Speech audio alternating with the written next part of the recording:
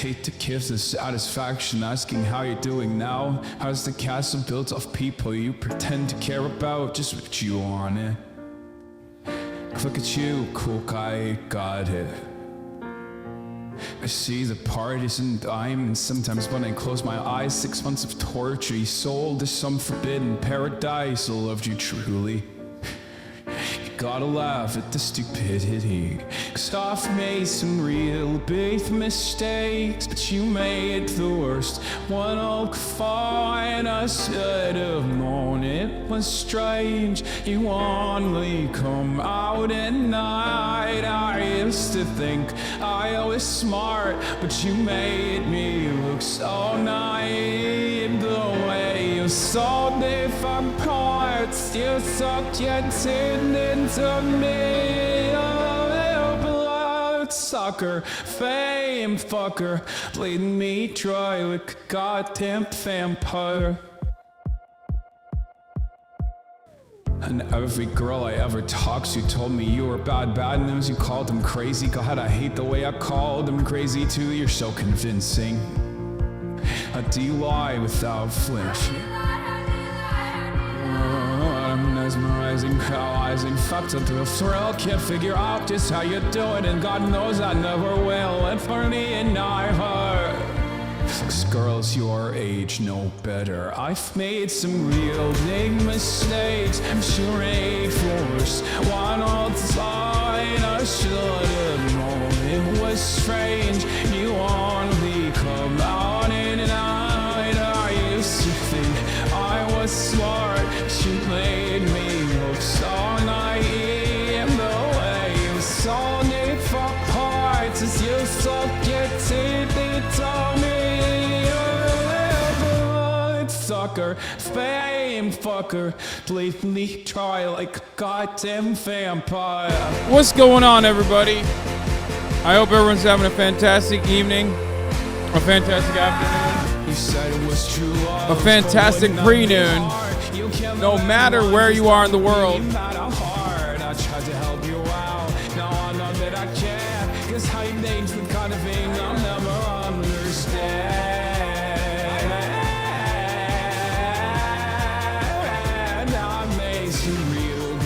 Mistakes, but you make yours one on fine. I should have known it was strange. You only come out at night. I used to think I was smart, but you made me look so naive. You saw me for parts as you sucked your tin into me. Sucker, fame fucker, blatantly try like a goddamn vampire. Bleeding me dry like a goddamn vampire. What's up, everybody?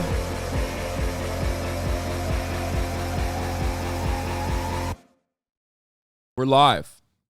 It's Monday, folks. It's a beautiful Monday, as a matter of fact. Let me just get started, okay? This is part of the broadcast where I tell you a little bit about my personal news.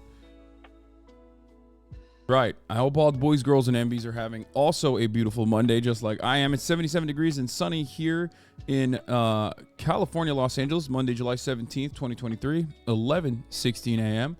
And there's a little bit of a difference here. You might have noticed now. All of the most annoying members of the community will probably be talking about it all day, so I'll just get it out of the way for now. This is part of the broadcast where I, tell you about my personal news, about what's going on in my life, even though there's not much going on in my life in general, but this is for the parasocialists out there. Last night I ended the stream after rizzing up an AI in a detective game. Okay. Rizzing up an AI. And then afterwards, I liberated Kaya. That's right, that's what I did. I liberated Kaya. I pushed my desk forward in the room because this entire time I thought I had a constraint. I thought I had a serious constraint. The lighting in this room used to be overhead. Now that lighting in the room is still overhead, as a matter of fact. But I don't use the overhead lighting. I use a regular, shouts out to Ray for that. I use a regular light like an Elgato light in front of me now. So I realized I don't have that constraint anymore. So why not just push the fucking chair even further and create some more space for myself behind here so I can play with Kaya. More space so I can have guests over without it being really cramped. More space so I can use my under the desk treadmill when I want to. All of these things, right?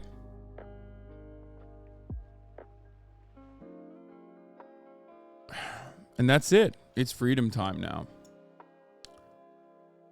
Unlimited possibilities. Now, of course, it's going to be a little bit more annoying for March, who's going to have to probably move this big ass desk every single time we do the podcast. But hey, that's why he's, you know, best paid producer in the goddamn game. All right. Anyway, the other thing that I know, I realized though, when I had are you still going to have puppy cam? Yeah, I have it. It actually has like, it actually shows a lot more. The problem is, as you can tell, Kaya likes to just lay right next to my foot as close as humanly possible, which is kind of annoying because I don't want to accidentally crunch her tail with my wheels or something. March needs to renegotiate his contract to get what? Like physically, there's not more a person could get. It's an even split. Anyway, is your computer right there? Because your fan cools her. No, my computer's not right there. You're gonna need to look down when you roll back, brother. My brother's dog does the same. Yeah, the problem is, she likes to. I think she thinks that as long as she can. Wait, why did very tall Bart block me? That's odd. That's weird.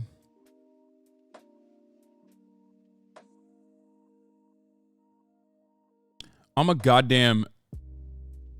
I just gotta say something. I don't think this is a real video, but I'm a fucking trendsetter, dude. Everybody was doubting me. Like, oh, why are you covering Skibidi Toilet? Now everyone's doing that. Okay. Anyway. Get rollerblade wheels to replace your normal wheelchairs. If you accidentally roll over her with rollerblade wheels, her tail won't get caught up in them. What? You're toxic? I am toxic. Anyway, regardless, folks. I forgot what I was saying. Oh, I might do a census today. I forgot to mention that, but yeah, I think I will do a census today, most likely.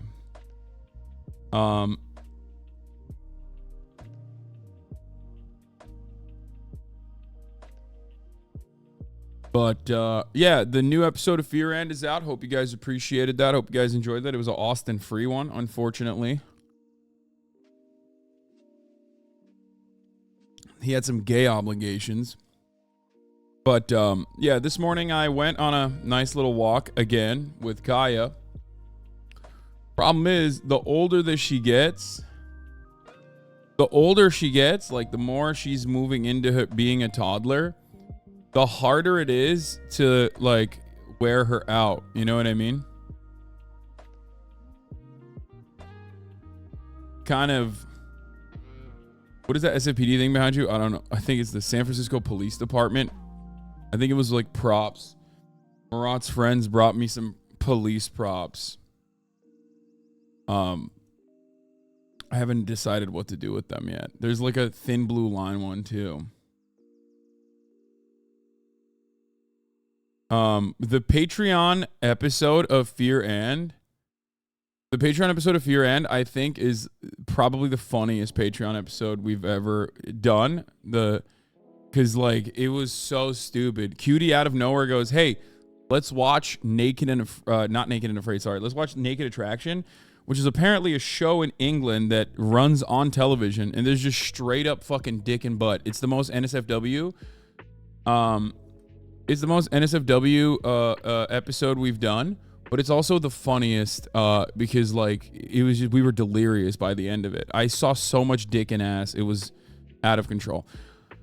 But.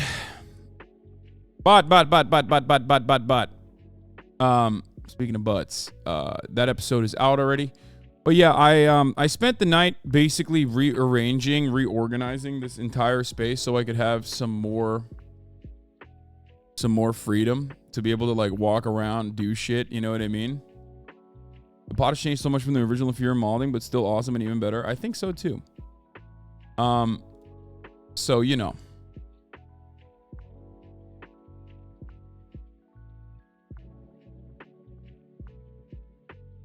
It'll be fun. I'll be able to do some stuff here. Walk around and in place. Am I right? Exactly. Are there titties on the Patreon episode? Yes, there's titties, vaginas, all of the things. There are all of the... It's everything. It's got all of it. Anyway, other than that, like I said, this morning I walked Kaya around. And that's pretty much it. I'm just living La Vida Loca, baby. Just taking it one day at a time. There's a lot of stuff happening next week. We have 2 major streams. One, I'm going to have someone running for president here in the building. That's right. RFK Jr. No, I'm just kidding. It's not RFK Jr. It's actually Marianne Williamson. Yeah. I told her team a while ago, look, I'd love to have her on, but she has to come in. Like, I don't want to do it over the internet. So I'm going to have Marianne Williamson, Crystal Mommy herself.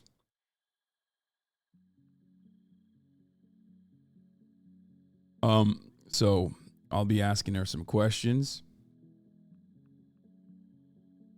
Isn't her campaign literally flat broke right now, Hasan? I don't care. What do you mean? She's not paying for the placement. You know what I mean? I'm like, fine, I'm down to do it.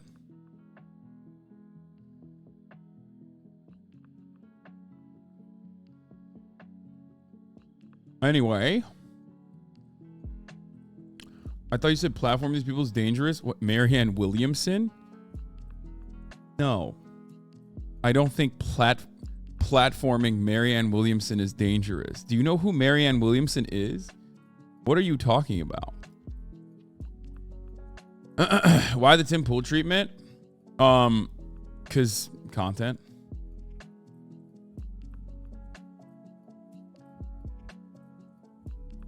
Chad Vice is happening after. There's a very special stream happening on the 22nd with a very special guest. With multiple guests. There's going to be some gaming happening on the 22nd, but gaming that political frogs will actually enjoy. So get excited for that as well. Not going to say anything else. But it's someone that a lot of political Andes would also appreciate and enjoy. No, it is not Obama.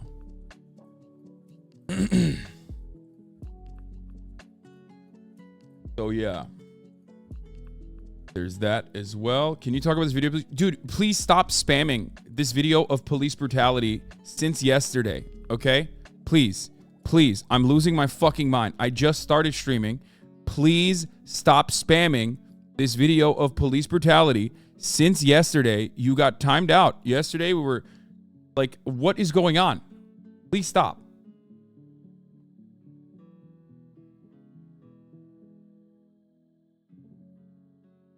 Like, let me just get through the run of show. Let me explain some stuff.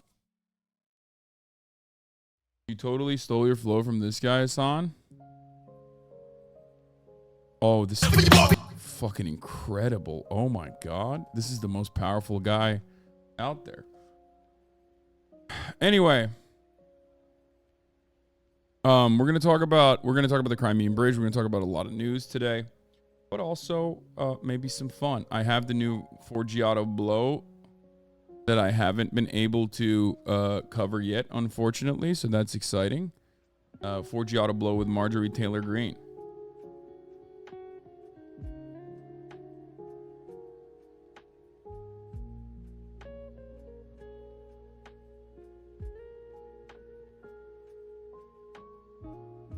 So... Dog, you have to watch EMP Lemon's new video. It's his best one. Who is EMP Lemon? I don't even know who that is. Who is that? Emperor Lemon. You have to watch his new video, bro. It's about Pandora's box, bro. You have to watch it. I don't know what's going on there. I don't know what's happening.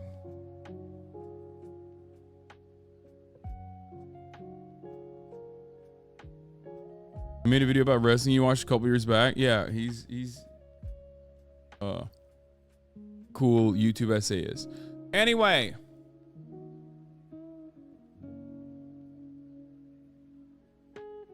very good YouTuber. He used to make YTPS. I don't know. The other day you told me to go out and work out. I took your advice. Now I got a girl and boyfriend, new job, and I moved to California soon with premium health insurance. Thank you for the advice. Wait, you got a girlfriend and a boyfriend? How does that work? You were in a poly relationship or something? Anyway. You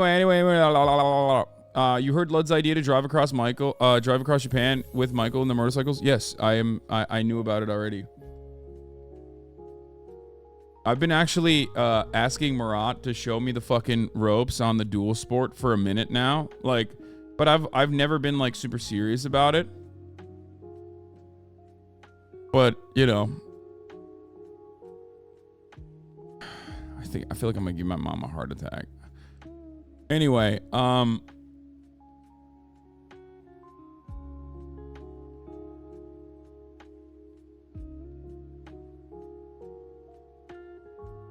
yeah, I wouldn't be doing whatever they're doing, obviously. However, I do enjoy and love going to Japan. I enjoy the wonders of Japan greatly. But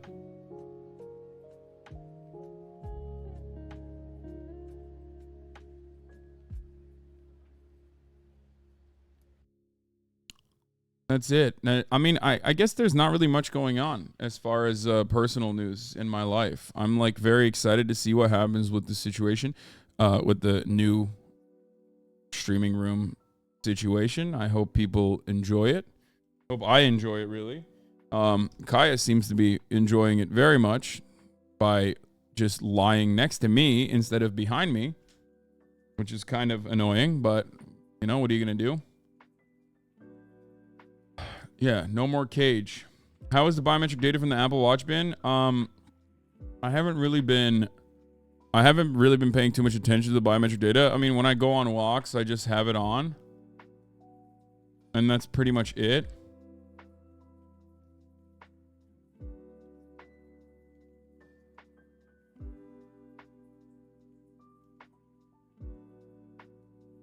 Background seems to be going in and out of focus slightly. That's always happening. I think she graduated from the crate, though. Hasan, when are you going to do a dog stream with other famous dogs as guests? That seems like a great idea, potentially. I have a similar flying phobia like cuties. Can you briefly describe your experience on the Japan flight? I am built differently. Don't ask me about my flight experiences. I am one of the greatest flyers of all time. I would say that it is not the normal experience for two reasons. One, like I said, I'm built differently. Like I will go, I will time it, I will take one Z-Quil, and then I will pass the fuck out.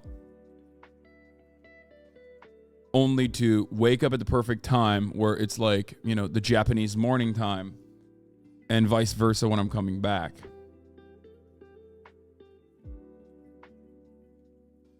So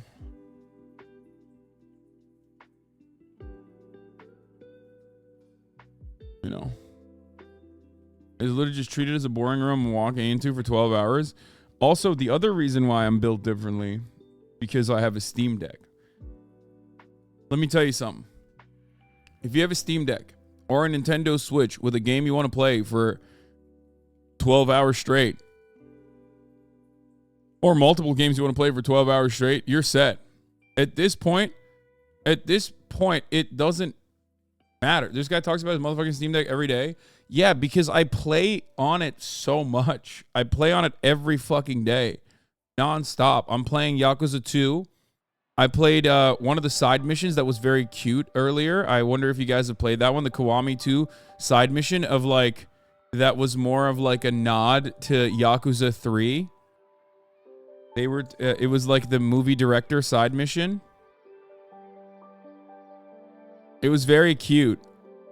Where like Kiryu links up with a director who's like very depressed because he made Yakuza 3 the movie within the Yakuza universe, and he's like very sad because the reviews say it's not good, it's very mid, but it's very emotional masterpiece.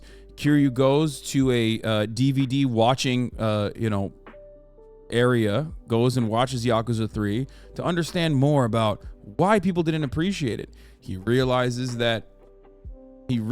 very quickly that it's because the action sequences are not up to snuff, whereas the emotional maturity achieved in the franchise is new for the Yakuza franchise in general. Then he goes back to the bar that he's supposed to meet up with the director at, and another older man is sitting there. He says he's a film buff, portrays himself as a film buff. Turns out, later on in the mission, he's actually the director of the previous Yakuza franchise movies, and he's very excited. So, anyway, all of that, it's great. Do I put two bad bitches against each other, Steam Deck and the Switch? Yeah, I have both. I just usually go with the Steam Deck, though. Been debating getting one, but the battery life is sad. Do you just plug it in and play on the couch wherever you are? Yes. On trips, you have an outlet. So it doesn't matter. You know what I mean?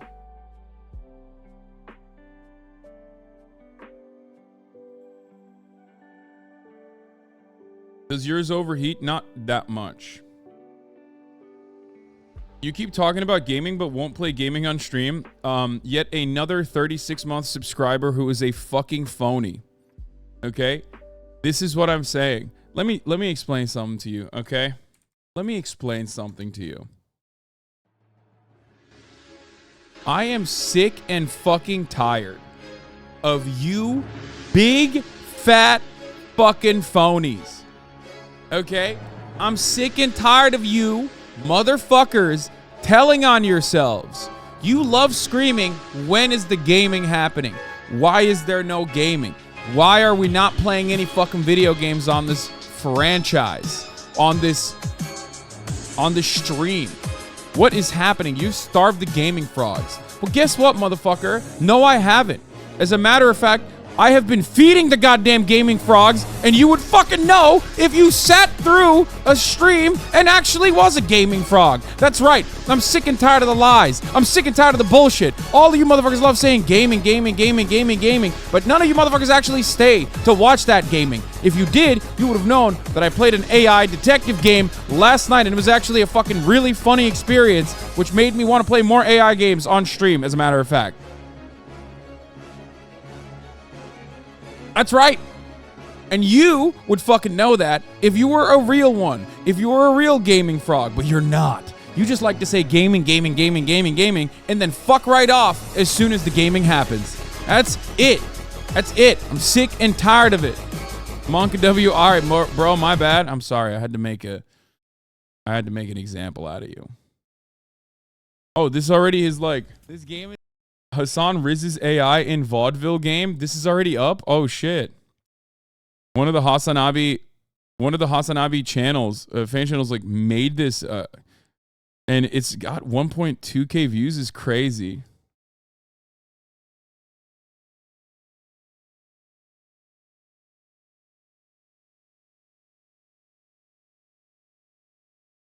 The way you turned to see fucking Constable Jones standing next to you, staring at you, was hilarious. Yeah, no, this was probably one of the funnier gaming experiences. Like, I should just probably play like some bullshit ass games from time to time, just like fuck around with it and not take it seriously.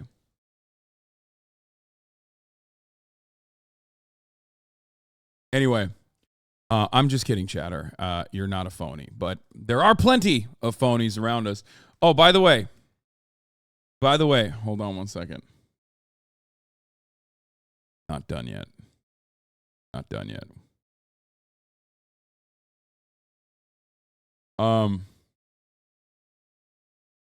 That one of those farmers that love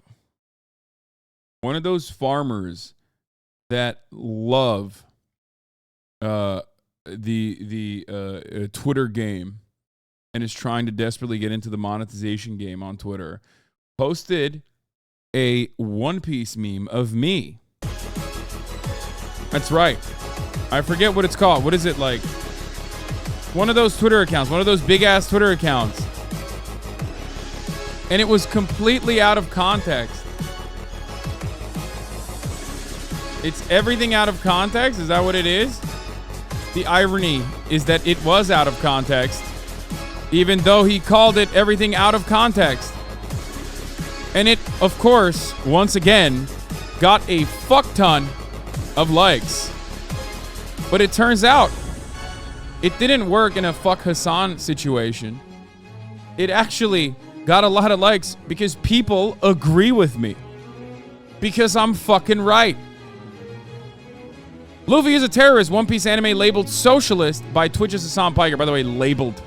Labled. Is that how you write labeled? I don't think that's how you write labeled. How do you write labeled? Am I dyslexic? No, yeah, there's a fucking E there. Labled. Yeah. Anyway. Sports Kita. You're on notice. It's on site. I'm sick and tired of your fucking AI nonsensical bullshit article writing. Learn how to fucking spell labeled, you bitch. I didn't say Luffy's a terrorist is a bad thing. I said it as a good thing. And also, of course, pirates are fucking terrorists. Of course, pirates across the board are fucking freedom fighters. What the hell are you talking about, you dumb fucks? Turns out this guy was like, Luffy's a pirate, ... Guess what? Everything out of context. Everybody fucking agreed with me, you dumb bitch. Luckily, that clip from Trash Taste has like garnered more attention on anything. More attention on that than anything else. People aren't really agreeing with you. At least it doesn't look like in the QRTs. Yeah, it's fucking 66,000 likes to 600 QRTs, dummy. This is a clip from like 2 months ago, and it's 100% correct. And so many people, for the most part, were just like you have the blue check marks and whatnot, but it doesn't fucking matter. Most people were just like, most people other than the fucking blue check marks that are like, I think we can agree. Hasan is just can't stop catching L's. Other than like blue check mark dumbasses, for the most part, most people were like, no, this is correct. And also, you're getting him out of context. Hi, One Piece Weeb essays, you are 100% correct about Luffy being a terrorist. I made multiple vids about it. Exactly. And then the lolly PFPs tried debating the opposite. Yeah, they have lolly PFPs. They need to be put in jail. They need to be put in under the they need to be put under the jail. Anyway,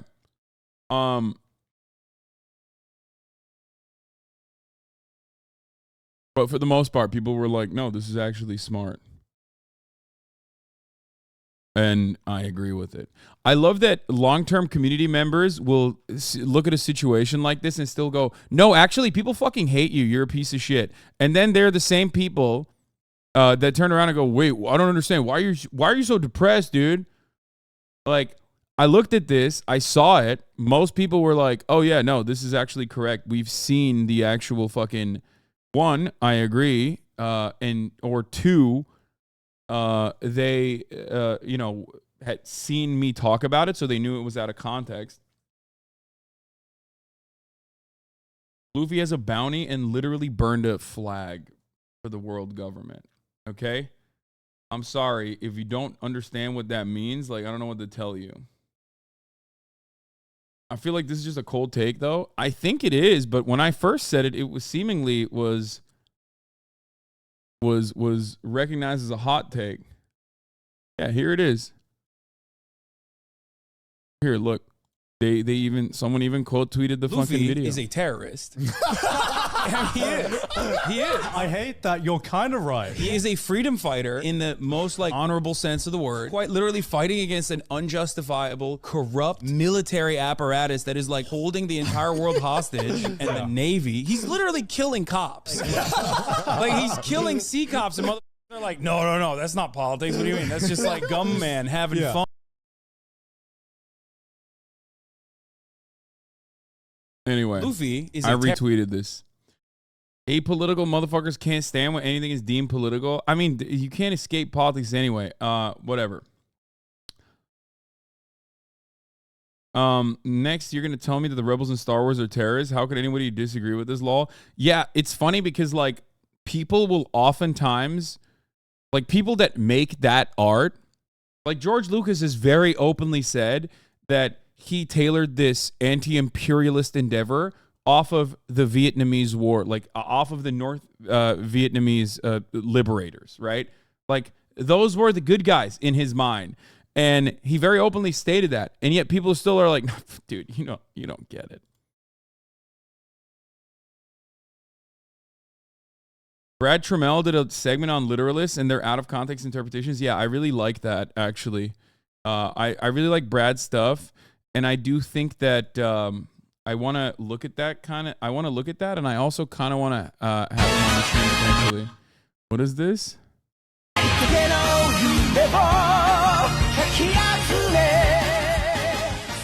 Bobby, hit it!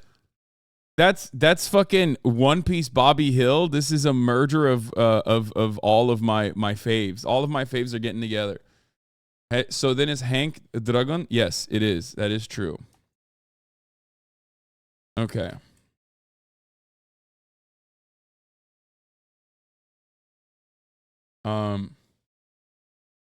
Uncle D hit.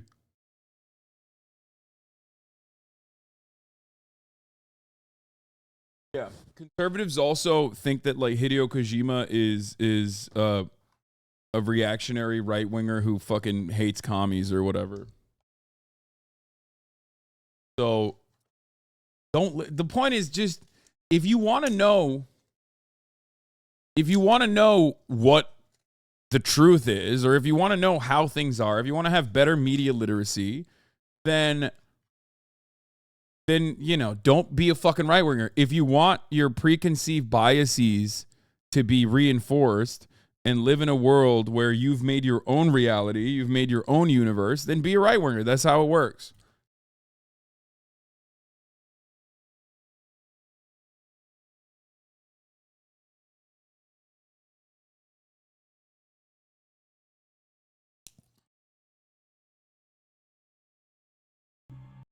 The socialist politics of Hideo Kojima, from Che Guevara to Guantanamo Bay. Wow. The Cavernical actually making a video that I am legitimately interested in watching. You're just coming for your ad breaks?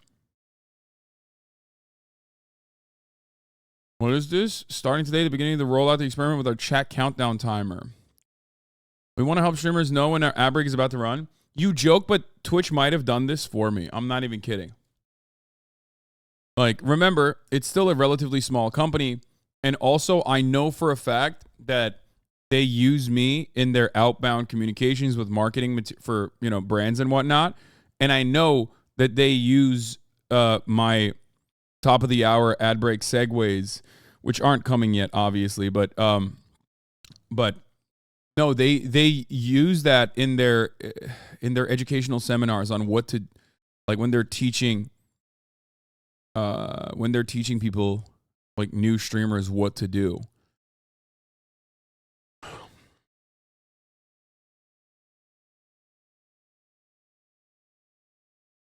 Anyway, Hegel but Poggers, your Ukrainian correspondent, is here. Oh yeah.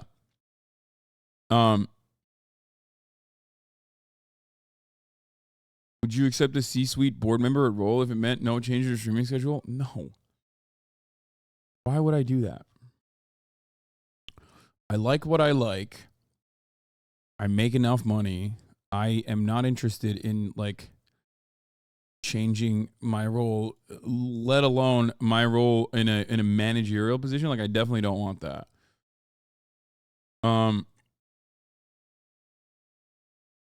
I have an autistic obsession with the war in Ukraine. Hit me up. No, thanks. I'm good. Thank you. And also get in line.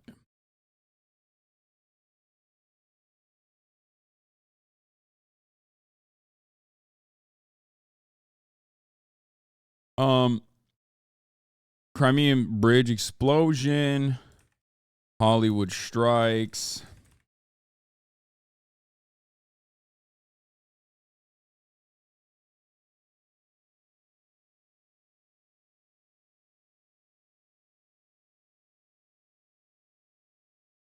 What else? What else? Announcements.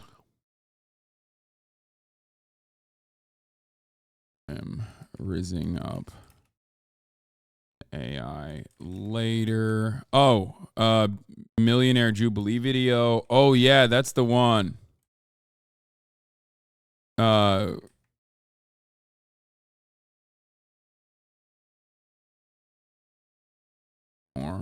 Also, I am rizzing up an AI later. Get in now.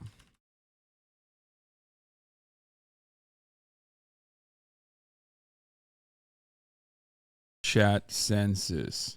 Crimean bridge explosion. Hollywood strikes. Big announcements. Millionaire jubilee video and more. I'm also rizzing up an AI later. Get in now. Dude, it's slam. This is like content. This is old school HasanAbi content. You know what I mean? I want to get back to like a time where I was having more fun. You know what I mean? With the stream. We usually do a community census every year. Usually twice a year. Are you allowed to say when you were eating all the fast food, Will? Not entirely certain on when we're going to be doing it. And I am a little worried about it. I'm not going to lie.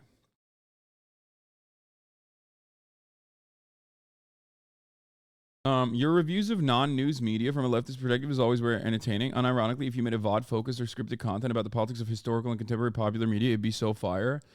Yeah, I just don't have like a lot of time to do that. That's the issue. Does anyone have a good blast off meme for me? Well, you talk such a big game on the podcast. Yeah, I talked a big game, and then the closer it got to game time, here's the thing. I'm not worried necessarily about being able to eat all the food. That much is not a problem. Actually, I'm scared that I will be eating too much food. That's the problem. I am worried that I will eat all the food and get fat. That's my problem. It's the calories. I'm going to be fasting today. So hopefully it'll be fine. Yeah, I'm not using that as a blast off, Chloe. That's ridiculous. Does anyone have a meme for me to utilize here as a blast off? Gonna fuck up your ribs internally. Being fat is cool, bro. Chill out. You claim to be a big boy anyway. I am a big boy, but I'm a big boy that wants to go to a... Will recently watched your heart attack grill VOD on stream and how you ate the burger and just walked it off while he was wrecked. Yeah, it's easy for me. It's easy for me to eat a lot. You don't understand. I think a lot of people don't recognize how easy it is for me.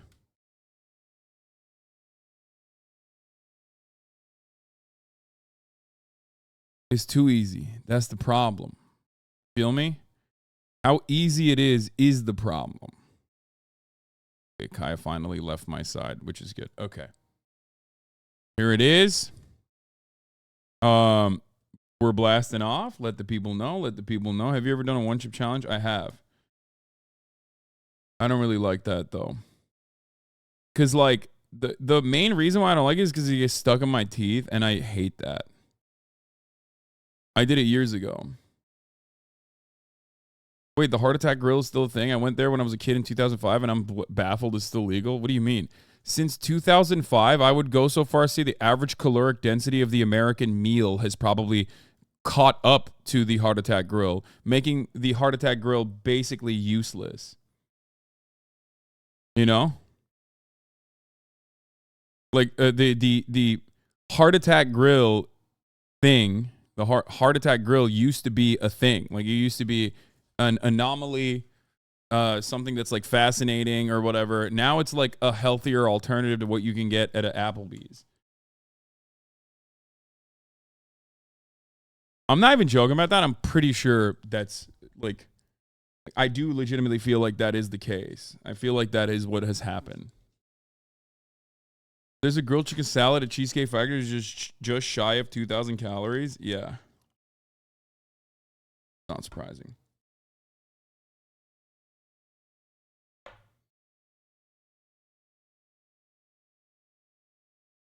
Read the American Chud passport bro who murdered his Colombian girlfriend? Yeah, I did. I saw it on Twitter. I didn't see more details, but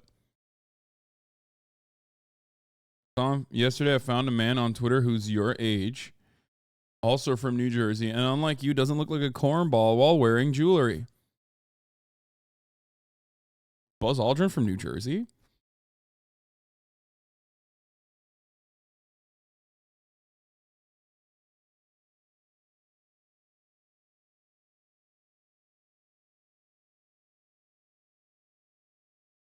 Yesterday, we looked at race changers, our CTA, race change to another and the community. And that was kind of interesting, kind of unique. We might do a little bit more of a dive in that's a little bit better organized potentially. But who knows? 1 second.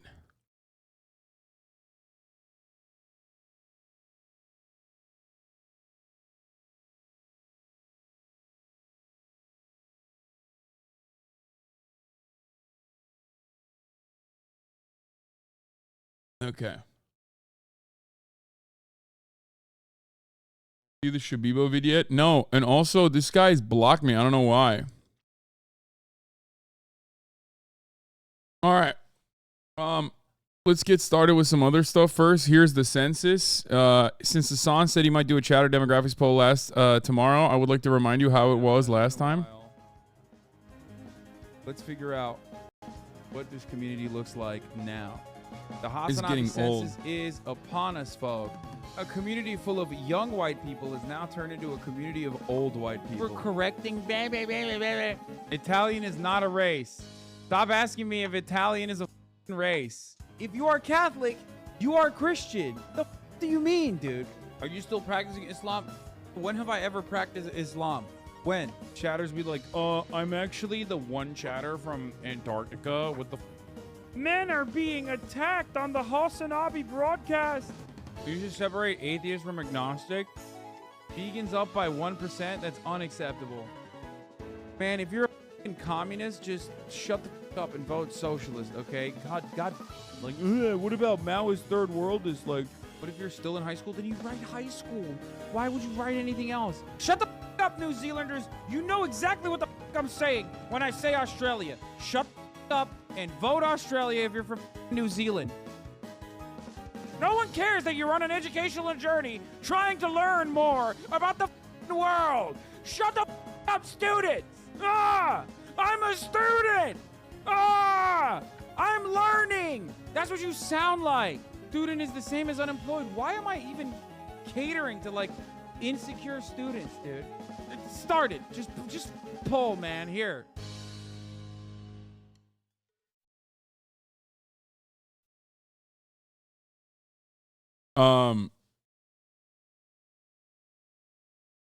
Least angry streamer. I think a lot of people don't get that this is like, people mistake sometimes my lighthearted jabs. Like, that's mostly me memeing and making jokes and not like being legitimately angry for when I'm like legitimately angry and fucking annoyed. Sometimes I like to make these jabs even if I'm like a little annoyed. But once again, given how uncharitable and fucking overwhelmingly neurodivergent Twitter is, their lack of interest in like finding context is, especially if someone has been declared cringe by the website, which is the most cringe website of all, regardless. They just like don't understand it. I mean, it goes back to the fucking Luffy thing, right? The Luffy situation from yesterday. It's people were people don't realize that I was talking about like Luffy as a terrorist as a joke. Anyway, Bill Burr on the writer's strike, not too bad at 3140. Yeah, but I also found out that he's like a Jimmy Dore fan potentially, which made me kind of sad. And they abuse the animals. You know, Right. I get abusing the customers. It's like the most studios. people are assholes. Yeah? Treat your horses right. We'll do the Bill Burr video as well. But before that, I just want to explain to you guys that I found a new idol, an icon.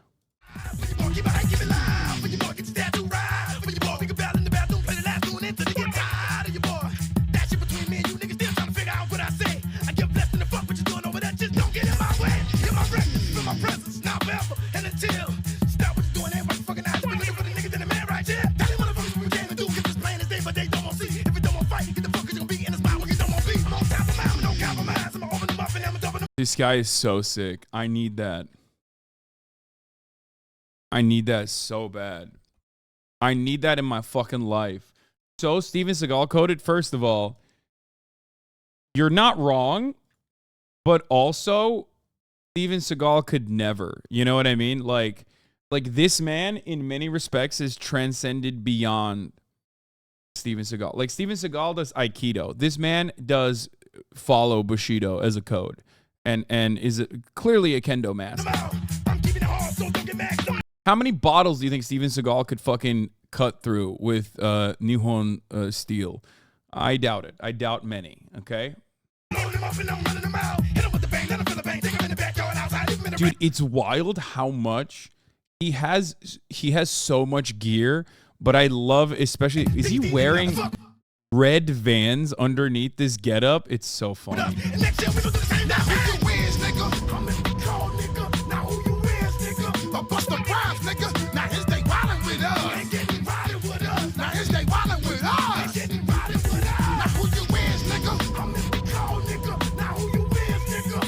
He armored his dog also.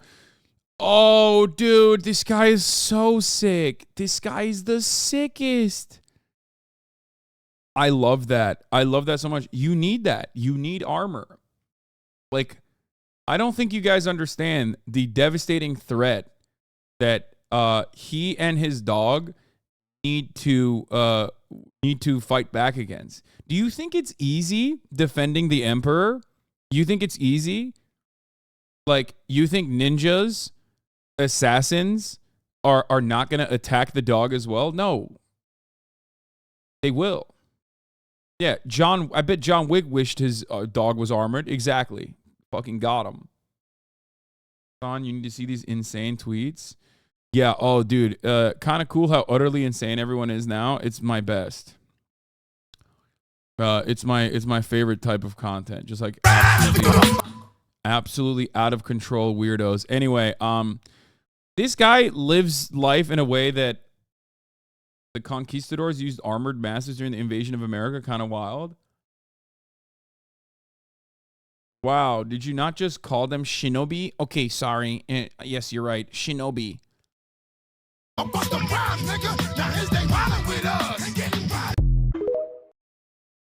This guy is physically incapable of opening bottles of water the normal way, it seems.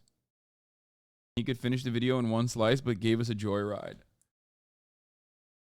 I grew up on Long Island. That guy is so Long Island, but I like him despite that. No, this guy is the fucking best, dude. This guy is sick as hell. He's so cool.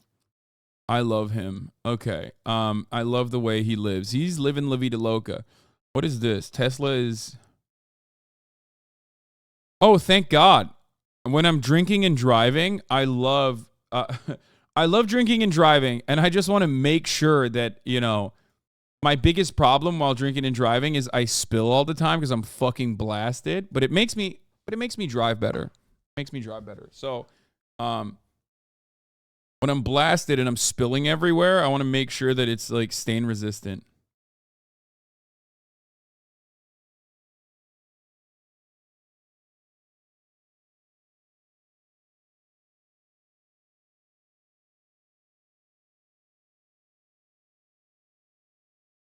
We're so lucky this guy decided to use his slicing powers for good, not evil. Exactly, dude. Oh, this is cool too. I saw this the other day. We'll take a look at that in a second.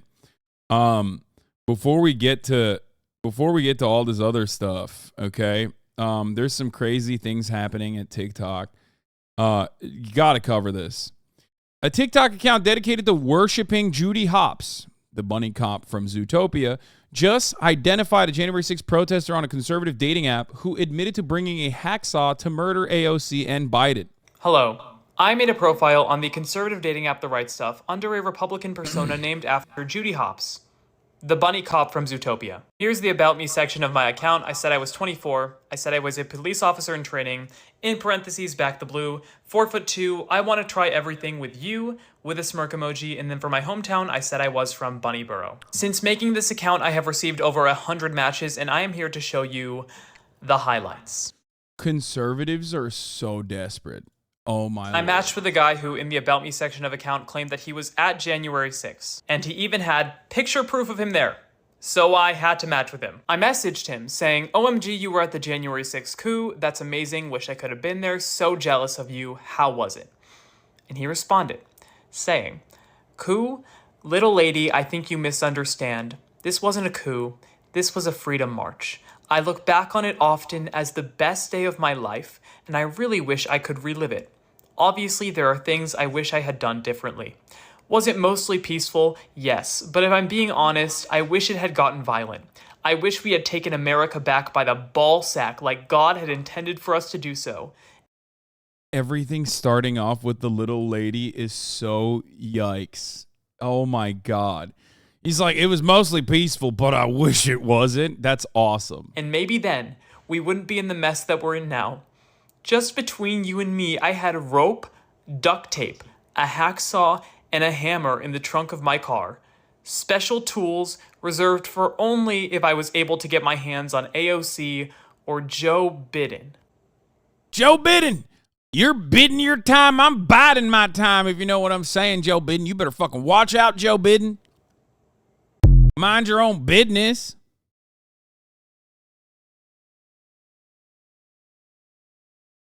What compels a person to behave like this? How do you become the most divorced dad in the United States of America? Did I miss the chat census? Yeah, Megaphonics. I did the fucking chat census in the first hour. At the top of the hour, and there was a 3-minute ad break, and you missed all of it. But fear not. Oh, shit. Kaya fucking dropped the camera again. But fear not, everybody. If you don't want to miss the census, which is going to happen later, okay, obviously not right now, all you need to do is subscribe, which you can do for $5 or for free with a Twitch Prime, by connecting your Amazon Prime account to your Twitch account, where you get one free Prime subscription a month. Use it on your favorite broadcaster. You can also get gifted a sub if you're lucky. Bro, I haven't even been in here in ages, and this is how you come at me? Megaphonics is like, dude, I have a life now, dude. I'm not even simping anymore. I'm done. You've fallen off, sir. I watch other content creators now.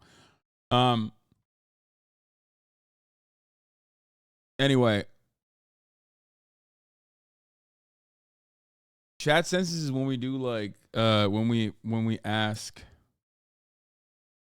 the community, we ask members of the community, like demographic polling, stuff like that, just to see what the community looks like. Tora Tragas, thank you for the 5. Get the subs.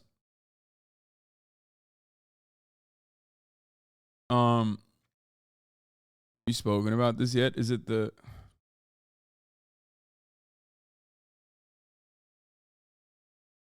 fact that it was a cartoon character stand account became immediately 100x less important? Yeah, I mean, it was a meme though. I think that person made that stan account as like a meme, and then now that meme has turned into reality because everyone's out of their fucking minds.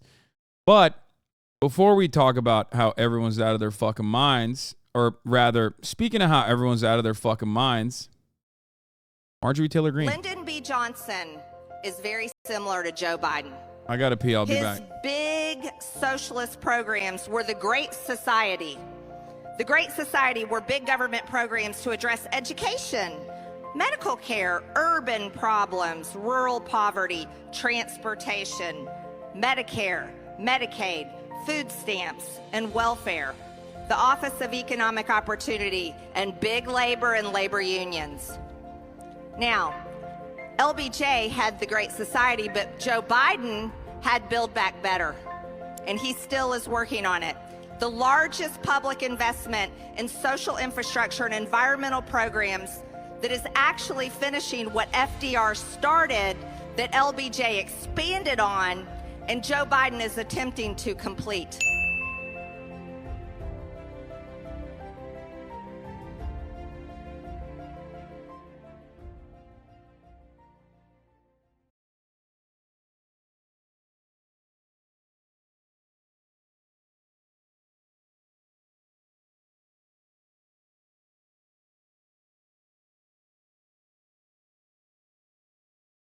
Ew.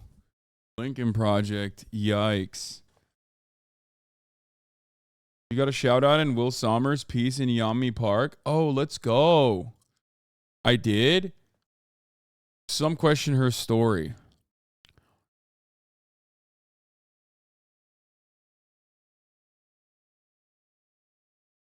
Okay, come on, close this fucking thing. Just try to survive Sal. Park, now a U.S. citizen, isn't the only political pundit.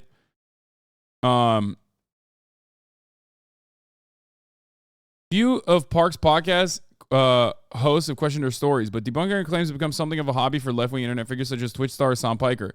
An image of Park from her Rogan interview became a popular meme in May, used by posters to signal to readers that they're exaggerating or tell a tall tale. The joke is that she'll just say anything that's wildly outlandish, and Joe will just accept it as true, said Donald Caldwell, editor of the site Know Your Meme. That's our meme, bro. I mean, we were one of the first. We were quite literally one of the first to actually make fun of her. And there were plenty of people that got mad at me for doing that as well. They were like, what?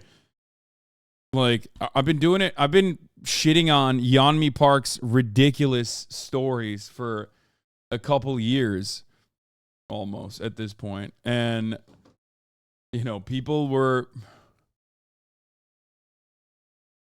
still were, people were oblivious and were very mad. People in my community are mad.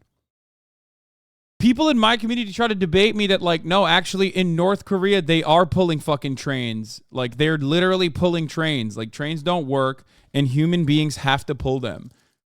A thing that even Joe Rogan was suspicious on. There are members in this fucking community that literally believe is true. And not in like a meme glory to the DPRK, the real Korea, best Korea type way, where he's saying, where they're defending it because like Koreans are really strong, but more so in a like, you know, NATO, American foreign policy blob. They literally want to reinforce any kind of fucking stereotypes and any kind of lies about Korea as they can type way.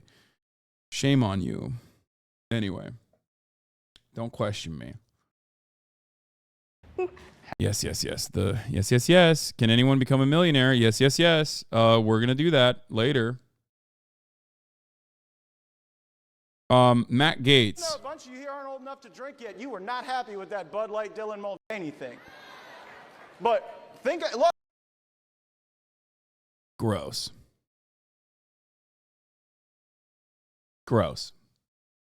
Matt Gates saying a bunch of you are not old enough to drink yet is so gross. He's like licking his lips. He's like, a bunch of you are not old enough to drink yet. I love that. But in these days, he could have been the new Barbie. Speaking of which, there's this big online debate raging right now, and I just want to settle. I don't get why they're such bad public speakers. Like, I feel like this level of public speaking is up there with how bad I would be, and I think I could probably do a better job overall. But it's just like odd. You're a politician. You did this for your job. Like, how are you so devoid of charisma? It makes no sense. There's one true north for the nature of truth itself. Margot Robbie is not mid. A 10 is a 10, even. That's disgusting. I don't want to fucking hear Matt Gates ever talk about online memes ever again. She was literally almost laughed saying it. This shit is so funny. Parents cannot feed their children. We give them mud because children are so hungry. And when you eat mud, you die in 10 days. You cannot go to the bathroom. Even though you know your children are dying, you still giving them the mud because what's the matter? Like, you're gonna die anyway. She believes it. It seems like that girl believes it. I don't know what you're talking about. Okay. No more Yummy Park memes. Yeah, Toilet Paper USA conference happened. It's really bad. Matt Gates got that Riz training order energy. Yeah. Eat mud, you die.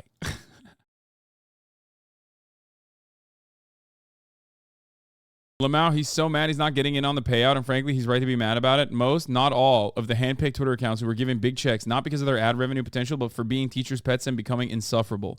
They used to have accounts that interested me, but now it's just a 24-hour Twitter advertisement on their pages. If this is what you have to do to get paid for thousands of advertisements on your page, you can count me out. Catturd is so out on Twitter, it's not even funny. This guy was like the guy that Elon Musk wanted to tailor this entire website experience around. And now he's just fucking ripping into him on a daily basis. He's like, Elon, you suck. Sir, I believe we have officially lost Catturd. Honestly, I tried to figure out how I could get paid at first because of the size of my engagements and the years of work I've put in. But now that I see what's going on, I'm good. I was totally ignored by everyone I asked about this except one good person.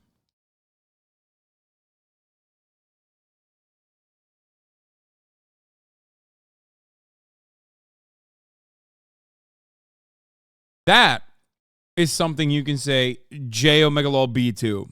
A job? Really? Bro, you're posting fart jokes, and they're not even jokes half the time. You're just like revealing your fart fetish to an audience. That's crazy. Check out Catturd's pinned tweet. It's hilarious. A turd you can't flush. Signing all copies of my sci-fi novel, Rabbit Skin. 2 child prodigies travel to another planet and fight for the survival of the universe. Man, I love when dudes on Twitter try to like use their Twitter fame, I guess, to launch other projects. It's almost always a spectacular failure. There are very few good examples of someone going from like, I wrote dumb shit on Twitter to like, I am now, doing something else. Like Chapo Trap House is one good example of like shit posters that basically built a sizable audience and a major player in the leftist commentary space. Cumtown, Drill, Rob Delaney, exactly. These are like some of the only people. And then obviously you have the comedy writers and whatnot. But overall, it is hilarious that like dudes who make insanely fucking lame jokes that are just like a manifestation of their hallucinations for the most part. They always like, whenever they try to like make a podcast, it's always a failure. And whenever they try to fucking make a Substack, it's almost always a fucking failure. Whenever they try to, make a YouTube, like they'll shit on YouTubers on a daily basis. They'll shit on streamers on a daily basis while simultaneously trying to launch a streaming career themselves. And I'm not going to lie, I love watching that shit. I'm like, oh, dude, what happened? I thought this job was really dumb and really easy to do. Why can't you fucking, what are you a failure? Are you just a total failure? What's going on? Why can't you do this incredibly easy thing? I mean, a dude that eats his toenails got $100 million. Like, you can't do that? Oh, Chapo Felix's recommendation on how to become successful on Twitter. Tips of like how we could just like replicate kind of exactly Girl God is great, by the way. what you're doing. We've already got Matt signed on, FYI. He's coming on as a co-host next week. Well, like, you can still squeeze some value out of Matt. The unfortunate thing is there's nothing for people who are getting into politics podcasting now. Like, it's done. It's done. If we started He's right. doing it like this year, right, we would be like those people who it's like you go to their bio and there's like 7 different fucking podcasts, you know? Oh. It's just, there's not enough money anymore. So you're saying we're losers. we're no, bad. I'm saying, well, you'll be losers if you do this, but if you do this the right way, you'll be real people. Real people who make real money and But get real tax returns. What is the right, Felix? What is the right way? Well, like, okay, have you ever, those podcasts you see where it's just like two or three people on a couch, and they're sort of doing like the Logan Paul impulsive formula. Yeah, bruh. And they're exactly, yeah, bruh. Yeah, facts. The Seeking Derangements guys literally got a podcast going off Ben getting fired from the Bernie campaign for calling Warren a diaper fetishist. Yeah, the difference is those guys are fucking funny, and they weren't just posters. Some people have it, a lot of people don't. That's the difference, okay? It's that, and also they were simultaneously, Chapo adjacent as well. They were like Felix, they were friends of Felix. Yeah, facts. Lit, man. Yeah, facts. Look like John Wick, man. We're gonna be trying that next week. Fucking hell yeah, man. They're like impulsive isn't Bulbasaur on a sucked couch. my dick last weekend. With the fucking flower on top of her pussy. You can do her that. Pussy's on her back and a flower grows out of it and sucked my dick. Well, you have to. You have to adhere to the formula. You're like, the podcast is called like, the Dope Tarded podcast or something. That's a really good name. Can we take that? Yeah. The Dope Tarded We should podcast. have called our podcast the Dope Tarded The Dope Tarded God damn, I'm so mad we didn't think of that. What's up, Dope Tard? Today we're getting Dope Tarded. Like every fucking day. Dope Tard. Exactly. Yeah. You do that, and then like the first 5 episodes are not episodes. They're just like clips you. Okay, this is actually quite literally what people do. Don't even make a real podcast. Make a fake podcast and then pump it on fucking TikTok. Get like an OnlyFans model to come on and be like, I love sucking dick from the back. I hate sucking dick from the front. I just love sucking it from the back. It's very weird, but it's my fetish. I will only suck your cock from the back, and it doesn't even matter what you look like, okay? And then put it on TikTok, and that will go instantly viral, okay? Instantly viral. Everyone will be like, wow, that's crazy. And then do that like 8 more times. It'll hit all the taste clusters, exactly. Do that like 8 more fucking times, and then you don't even need to do a podcast anymore. Now you have a viable TikTok account. Release where it's like, absolutely, you're on a couch and you're like, you know what? I'm just gonna say it right now. Girls who don't do OnlyFans within a year, that's gonna be looked at the same way as if you were a Nazi.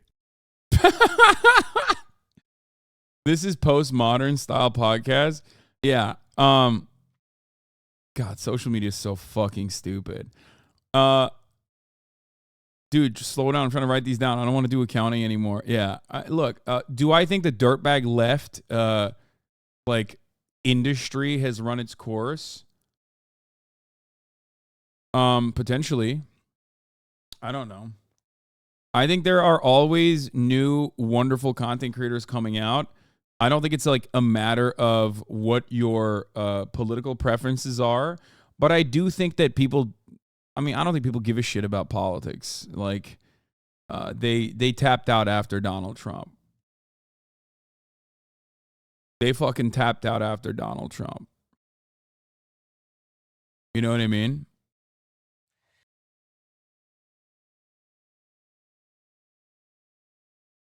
YouTube commentary seems to be where it's at. No, YouTube commentary is always where, like, there's always a space for that because people want that. I don't know. Genuine question. What factors do you think contributed to your own success? I'm extremely online. I'm extremely mentally ill. And I never stop posting. And I never stop working. And also, my politics happen to be unique for America. Not dissimilar to Chapo Trap House as well. Well, not some of the factors that I mentioned, but like if we're looking at it from a politics perspective, a lot of things I was talking about for years and years and years and getting shit on for talking about for years and years and years. America moved to see that kind of. like Black Lives Matter, police brutality, things of that nature, like income inequality, wealth disparity. I think people started recognizing like, oh, whoa, what the fuck? This guy's been saying this for a while. I guess he was right on it. You know what I mean? And I think that paired up with me being like relatively young and I guess somewhat attractive, played a role.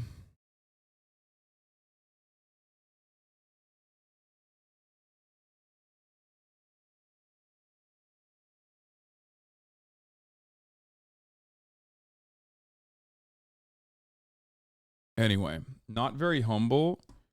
I mean, I don't know.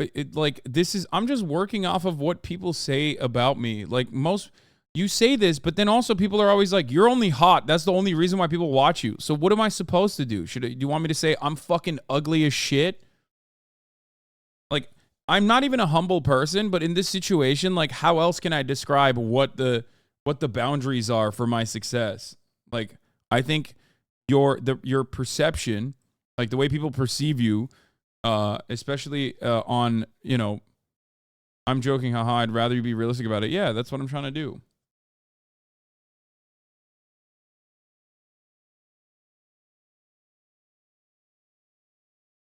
Oh my God, fishing for compliments? No, I'm not. Oh God. Anyway. I think you are like the bro kind of type. Yeah, and I think a lot of people hate that as well.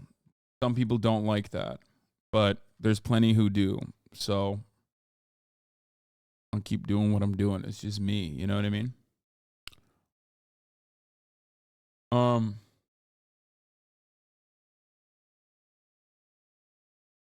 Barbie swept.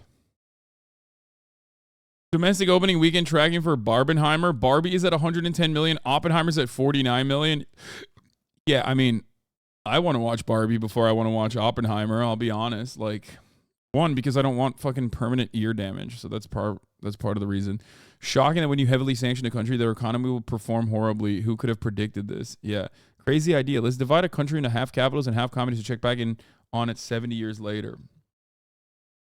Also, it's not like South Korea is doing well. You know what I mean? You just like pointed to, you could do this with New York. You could literally show, a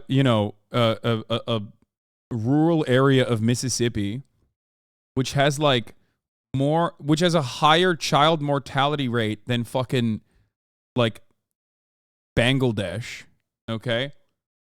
And then point to New York and be like, look at this. Oh my God, it's so sick. It's like, okay, it's literally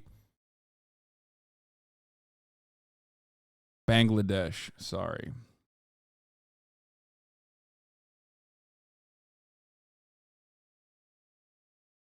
Buildings are a sign of a great society, especially tall ones, +1 if they're shaped like a penis. Cuba has a better lifespan than the US. Yeah, but they've always and also that's like more that's a more holistic thing. Like, it's not just medicine, but infant mortality or like mortality during pregnancy rates are actually significantly better to show. I mean, yeah, and also here is an example of a nation state prospering under in their words, at least, a transitional socialism. If you want to see big buildings, there you go. Here's China. China!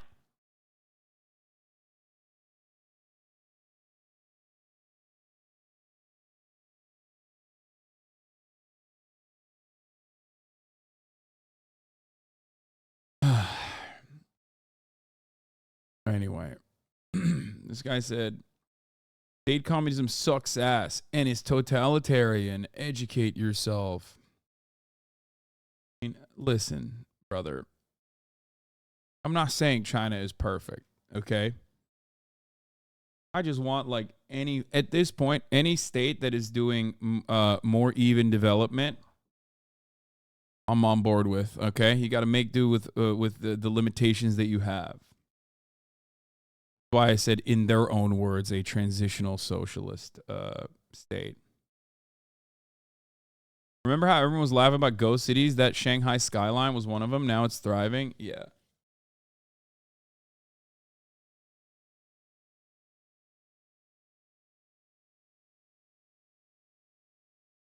I think they were talking about the North Korea, South Korean image. Okay, well, if you're talking about a fucking state socialist state, then how about like hyper-capitalist, authoritarian, totalitarian regimes? Because South Korea would fit that bill perfectly. Both of the Korean states are authoritarian. One is authoritarian and has no sanctions and all the economic development and all the economic help, and yet still was incredibly fucking totalitarian and still has a tremendous amount of issues. The other is, in spite of the sanctions, still at least surviving. Anyway, yeah, so I'll read a book. I hear there's a really smart Prussian guy that had a lot of good ideas.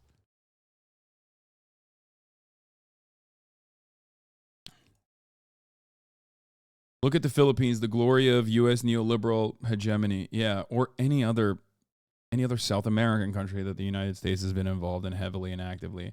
How is South Korea totalitarian? It was quite literally a military dictatorship until the 80s, and then turned into, from a military dictatorship to basically the military dictatorship handed off its power to 6 families. Well, one family definitely, and then like 5 others kind of. And that's where we're at now with South Korea.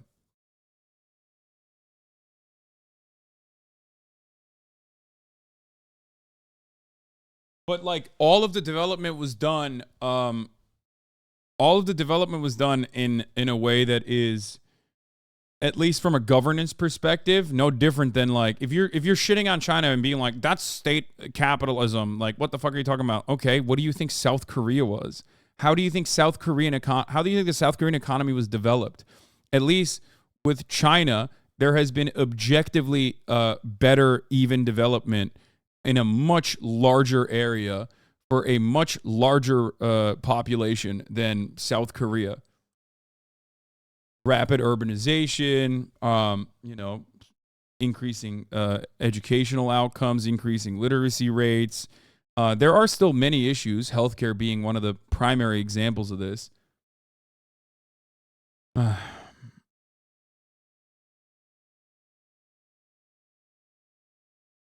Anyway.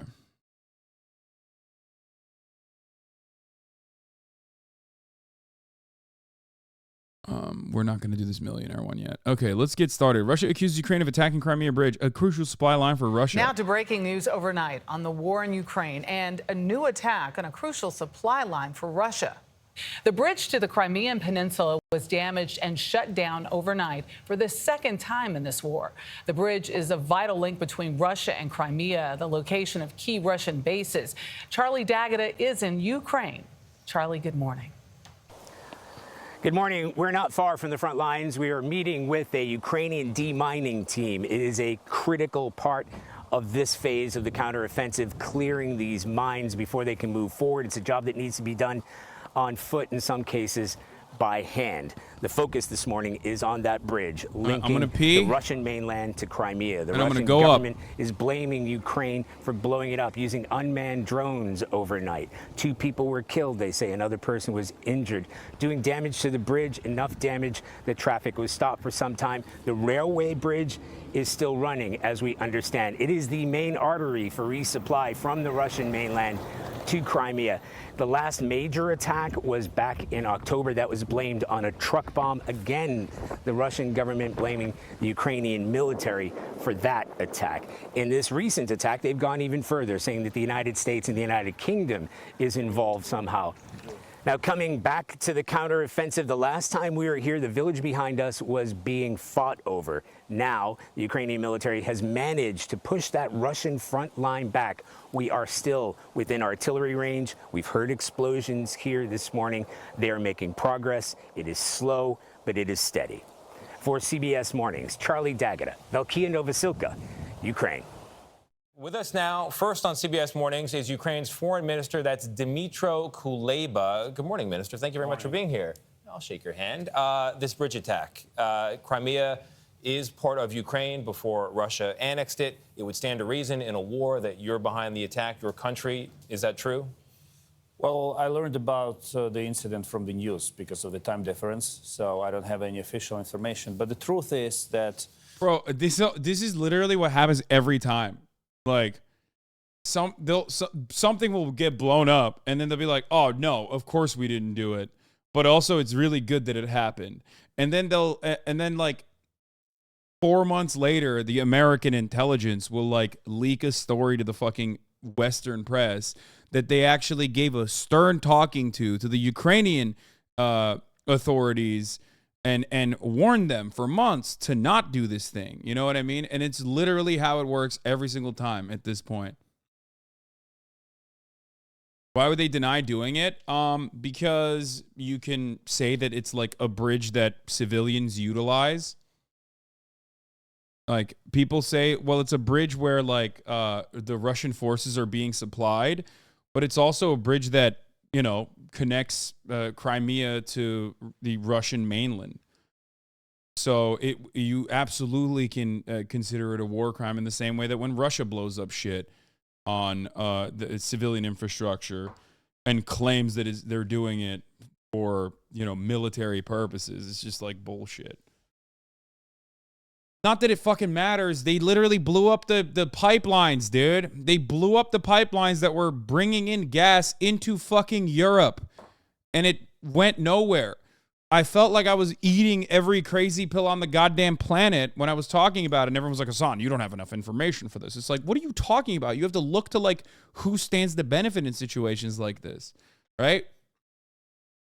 So, ultimately,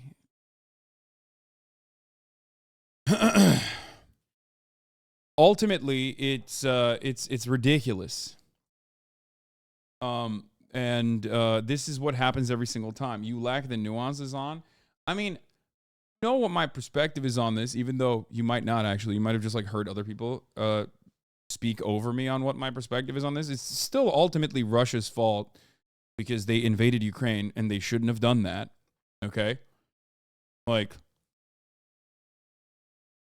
they shouldn't have done that, and they did it. So, still fucked up. But that isn't stopping Ukraine from legitimately and regularly extending the boundaries of like how to fight with American weapons for the most part, with Western weapons for the most part. Russia had no choice, little bro. Yes, they did. They 100% did. It's not even a good move if you are like hyper pro Russia. If you're like some fucking Duganist pushing Z pat sock or whatever, even then it's not a fucking good move. I am not a fucking NATO expansionist by any metric, okay? I do not like NATO. I'm hypercritical of NATO. I've spoken out against NATO all the time. The greatest gift of all time to NATO was given to NATO and the United States of America by Vladimir Putin himself when he invaded Ukraine. And not only just invaded Ukraine, but did it in such a spectacular failure way that it basically showed the other neighboring countries that were fearful of a Russian land invasion that were not a part of NATO, that they would get fucking rolled.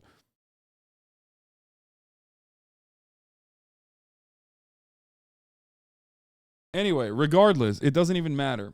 I have to pee. I'll be back. And then I'm going to start. Means fewer broken Ukrainian lives, because this bridge is being used to supplement Russian army in the occupied Crimea and the occupied territories of the south of Ukraine with additional resources. We mentioned the NATO summit there at the end of the introduction.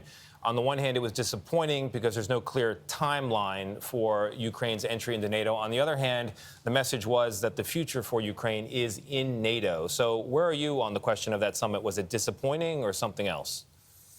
Well, overall, the results of the summit were good because our path to NATO was shortened and we introduced a new mechanism, the NATO-Ukraine Council. But of course, we wanted more clarity on when. The most important question is not how, it's when. And on that particular question, there is no clear answer, but we received very strong assurances, including from the US leadership, that Ukraine will be in NATO. and we will be working on making it rather sooner than later. On the question of when, it's open-ended in part because you're engaged in a war with Russia right now. Can you understand why leaders of countries in the West don't want to court open conflict with Russia? And if they were to include Ukraine in NATO right now, it would mean World War III today. Oh, that argument makes perfect sense. But the important element is that at that summit, we were not discussing immediate accession of Ukraine into NATO. We were talking about procedural extension of invitation with the understanding that Ukraine would become a member of NATO after the war ends. As of now, we're not dragging anyone into the war. We have a very clear deal offered to our partners. You give us weapons and we do the rest of the job, so that you don't have to fight if Russia decides to move further and attack you. I think it makes a lot of sense. One of the things that Ukraine gives the world is grain, which is helping to alleviate a global hunger crisis. As of today, this morning, I believe, Russia says it is suspending a deal that was allowing Ukraine to export grain out of the Black Sea port ways. What do you make of that suspension? What's it going to take to get those ports open again? Well, Russia has been slowly killing the grain initiative from one extension to another. You have to know one number. Last year, when the Black Sea grain initiative was introduced, grain prices in the world dropped by 20%. So the immediate outcome of non-extension of the agreement will mean that prices for grain all across the globe will go up. And people in the most vulnerable regions of Asia, Africa, they will feel it. And this is the result of Russian actions. Well, presumably Russia knows that, wants that outcome on some level for some reason. You know they're watching this as well. What's your message to Russia this morning? Stop playing Hunger Games with the people around the world. That's very simple, because it's impossible to fully compensate the blockade of Ukrainian ports by inland routes. So Russia is using hunger as an instrument to blackmail the world, pursuing its own commercial interests. Stop playing Hunger Games. Can you give the American people and the American political establishment a real, honest gut check on how this war is going? Are you winning this war? We are. That's it. We are. But you have to understand that for us, war is a reality. For others, it's a reality show. And of course, when you watch a reality show, you want talking about the Redditors, dude. Things to develop in a very fast track manner. But for us, it's a daily struggle. But every day we move forward. We advance in the south. We advance in the east. We solve problems created by the Russian aggression. One of the key and the most devastating issues is, of course, more than 19,000 of Ukrainian kids being deported and abducted by Russia. 494 Ukrainian kids have been killed in the course of this war. So there are tons of issues that you need to solve, and it takes time. And Minister, that's why there's support among the American people for aid to Ukraine, military and otherwise. On the Republican side, politically, the two leading candidates for the Republican nomination for president, these are people who could be president in 2025, are not staunch supporters of unending aid for Ukraine. It's not clear exactly what their policy would be, but it's not assured as it would be under the current administration. What's your message to those candidates and others who might pull funding? Well, first, I want to thank the people. I really, really, really hope that the Democrats don't think that this is a successful narrative for winning the election next year. Okay? If they run on "we are running to save Ukraine," they will allow Republicans to capture every facet of the American government. Oh my God.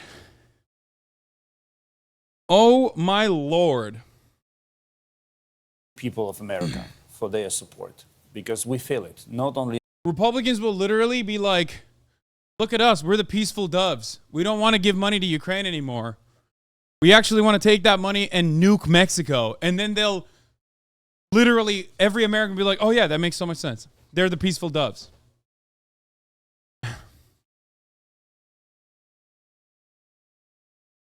I hate that.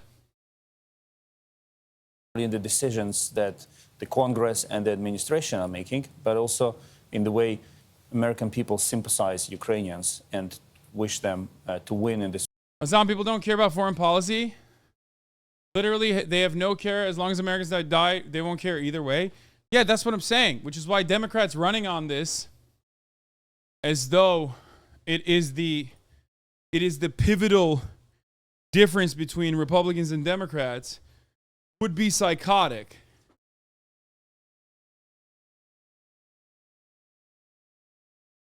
This war and to end. Americans don't necessarily care about other countries or our own foreign policy, but they certainly, if you face them, if you ask them a question on whether or not they like $150 billion going to Ukraine, I doubt that the majority of Americans are on board with that. Bro, think about it this way. Even Afghanistan was considered a failure by the time we pulled out. It took 20 years, but that was our war. That was our war. We were doing it to protect American national security. It was sold as a necessity 20 years ago. By like year 4 or 5, people had already lost confidence. They were not covering it anymore. And then it became a big gaping hole in the American budget that, you know, kept expanding.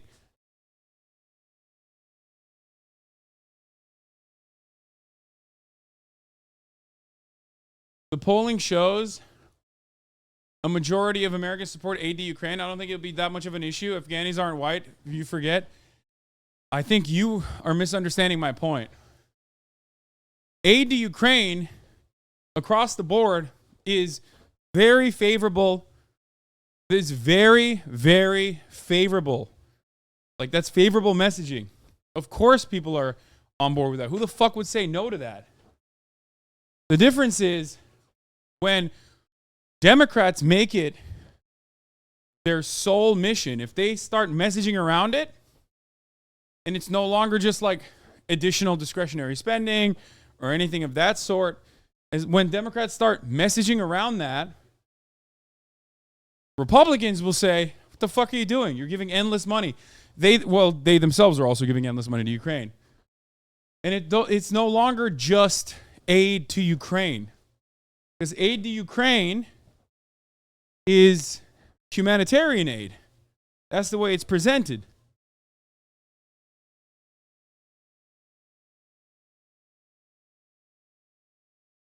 Do not put it in the center, is what I'm saying. Do not message around it if you want to win elections. This suffering. When it comes to your elections, I mean, this is your internal affair, but our traditional support here is based on bipartisan principle. So both Republicans and Democrats support us, and I'm sure that the Republicans will find a way to convince their president, if he wins, to continue with the policy of supporting Ukraine. All right, that makes one of us. Dmitry Kuleba, thank you very much, Minister, for being here. Appreciate your words.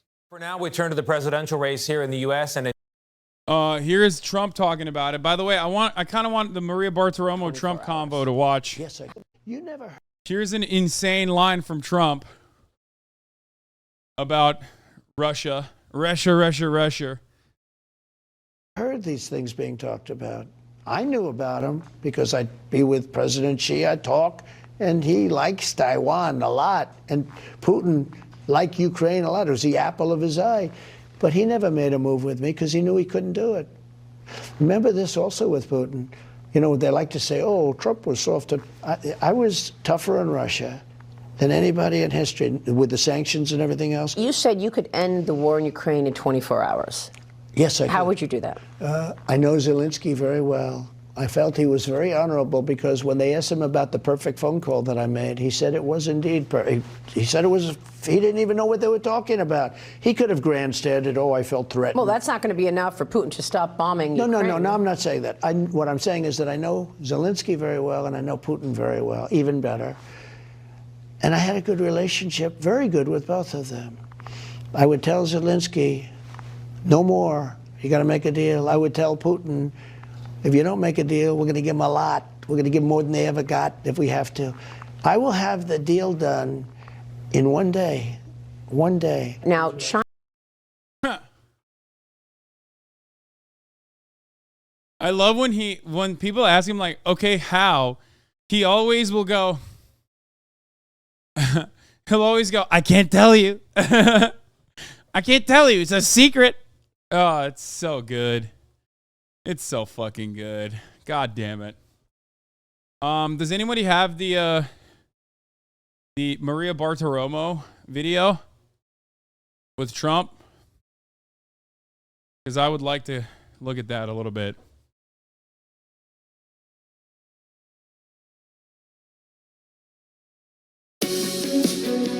Ronald Reagan didn't do. Oh my God, this is toilet water audio. All right, we'll just look through this instead. Trump strongly suggests Maria Bartiromo that he will not participate in the first GOP debate. Of this Pussy! election, with now the election over a year away and the first GOP primary debate a month or so away, will you be on that stage? Are you participating in the upcoming debate? Well, you know, it's quite an easy question normally. Ronald Reagan didn't do it, and a lot of other people didn't do it. When you have a big lead, you don't do it. And we have a lead of 50 and 60 points in some cases, and some of these people are at zero. Ron DeSantis, as I call him, or DeSanctimonious, is down to, he's in the teens now, and I'm at 50 and 60 and 65, and even I saw one today at 70. And so you're leading people by 50 and 60 points, and you say, why would you be doing a debate? It's actually not fair. Why would you let somebody that's at zero, or at 1 or 2 or 3, be popping you with questions? Well, I mean, I want to begin with the state of play of this election, with now the election over a year away and the first GOP primary debate a month or so away. Will you be on that stage? Are you participating in the upcoming debate? Well, you know, it's quite an easy question normally. Ronald Reagan didn't do it, and a lot of other people didn't do it. When you have a big lead, you don't do it. And we have a lead of 50 and 60 points in some cases, and some of these people are at zero. Ron DeSantis, as I call him, or DeSanctimonious, is down to. Around. Well, the mistakes. You didn't drain the swamp like you said you would. You didn't drain the swamp, says Maria Bartiromo to Trump. Fake ass, phony ass Maria Bartiromo. You could How look dare back you? on in 16 that you think. How dare maybe you question wanna my do differently president this time around? Well, the mistakes would be that a lot of people, for instance, say you should have been softer. But I was under siege by people that were very dishonest. If I was soft, I wouldn't be talking to you right now. Believe me, I wouldn't have been able to finish out one of the most successful terms as president. To a point where it was so successful that I'm leading by 50 points right now. You know, I mean, that wouldn't have happened. The mistake would be people. I mean, I wouldn't have put a guy like Bill Barr in. He was weak and pathetic. I wouldn't have put Jeff Sessions in. There are some people that I wouldn't have put in. You know, most people were good. But I had some people, we had Esper, I didn't like him. He was incompetent, I thought. We had other people I didn't like. Why did you put them in the job then? Because every president, you put somebody in, you think they're good. But one thing that has happened, and I find it very interesting, and this is the way life goes. I put people in, I was there 17 times in Washington, D.C. in my whole life. Okay? I never stayed overnight. The press actually reported 17. I don't know if it's right, but it's probably pretty right. I never stayed overnight, ever. And then all of a sudden, I'm the president of the United States. And it's like a different society. I was New York, and, you know, it was a different thing. So I didn't know people. I became president. I'm riding down Pennsylvania Avenue with our first lady. I had 250 motorcycles. I had armies. I had everything. I said, do you believe it? We're president. Take a look. This is wild, right? But I never was involved in that. And so you didn't know what to expect? No, I didn't know the people. I know the people now better than anybody's ever known the people. I know the good ones, the bad ones, the dumb ones, the smart ones. Well, you didn't drain the swamp like you said you would. You didn't drain the swamp. I did. I fired Comey. I fired a lot of people. A lot of the people I fired. I fired Comey very early. And, you know, there was a question as to whether or not you could. But I fired. He drained the swamp by firing James Comey for investigating him. Comey. If I didn't fire Comey, I don't think I would have been able. And then not collaborating with them in the way that they now claim the Democrats collude with the DOJ. Says by some people, I respect the office of the president. Trump gushing over President Xi better than I know you, which is pretty good. Really? Okay, yeah, I really think so. So I know him very well. I've dealt with him many times. He came at Mar-a-Lago, as you know. He stayed. Well, he's not a friend of the United States, I don't think.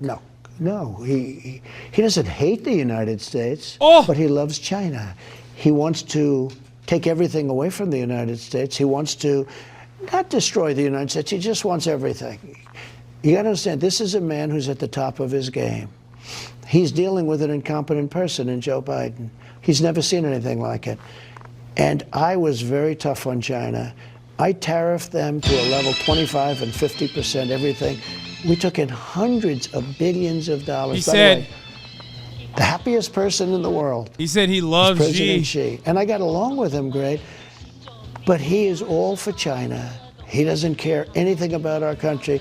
And I'll tell you this, he doesn't believe when he meets with Joe Biden. He thinks it's a joke.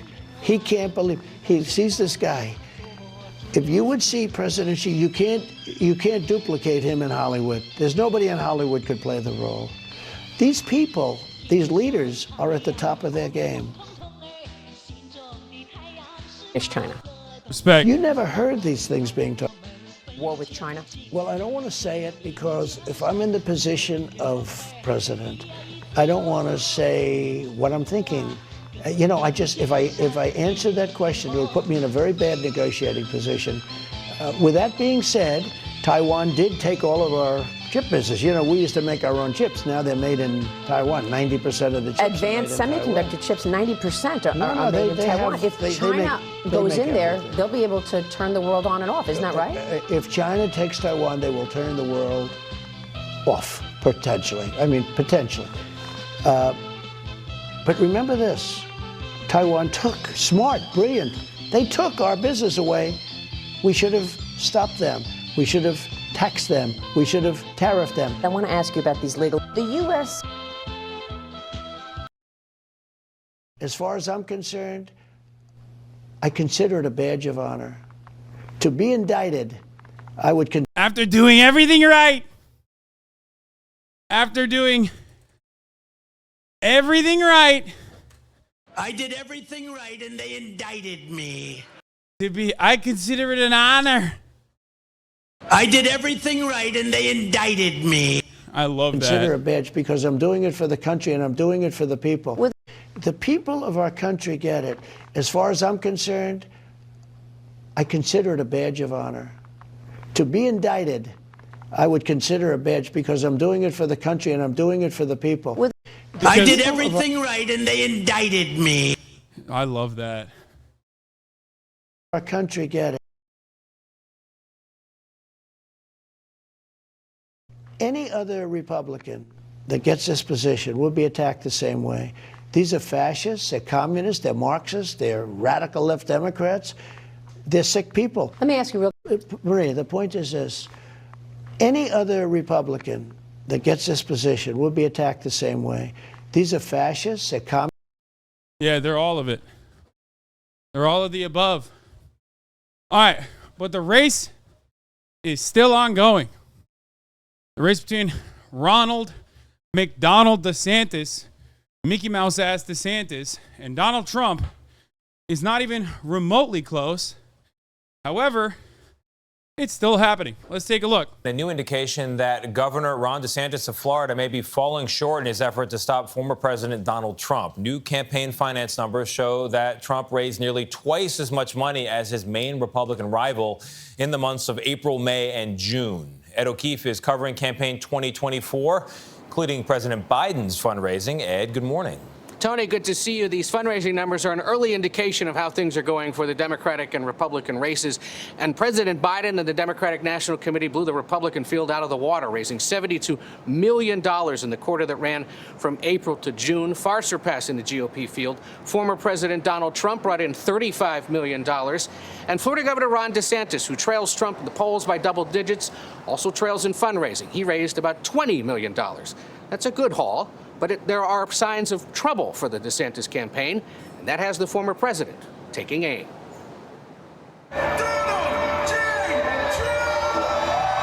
Campaign cash is an early snapshot of voter support and enthusiasm, and so far, among Republicans, former President Donald Trump is still the man to beat. I can't believe how much more money Brandon has raised. And Trump is like resorting to schemes and shit where he's like, oh yeah, I did everything right and they indicted me. Like, give me money, please. Totally dominating DeSantis. The former president mocked Ron DeSantis this weekend at a convention of young conservative activists in the governor's home state of Florida. Thanks for coming all the way over here. While DeSantis campaigned in Iowa. The more I'm out there, the more support we get in these early states, and it is a state-by-state primary. DeSantis is hitting another key early voting state this week, South Carolina. Slowing it down to a 4-kilometer pace to file for its early primary. But with 40% of what he raised already spent, he laid off about 10 staffers over the weekend, prompting fresh questions about the strength of his campaign. DeSanctimonious and his establishment handlers are wasting such precious time and resources to divide the party. The latest filings show other GOP contenders far behind in the money race. Candidates need at least 40,000 individual donors to qualify for the first GOP debate in August. So far, just 6 of them say they have. Former Vice President Mike Pence isn't one of them, but says he'll make the cut despite raising less than $1.2 million in his first 3 weeks. Well, I just announced a month ago. Hot. I mean, give me some time. Trump, who all the others want to face off with on stage, hasn't confirmed. Squeaks is still in, but not only is he still in, but he's also doing well on some polls. It's weird. Squeaks has been doing pretty well on polls. It's like, he's like second place. It's very odd.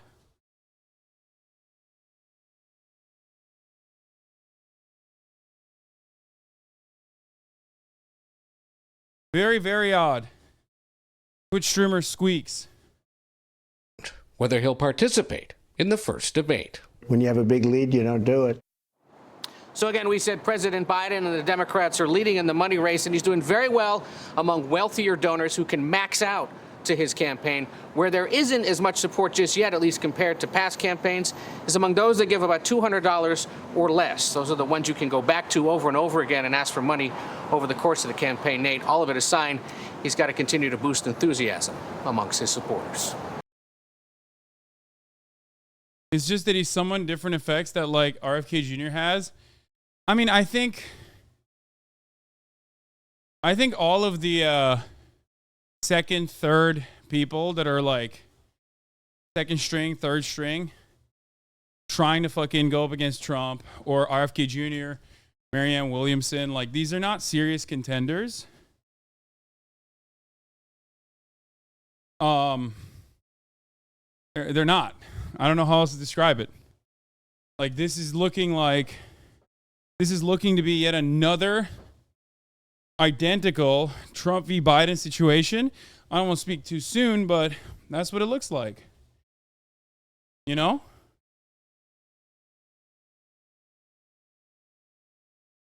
They're maybe banking on him going to jail potentially. But you know. Shit, I gotta sneeze. Oh.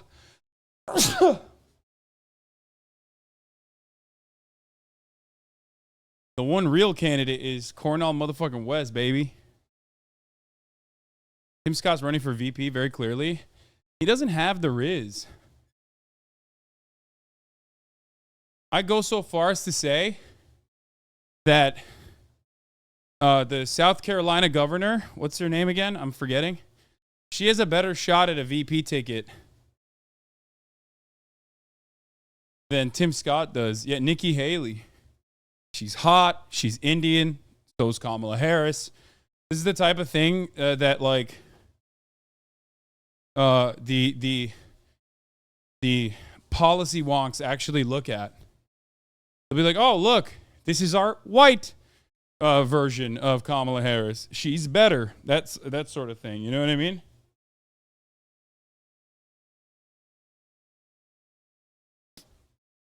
She's smart. Weeks is a comment for you. Is that wrong? Hasan said you're second in presidential polls. Care to comment? Hasan has a house! Typical right-wing bullshit, dude. Immediately, they just go for the house.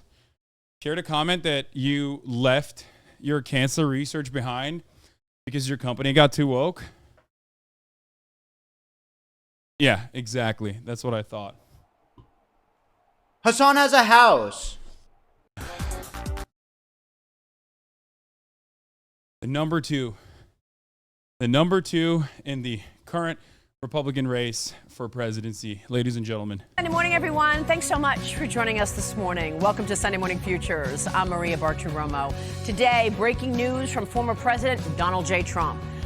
When I was at 6 kilometers an hour, when I increased the speed to 6, I was hitting 133 BPM. Right now, at the tail end of this walk, I'm hitting 122 BPM. I have burned 171 active calories, 233 total calories in the 25-minute walk that we did. Brisk walk. It's 0.7 miles of walking. Or, well, the treadmill says I burned 177.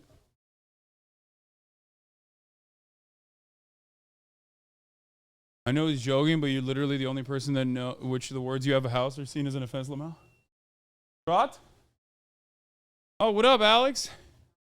Oh, you want to come talk about your experience? No. No, I'm kidding. All right. Yeah, I'm going to be done in this treadmill situation anyway, in that perfect time. Alex Press is back from the Hollywood strikes. She's here covering the Hollywood strikes, the Writers Guild, and the SAG-AFTRA strikes that are going on. She will be offering us her personal experience on the picket line. She's been there since the early hours of the morning.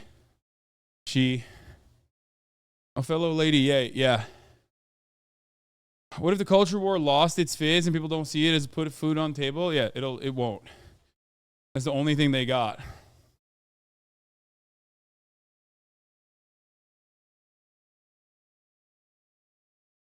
I sat down with the 45th President of the United States when he told me he has not yet made a final decision on whether he'll participate in the upcoming GOP primary debate next month, but that there will likely be future members of his potential cabinet on that stage should he win the 2024 election.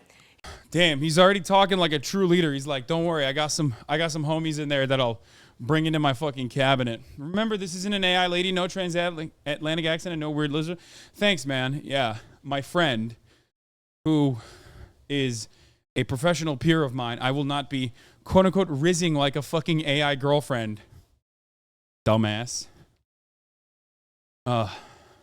Here's part one of my interview from President Trump's Bedminster Golf Club in New Jersey. Kaya.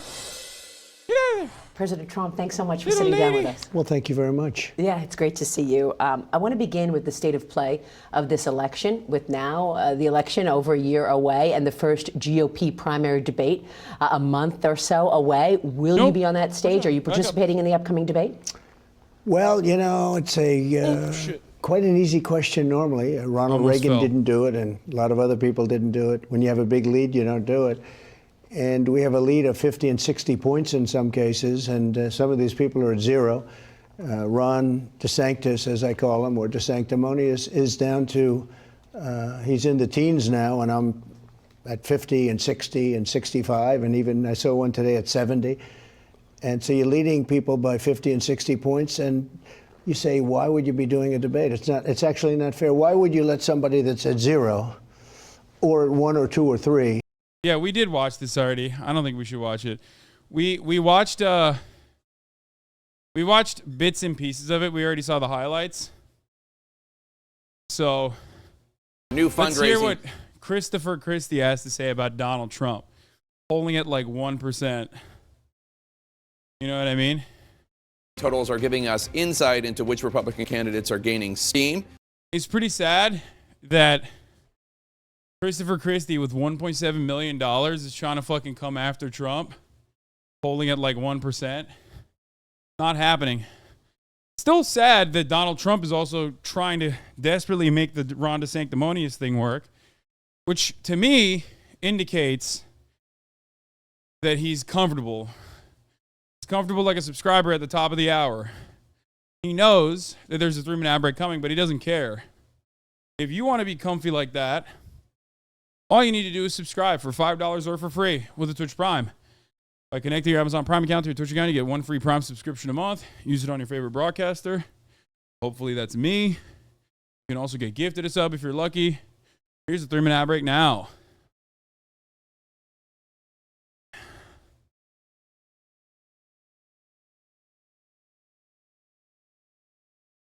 All right, that's 30 minutes.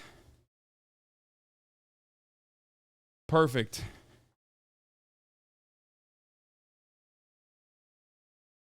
Fuwa Jikan. Fuwa Jikan. Thank you for the 10 gifted subs. Whew. All right, ladies and gentlemen, Alex Press is in the building as well.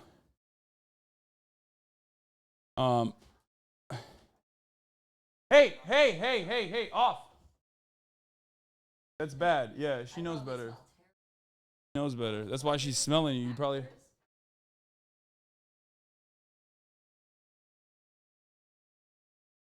I'm gonna set it up for you in a second. Hold on 1 second.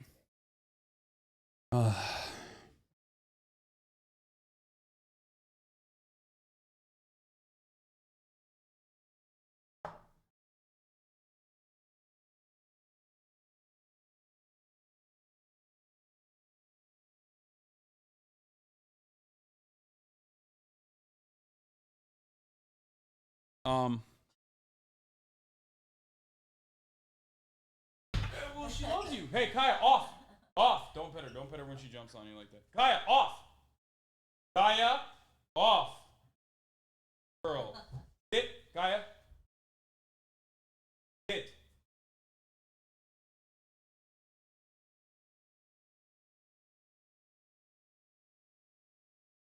Ugh.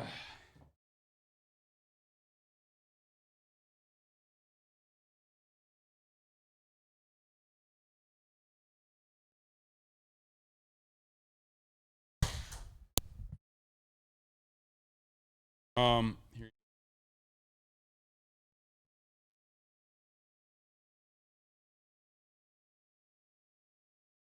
I'm a little sweaty. And I apologize for that because of. How's the treadmill working out? Bud.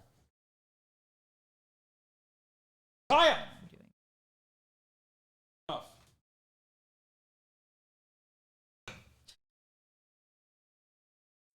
On? No, she does, but she's still being annoying. And that's not good. Okay, can everybody hear Alex well? You might need to like yell a little bit. Will you hear me? It's incredible how fast this chat moves. Yeah. Oh, mentioned by Alex Press. Joining us on the hunt to talk about the Hollywood strike. Okay, I'll retweet that real quick. Okay. Go. Ladies and gentlemen, friend of the show, Alex Press is here. Writes for Jagaban. Has had, what would you say, words or bylines? No, like in the New York Times? Yeah, bylines. Bylines in the New York Times and every other fucking outlet in the goddamn country. One of the most prominent labor reporters in the nation. Here she is. Fresh from the picket line. Fresh in the picket line. You just speak a little bit close. Get it? Yeah, get closer and speak into it. She is picking up your mic, not hers.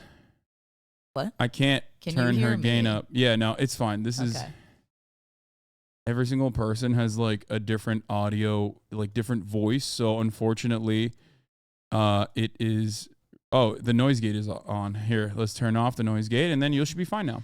Speak directly into the mic. Yeah, Thank you, good. chat. You're good. You're good. You're good. Okay. It'll basically pick up whatever you're, even if you don't speak super loudly. Okay. Now all the audio perverts in the chat are gonna go, oh, there's an echo. Whenever we talk about, whenever we like watch a video, it'll hear it from your microphone, and then they'll say echo, echo. There's no way to make every single person happy.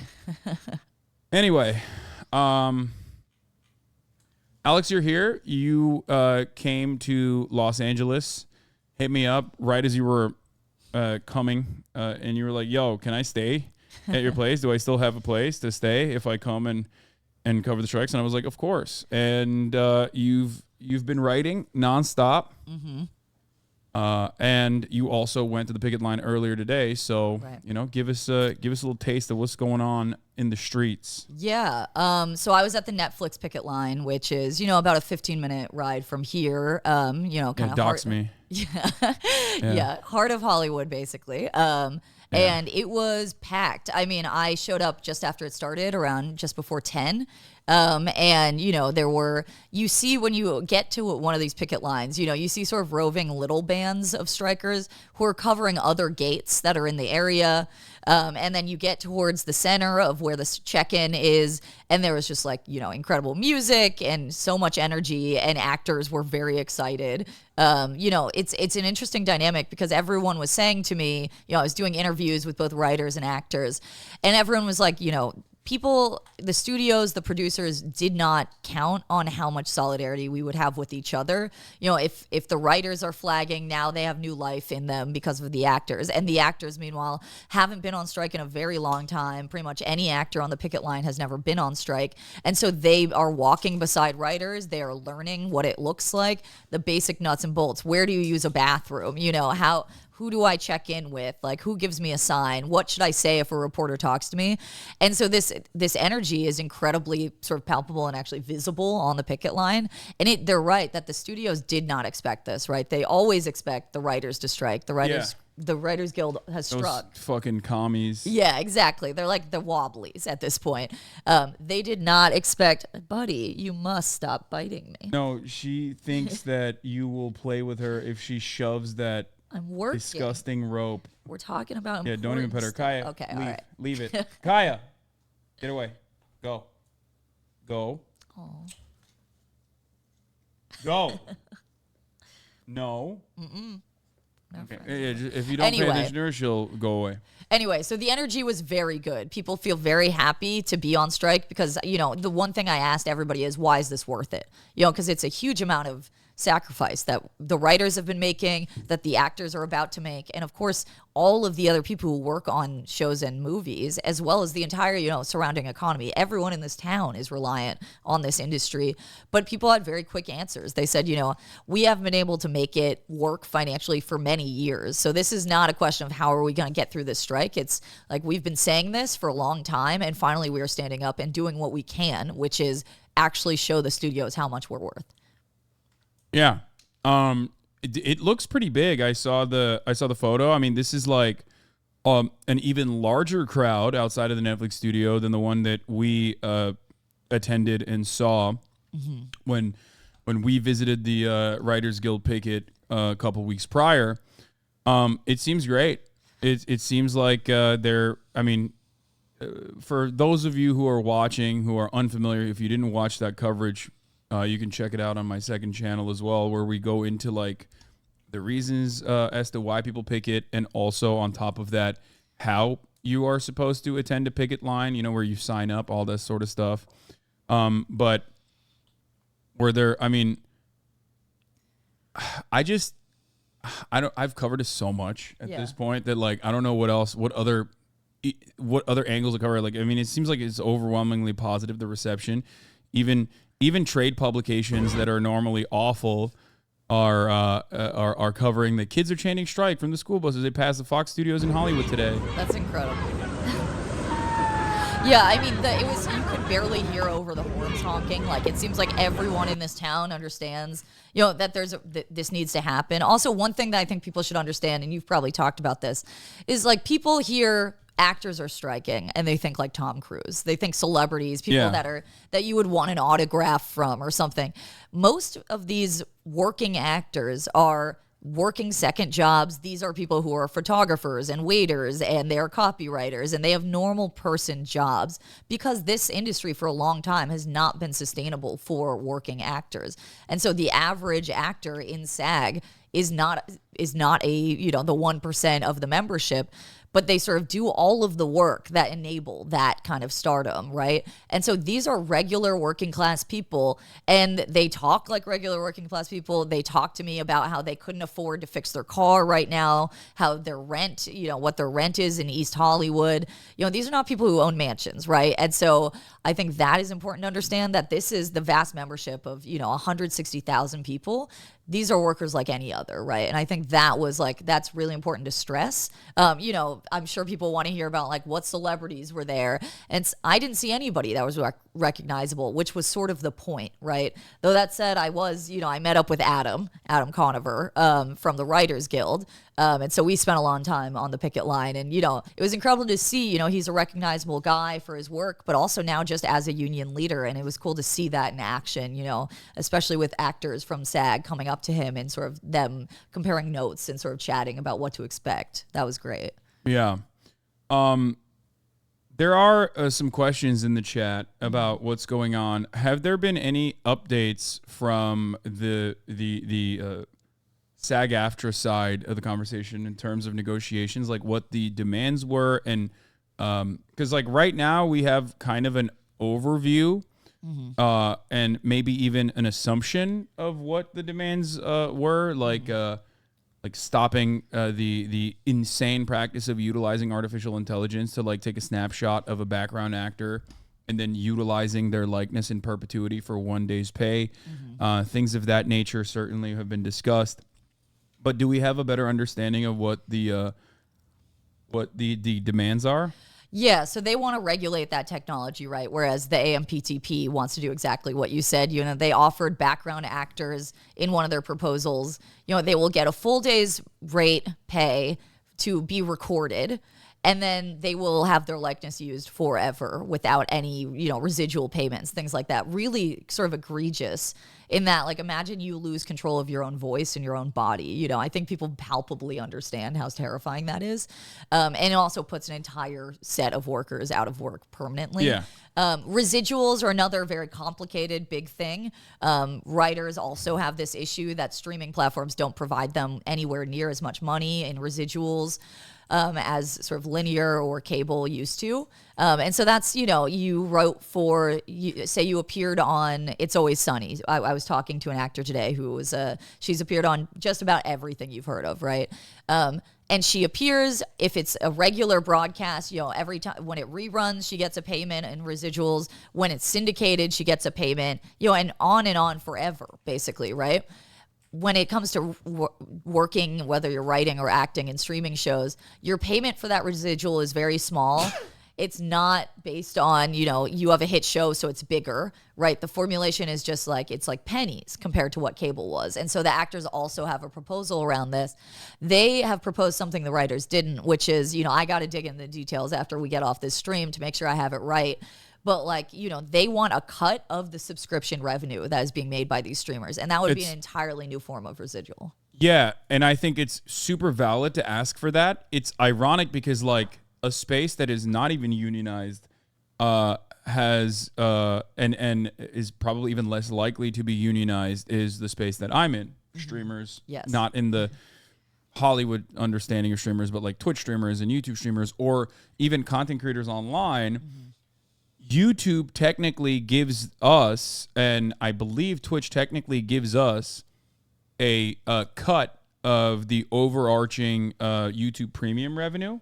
Like the amount of ads that are displaced by YouTube Premium. YouTube Premium is a $15 subscription to YouTube that allows people to no longer see ads. Same with Twitch subscriptions. There's a concept called Twitch Turbo. It's similar to that.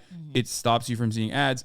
And all of the ads that your viewers who are Turbo subscribers don't see on your page technically give you a tiny, like really small, but still some percentage of revenue because you served an ad in front of them. They didn't see the ad because they bought Turbo. So it like literally gives you a piece of that, which is interesting because the online space is not necessarily known for its serious labor protections, but it is actually an absolute necessity in the internet sphere. Right. So much so that YouTube and Twitch, owned by Amazon and Google, mega corporations, have recognized it as a necessity. Mm-hmm.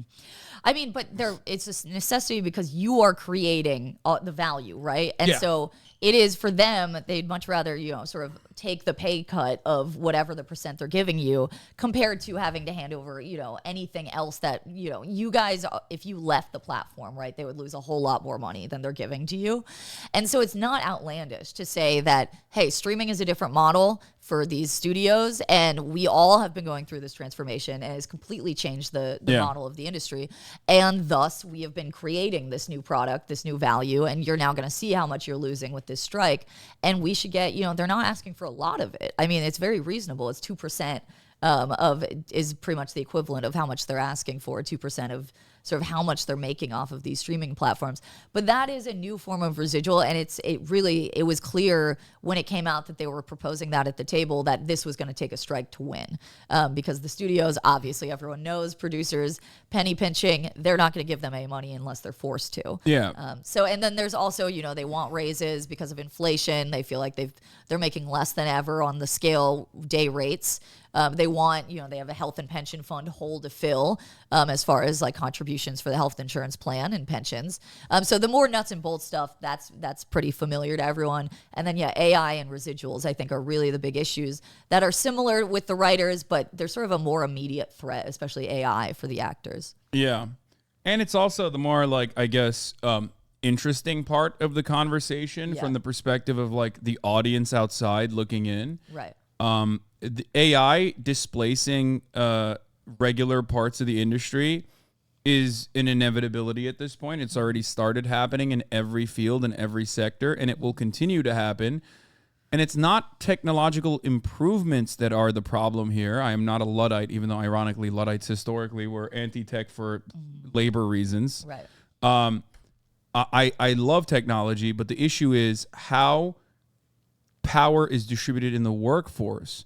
When you have new technological improvements under a capitalist organization of the economy and a capitalist corporation, the bosses utilize that new tech to displace workers and make the remaining smaller workforce do the work of like 7 people, 8 people, 9 people instead. And that is how AI is also being utilized in this circumstance. That's part of the reason why Hollywood has moved away from practical effects to CGI, because VFX is also historically non-unionized, and VFX can be done all around the world, so you can get much cheaper rates instead of having an entire makeup team, instead of having an entire like lighting team. You can just fix all of that in VFX. Yeah, I mean, the thing I would say about like the question of technology is that this is not new for Hollywood, right? For the industry. When VHS was, sort of coming around, being invented, there was, the home televisions. This also was a strike issue for these unions. And they actually, in the 1960 strike, is when they won the original residuals for cable, right? They were like, hey, we know that this is going to end up being a huge source of profit for you. We deserve some sort of payment as you're reusing our materials.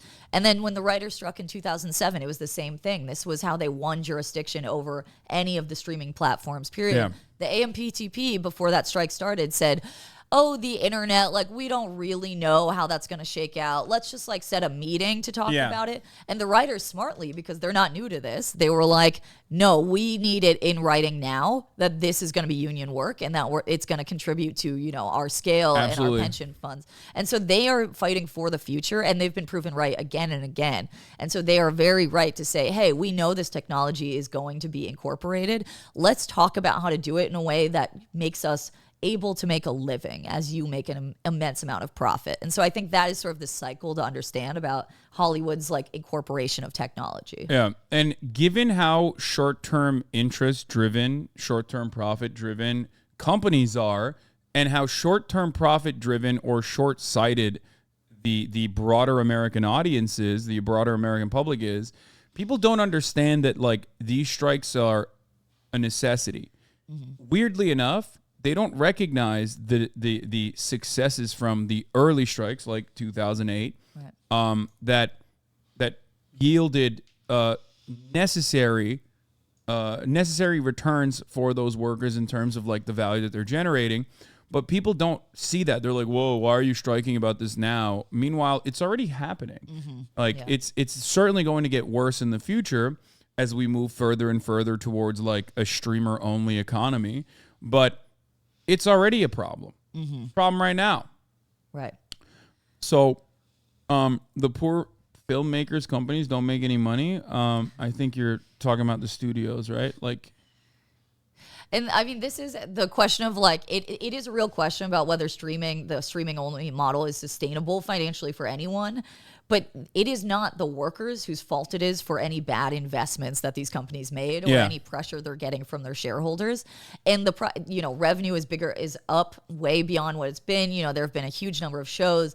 It is very clear that the money is there. These are not unreasonable demands. Oh yeah. The part of the holdout on the studio's part is they don't want to set a precedent that they will cave on certain things. And so that is kind of the crux of it. But the idea that there's no money, I mean, it might sound trite to say like these CEOs are paid $50 million, $100 million, but that's true. I mean, there is money to be had. And so I think that is kind of important.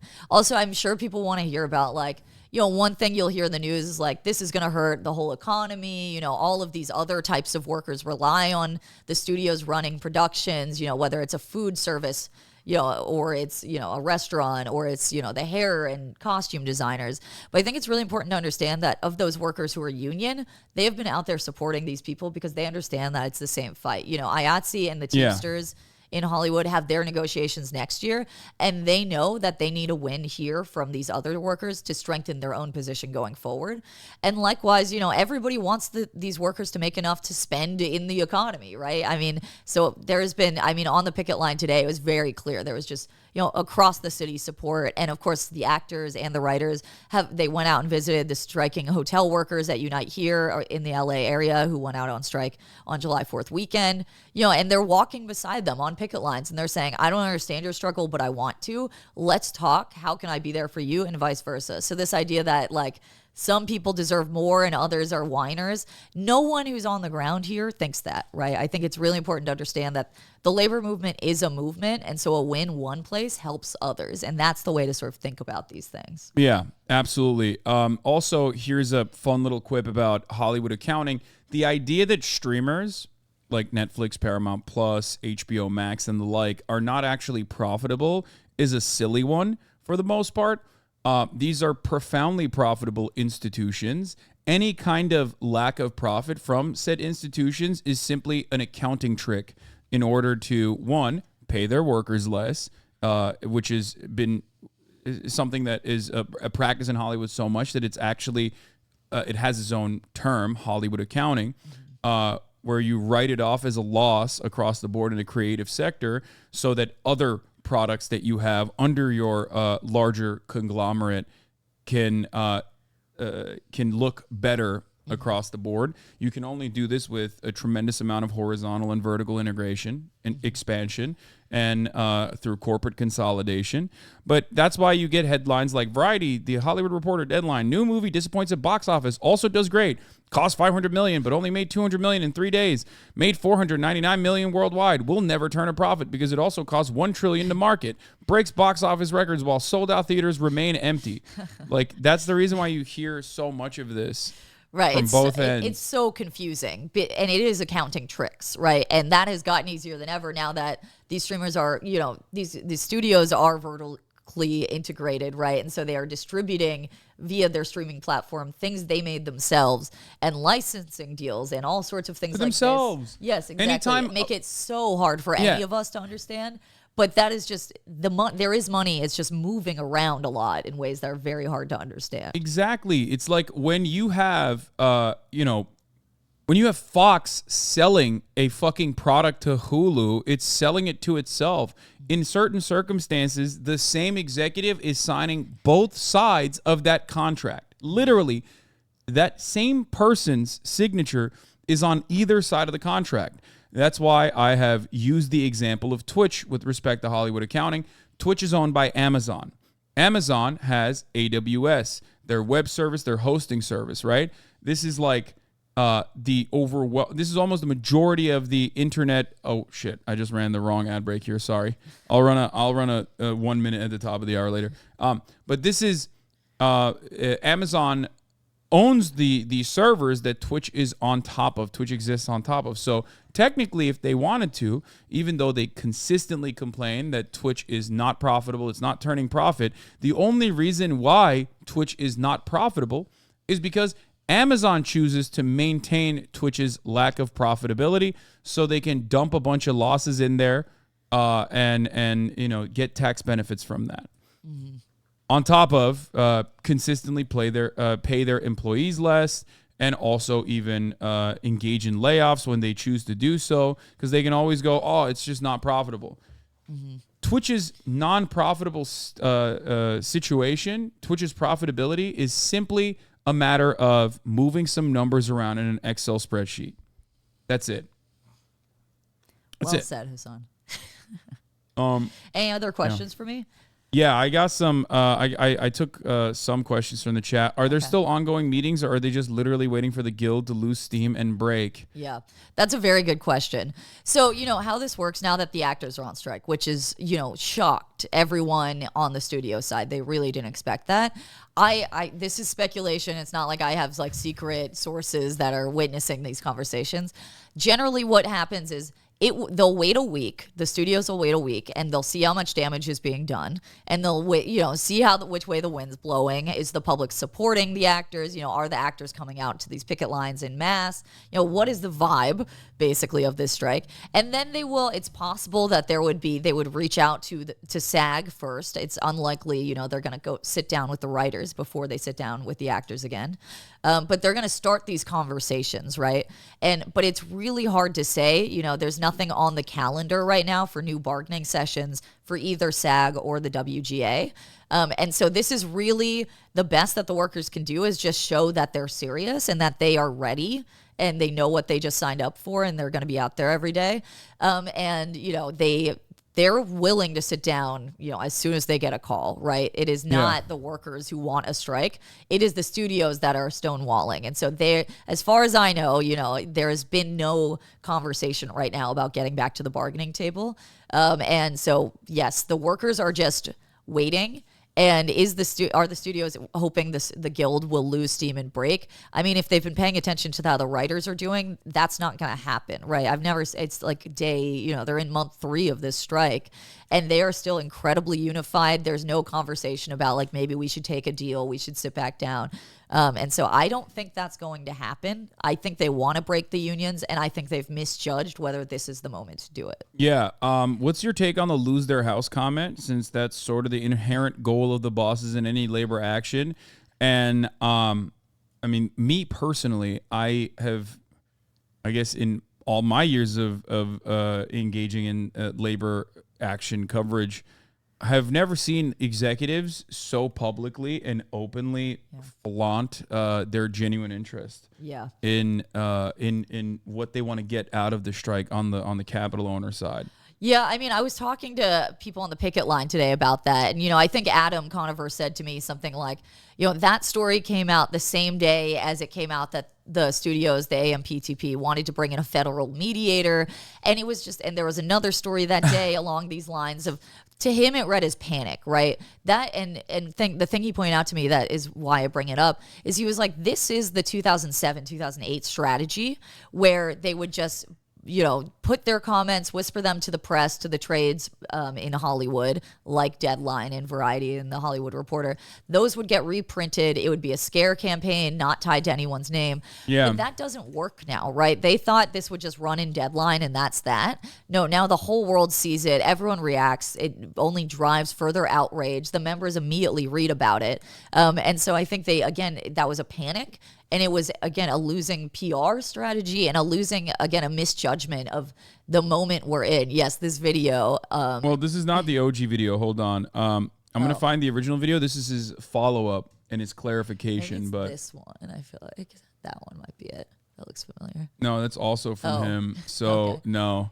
Hold on. Does anyone have the Ron Perlman video real quick that I wanna pull up real quick, because like the lose their house, they should lose their houses. Like, we'll wait it out until they lose their houses, is coming from a position of comfort.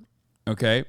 And you wouldn't openly state your animosity, because a big part of like class solidarity for capital owners revolves around never really revealing their position. Like, oh, we just simply can't do it.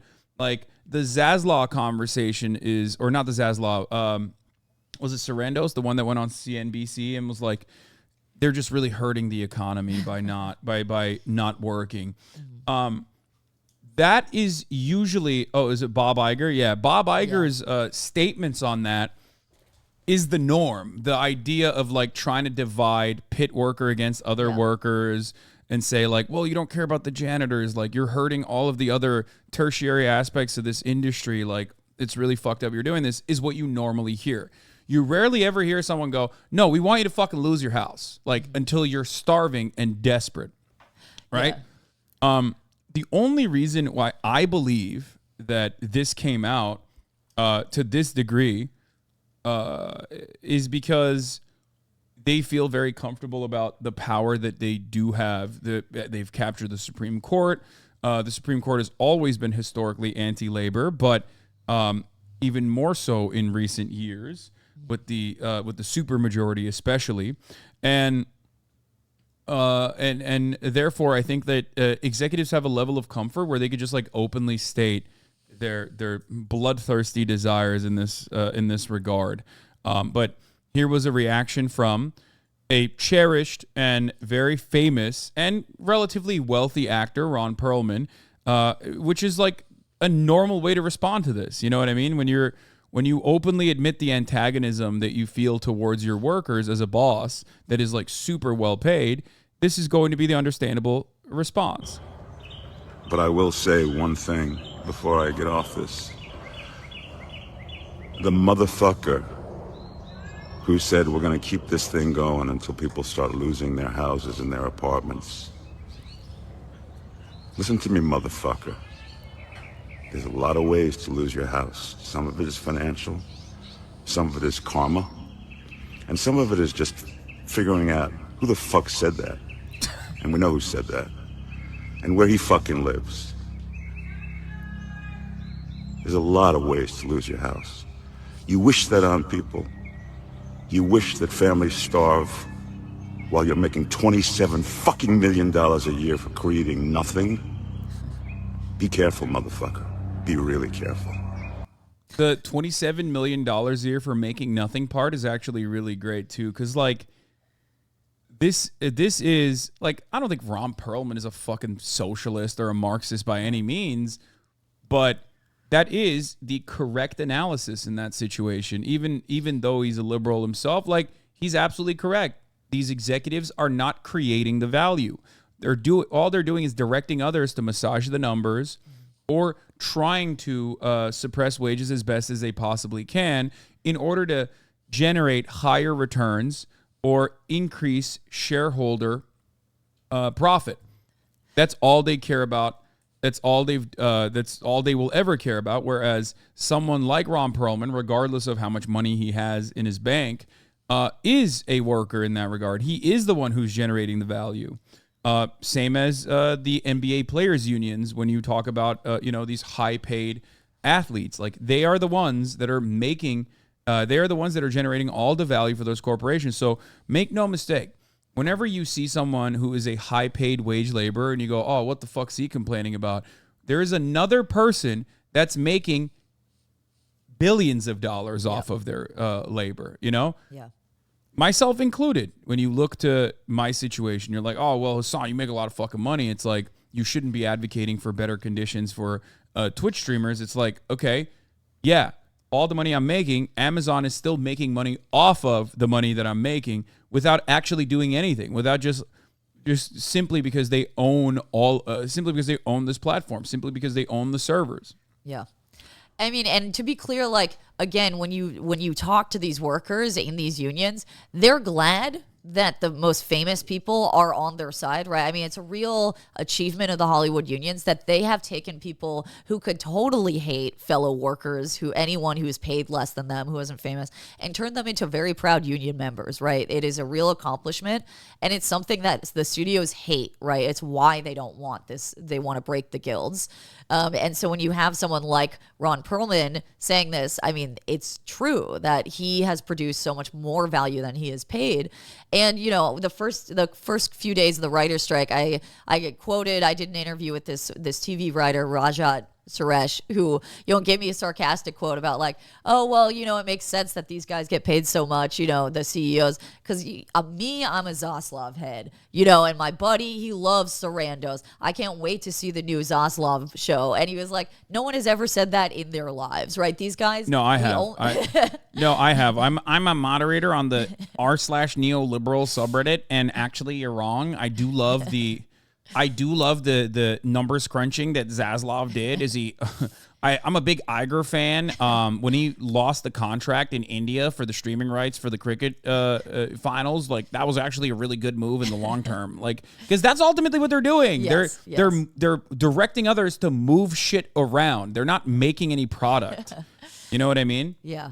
So I would just say, you know, yes, these people are paid a lot, that, you know, the sort of high end, certainly not the vast majority of the membership, whether WGA or SAG, right? These are working class people who take second and third jobs to get by, and they are members of the same union as the rich people, and the rich people are in fact fighting for them. Like the biggest wins and the biggest increases, should their proposals be accepted, would not be for the Tom Cruises of the world. It would actually mean the difference between a house and not a house, or a car payment that actually can be made, and or healthcare. Yeah, or healthcare. 86% of SAG-AFTRA union members, the rank and file, do not qualify for healthcare because they need to make at least 26 grand a year in order to qualify for healthcare.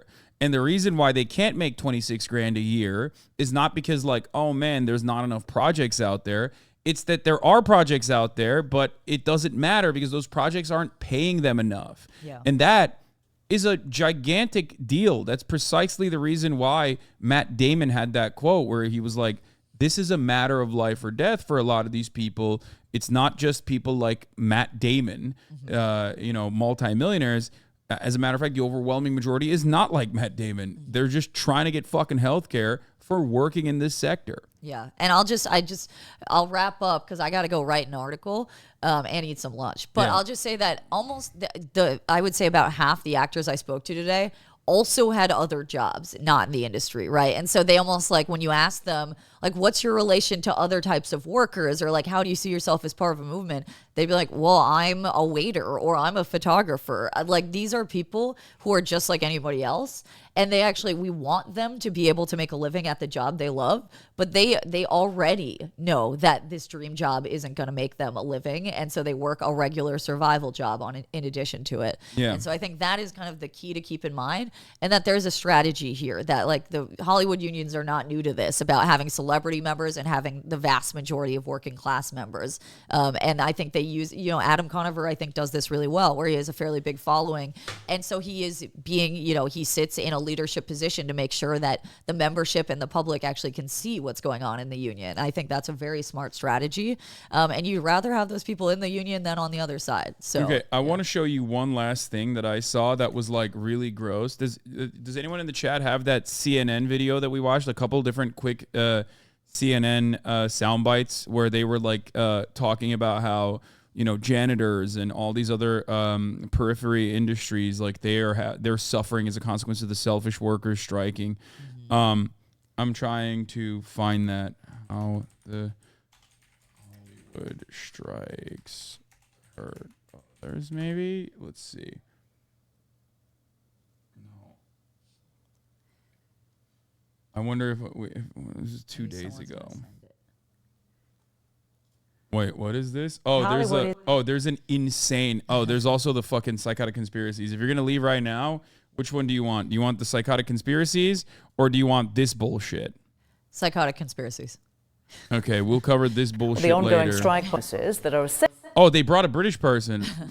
Alex and I had this conversation where I told her, like, I mean, you can correct me if I'm wrong on this, but I feel like because of how little power overall American unions have in American consciousness, that like American media doesn't immediately have this like gross antagonism that like the British media has towards their labor action. Right. Any kind of labor Because they action aren't in used to England. really being threatened by it, so they can be kind of like, exactly. sure, this is fine. So they brought a British person or an Australian We can one, I watch guess. this one instead of the psychotic one. Let's do that. Okay, here. So this was some gross coverage, typical drive a wedge between working class people as though they are not in identical conditions as it pertains to the relations of the means of production, as it pertains to their bosses not giving a shit about them. Like you think fucking like putting forward an undocumented migrant or whatever like that works in a sanitation position in a production, you think that person is getting a good deal from their bosses, the very same fucking bosses? Of course not. Well, the ongoing strike by the Writers Guild of America is not only Australian. affecting movies and television shows, it's also having a significant impact on many behind-the-scenes employees and businesses that are essential to these productions. CNN's Natasha Chen explains from Los Angeles. Yolanda Sendejas Garcia, a janitor, was laid off from Paramount Studios shortly after the writer's strike began. Fewer productions means less to clean. Nearly 2 months later, she's collecting plastic bottles for cash. She's buying cheaper groceries and says she'll soon lose. Yeah, they're like, look at these selfish actors. This should be shame on the studios for doing this to their own employees. Yeah, it's like this is life and death stakes for that woman, and it is not the workers who wanted this strike. Yeah, it's like they always conveniently forget that labor action only happens when there are talks leading up to it for months on end, negotiations, back and forth conversations, and labor action that also hurts the very same rank and file members of a union that choose to take this necessary but necessary but also relatively harmful to themselves step, are doing it because the bosses refuse to meet their fucking reasonable ass demands. So it's ridiculous to try to pin the blame here on one side and one side only, when I have said time and time again that if there is a singular individual who could end these strikes, it's never the labor union leaders that are democratically voted on. They literally have to negotiate as best as they can in order to maintain their position within the union. And also those negotiations, the contract that they bring back to their unions need to be voted in. They need to be ratified through the rank and file democratically voting on it to end the strike. Zaslav, on the other hand, or Sarandos, could single-handedly stop the strikes by saying, yes, we are going to meet your reasonable demands. We're going to give you a better share of the profits that you are generating for us.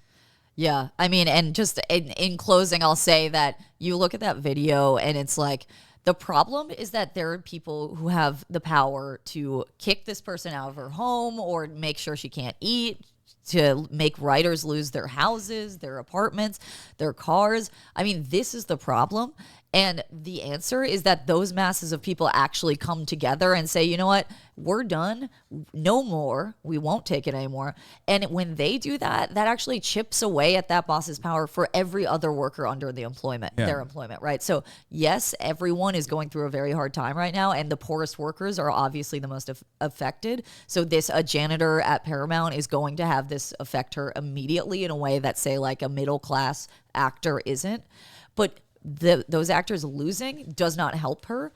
And also, they are not the ones who wanted to strike. I mean, they even agreed to an extension because they were so certain that they could find a way through, right? Because they're being reasonable. And so I think when I hear this, it's the blame for the immense amount of suffering that is currently happening, especially in Los Angeles, but certainly now even more so with the actors striking, that only should be adding to the sort of the cost on the hands of the owners of these studios, that it's really just more and more shame on them, I would say. Yeah.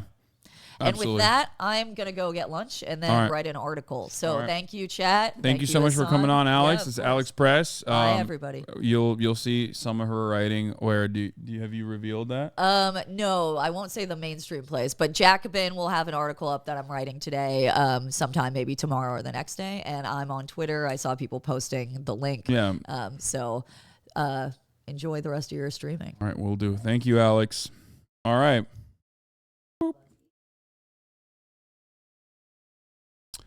Let's continue watching this incredibly fucking mauling video about how it's actually the fault of the actors that are striking that these people are suffering. Lose health insurance and worries about buying her diabetes medication. And now SAG-AFTRA has announced an extension of talks over its deal with studios. Look at that. Look at that. They look at the way they pair those two things up. Like, look at this juxtaposition. SAG-AFTRA, the real villains of this story is the unions and the actors, the rich actors that are fucking selfishly striking. Fuck you guys, man.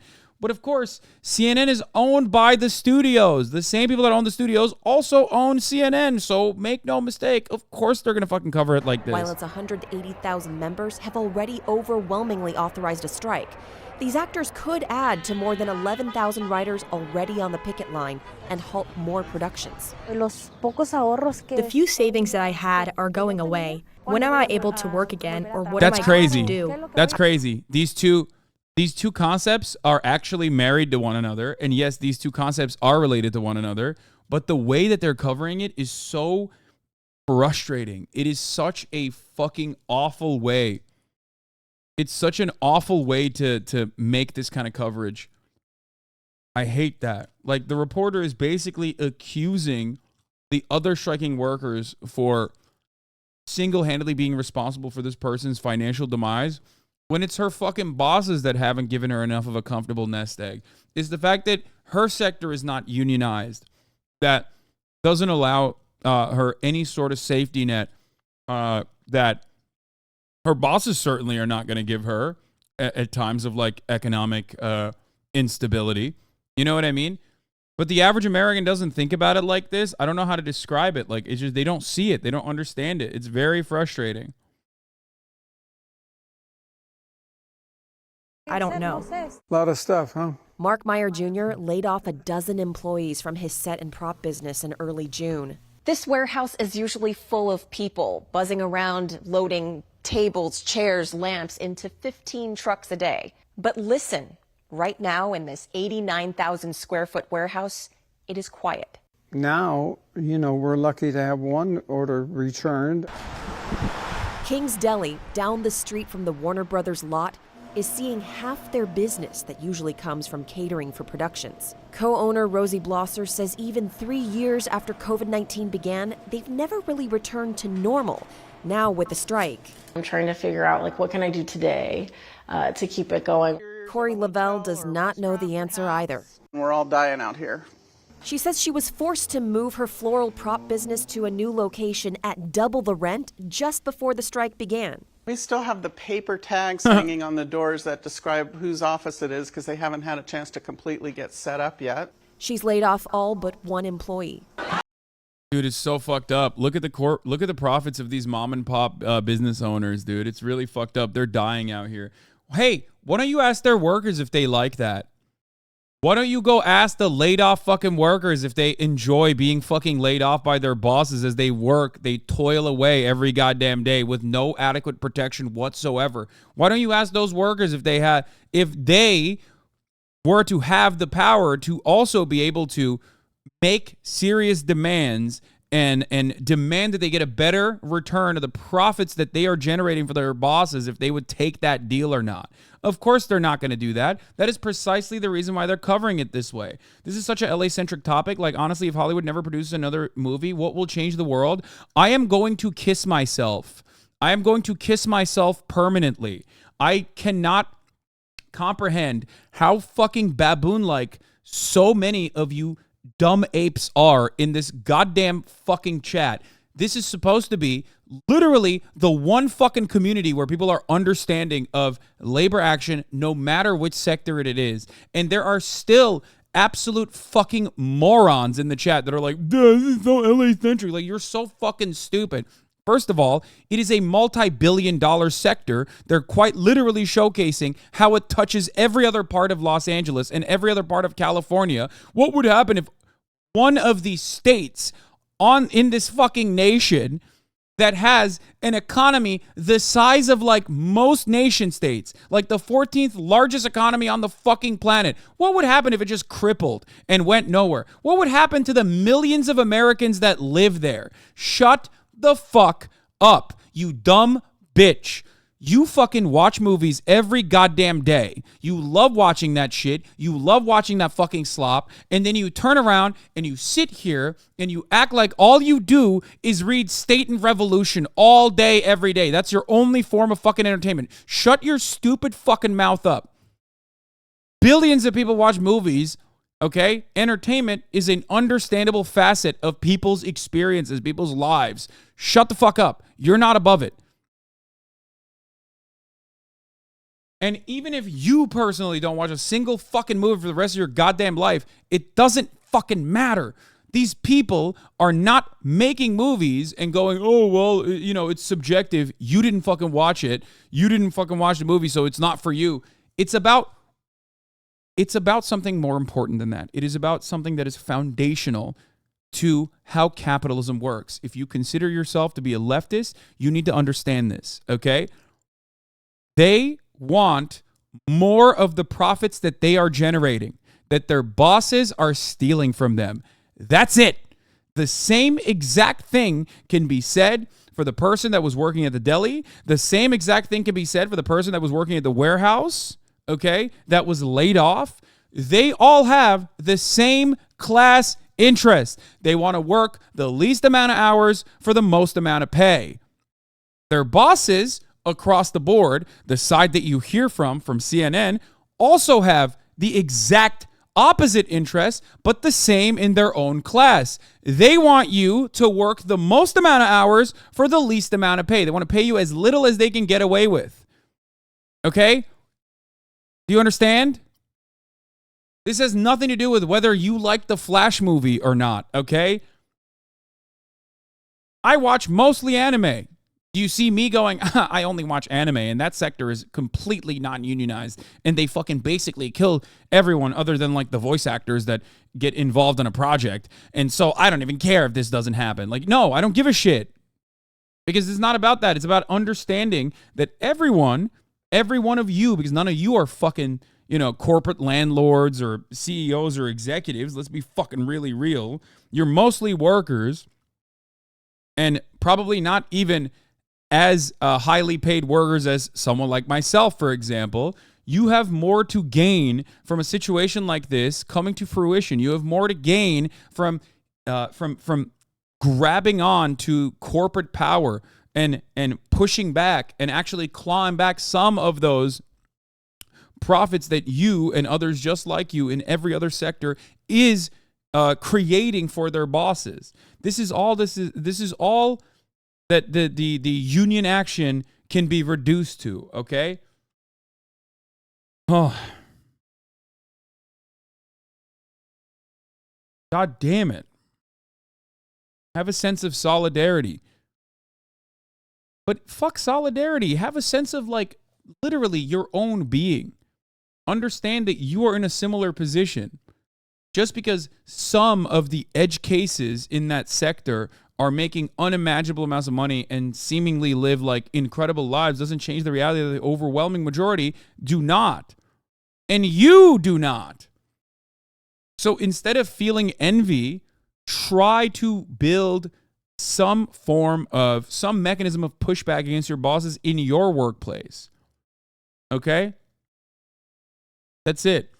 The size of the entertainment industry in California is $64 billion. The GDP of Montana is $65 billion. It would be like if Montana and its population just disappeared tomorrow.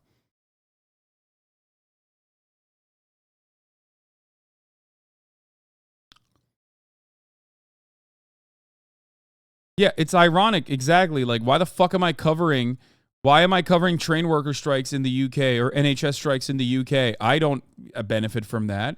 Why do I cover it? because I recognize that internationally, workers of the world have the exact same class interests, okay?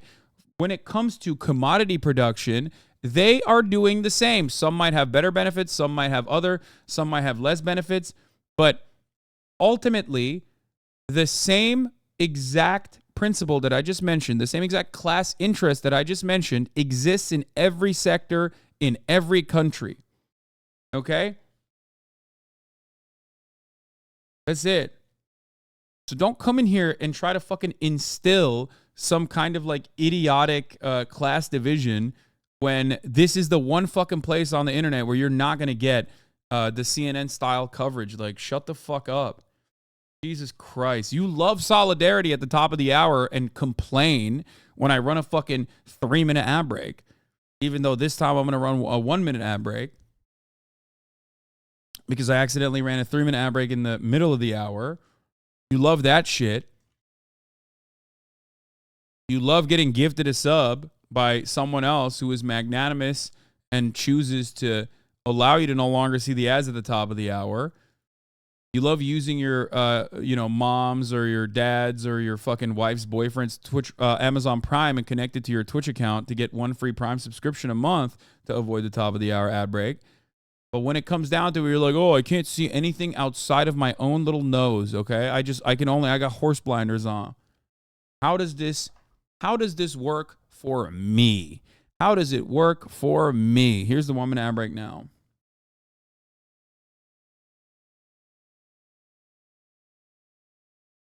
UPS drivers make a hell of a lot more than any of you, and yet you don't have the same attitude about actors striking. Yeah, well, that's also part of the reason, because there's also this like fantasizing. There's also this like fantasy, the idea that like, these guys they're working in a real sector, right? They're working a real man's job. Whereas these actors are they're gay, they're pussies, they're doing soy pedophilia or whatever. I don't think Brad Pitt needs more money, says Seal Puncher. Shut the fuck up. Don't even fucking don't do that. I know you're joking. Shut the fuck up. Don't make this joke right now. There's people who are unironically saying this shit. The 100-day WGA strike in 2007 and 2008 caused more than $2 billion in economic damage. The Writers' Union says adjusted for inflation, that means their current strike is costing the economy about $30 million a day. The overall economic impact is far more widespread across the country than it was last time around. The Milken Institute's chief global strategist estimates that even outside of California, there will be at least a $1 billion loss this time in major film hubs like Georgia and New York, impacting people never named as part of making movie magic. We're so below the line, we're below the credits. That's so funny. Like, yeah, neither do the fucking key grips of the Best Boys. Like, what are you talking about? I hate this.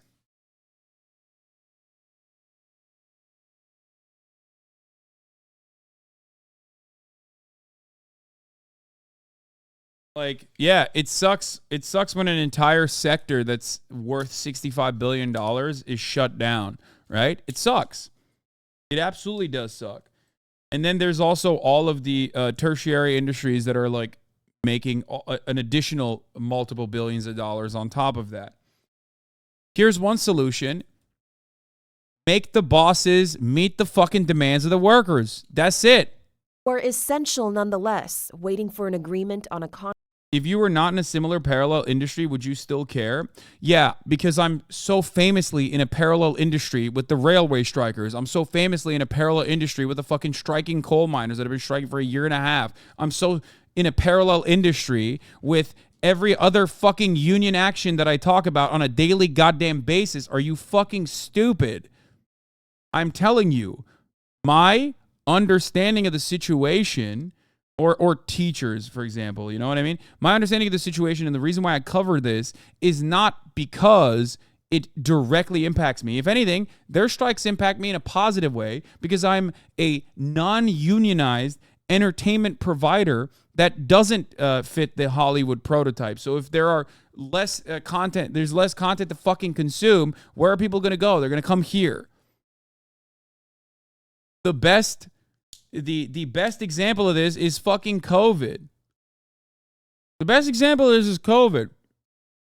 When production shut down due to COVID, what did people watch? They watched Twitch streams. If anything, it's in my best interest that they never get their fucking demands met. It's so stupid.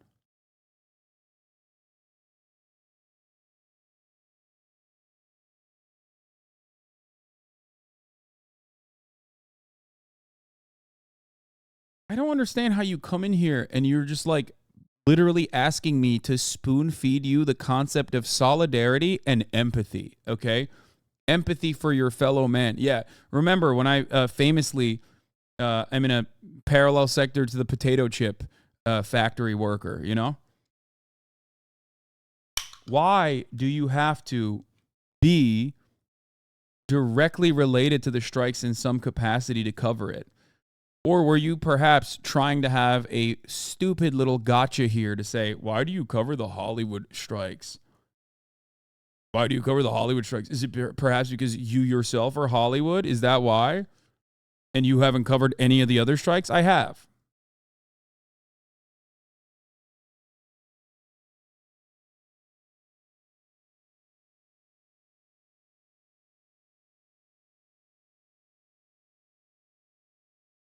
Big Egg, thank you for the 5 gifted subs.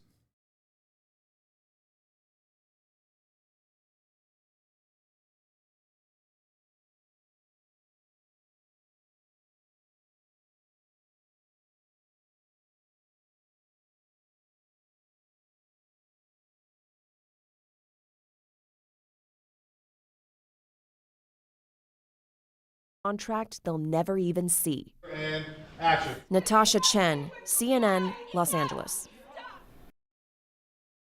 That was awesome. The way that they covered that was so fucking dumb. But here, let's have a little bit of fun. Obviously, we love looking at mental illness here at the HasanAbi broadcast. And apparently there are some conspiracy theories about this strike as well. It is completely closed for business. Members of the Screen Actors Guild voted to go on strike. So I have a theory. These actors are going on strike, right? Because they're claiming that the industry is using AI and they're not actually getting paid and they're just getting a body scan of their looks and they're using that for film.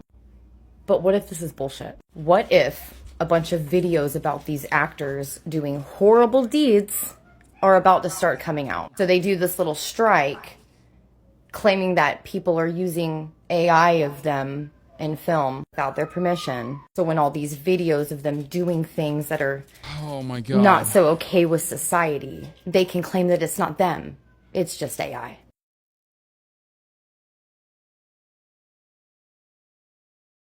This is, oh my God. Oh my God. Oh, it's awesome. Giving old people social media was a mistake? What do you mean? She's like fucking 35, dude. She grew up with the internet, dog. Like, there is no excuse for her to be this mentally ill. That is not a bit, I don't think. How is she wrong, though? Okay, guys, I know. I mean, yeah, hold up. Let her cook. She's probably right.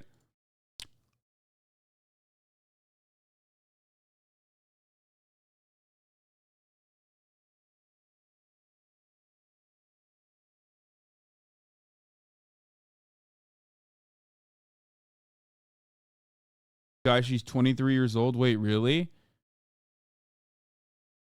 Are we going back to the 2016 era again? No, we're not. In many respects, we are going back to like the culture war politics. Obviously, we have already. We're firmly in that territory. But no, we are in a post-Trump world. And for that reason, you need to understand something. We're in a post-Trump world. And what that means is that things are going to get way more mentally unhinged. They are going to get way more mentally ill. Is this the same one? Hold on. Is this another Hollywood conspiracy? Oh, yeah, this is the same one.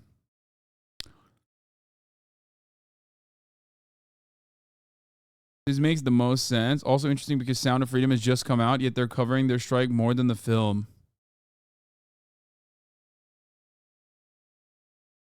I'm not kidding. I had this exact same thought last night. When I saw the video, it was an instant feeling, first gut instinct. I love that. It's like it was my first gut instinct, and then 47,000 people agreed with it.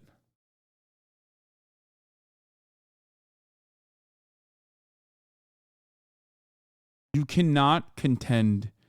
You cannot talk to these people.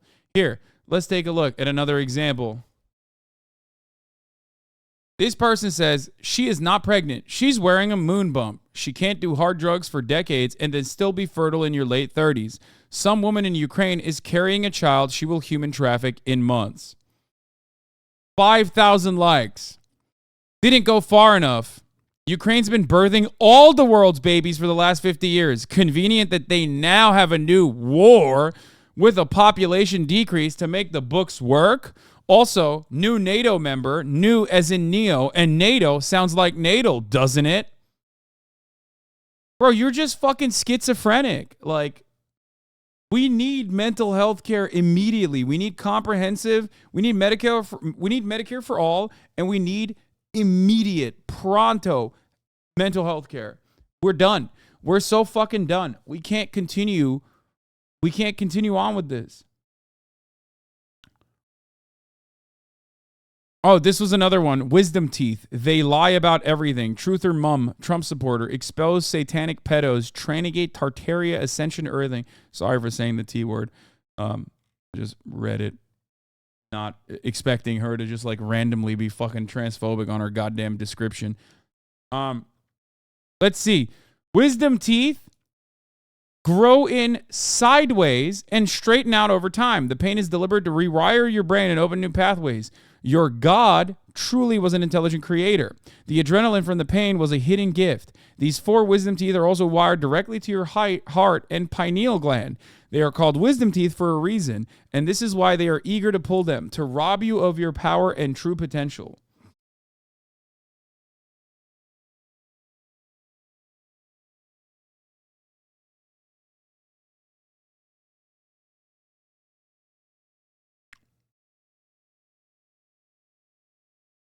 That's awesome.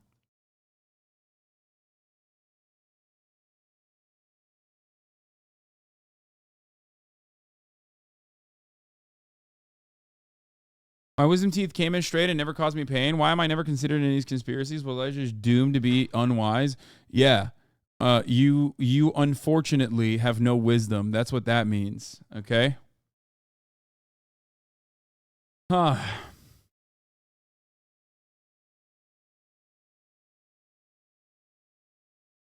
You have no wisdom because you have no pain. Anyway, there is no way to move forward when a sizable chunk of the population is this mentally unhinged. Liberals blame global warming for heat wave.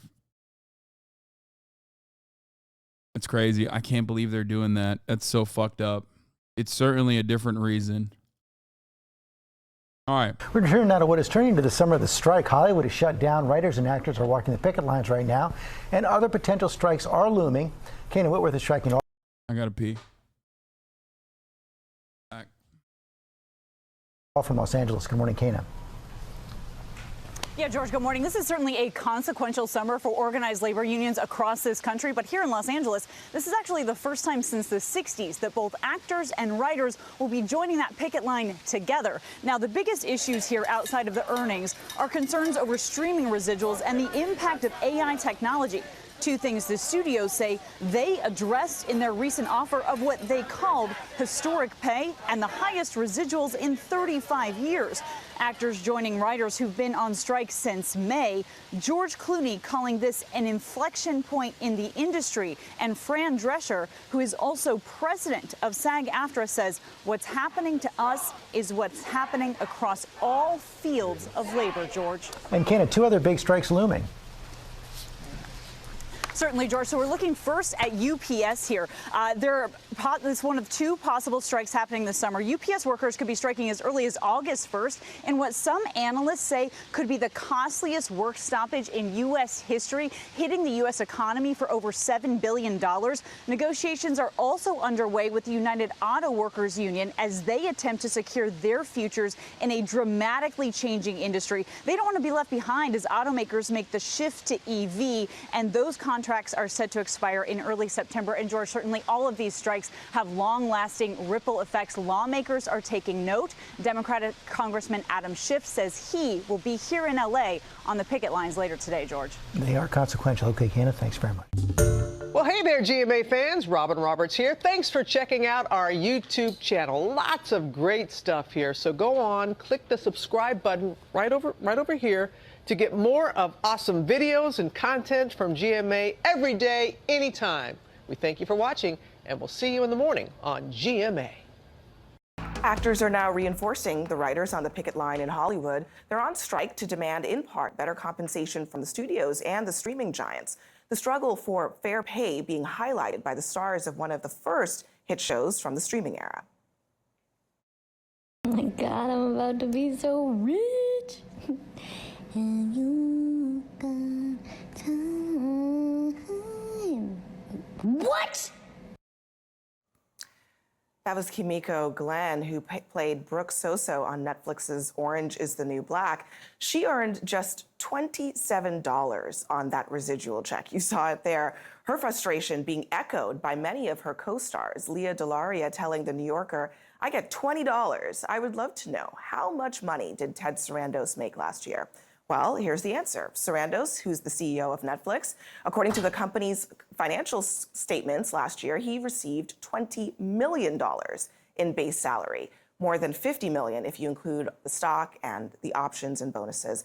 Emma Miles, another Orange is the New Black alum, told The New Yorker, "When you're a kid, you have this idea. Once I'm on something that people actually see, I'll be rich. And you'll look around after being on that hit show and you're like, wow, I'm still in the same one-bedroom apartment. Was this how it's supposed to be?" Now, Emma Miles and Lea DeLaria join me now. Emma, can you explain to the audience, first of all, what are residual checks, right? What are they supposed to be? And what does that financially look like for you once you've been on a show like Orange is the New Black? Okay, well, in terms of how our business works, residuals typically are paid out for network, cable, movies, and they're basically a share of the profits that come from the revenue from being on a network. So there's a lot of advertisement, there's a lot of money that comes with that.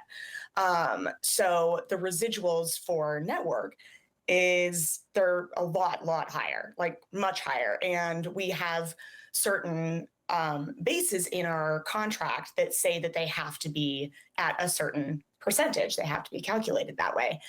Now, in terms of residuals for Orange, we were not based off of network and cable. We were based off of this new thing called streaming, which basically didn't exist when we started the show. So the contract that we had reflected like webisodes and web series and things that were on YouTube and promotional videos. And the way that those residuals are calculated, we are actually not sure because for the millions upon millions of dollars in revenue that these companies, these streaming companies particularly, are raking in, there's not really much of a kickback for any of the people involved on the creative side. So for something like an episode of Law & Order SVU that you would have gotten like a good like several $1,000s from it re-airing on television,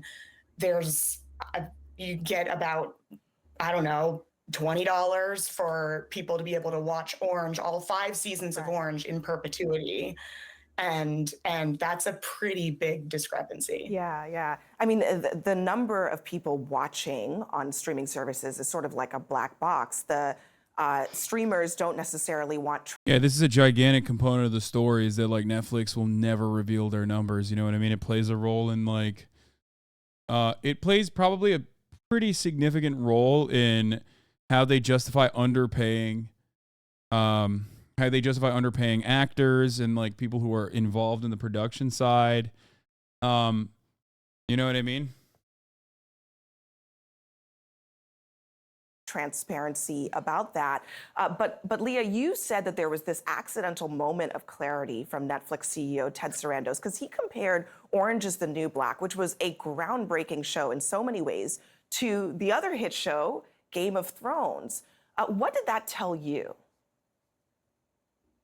Well, we were all at a party when Ted said that we were bigger than Game of Thrones, and we were all, it was, we were a very tight-knit cast. We hung out a lot, and we were all kind of hanging out together, and he made that statement, and it was a complete aha moment for everyone at that party. We all just... Is this why they don't reveal those numbers? Yes. Part of it, yeah. Also, if you don't reveal your numbers, you can always claim that you're like sinking hundreds of millions of dollars, because some numbers you have to reveal to the government, right? In your tax returns, you have to reveal how much you're spending on projects, right? So all of that stuff is accounted for. However, how much money you are technically losing in your internal calculations, you don't necessarily have to always talk about. Does that also affect stock price, though, too? It probably would affect stock prices if Netflix were to reveal their internal numbers, depending on what their actual internal numbers are. When you don't reveal your internal numbers and you care about your stock prices, you can always say a show was gangbusters. They have even tried in certain circumstances, and in my opinion, lied about certain shows blowing the fuck up. Like, They literally would just be like, oh, this show, everyone's watching it, when it's like no one has ever heard of it. Like, they do that sometimes.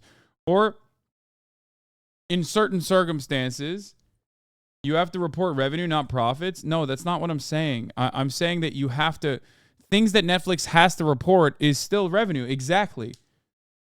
But if they don't reveal how they're generating it and how much they're losing, they don't have to, they never have to like openly admit certain aspects. Citadel on Prime.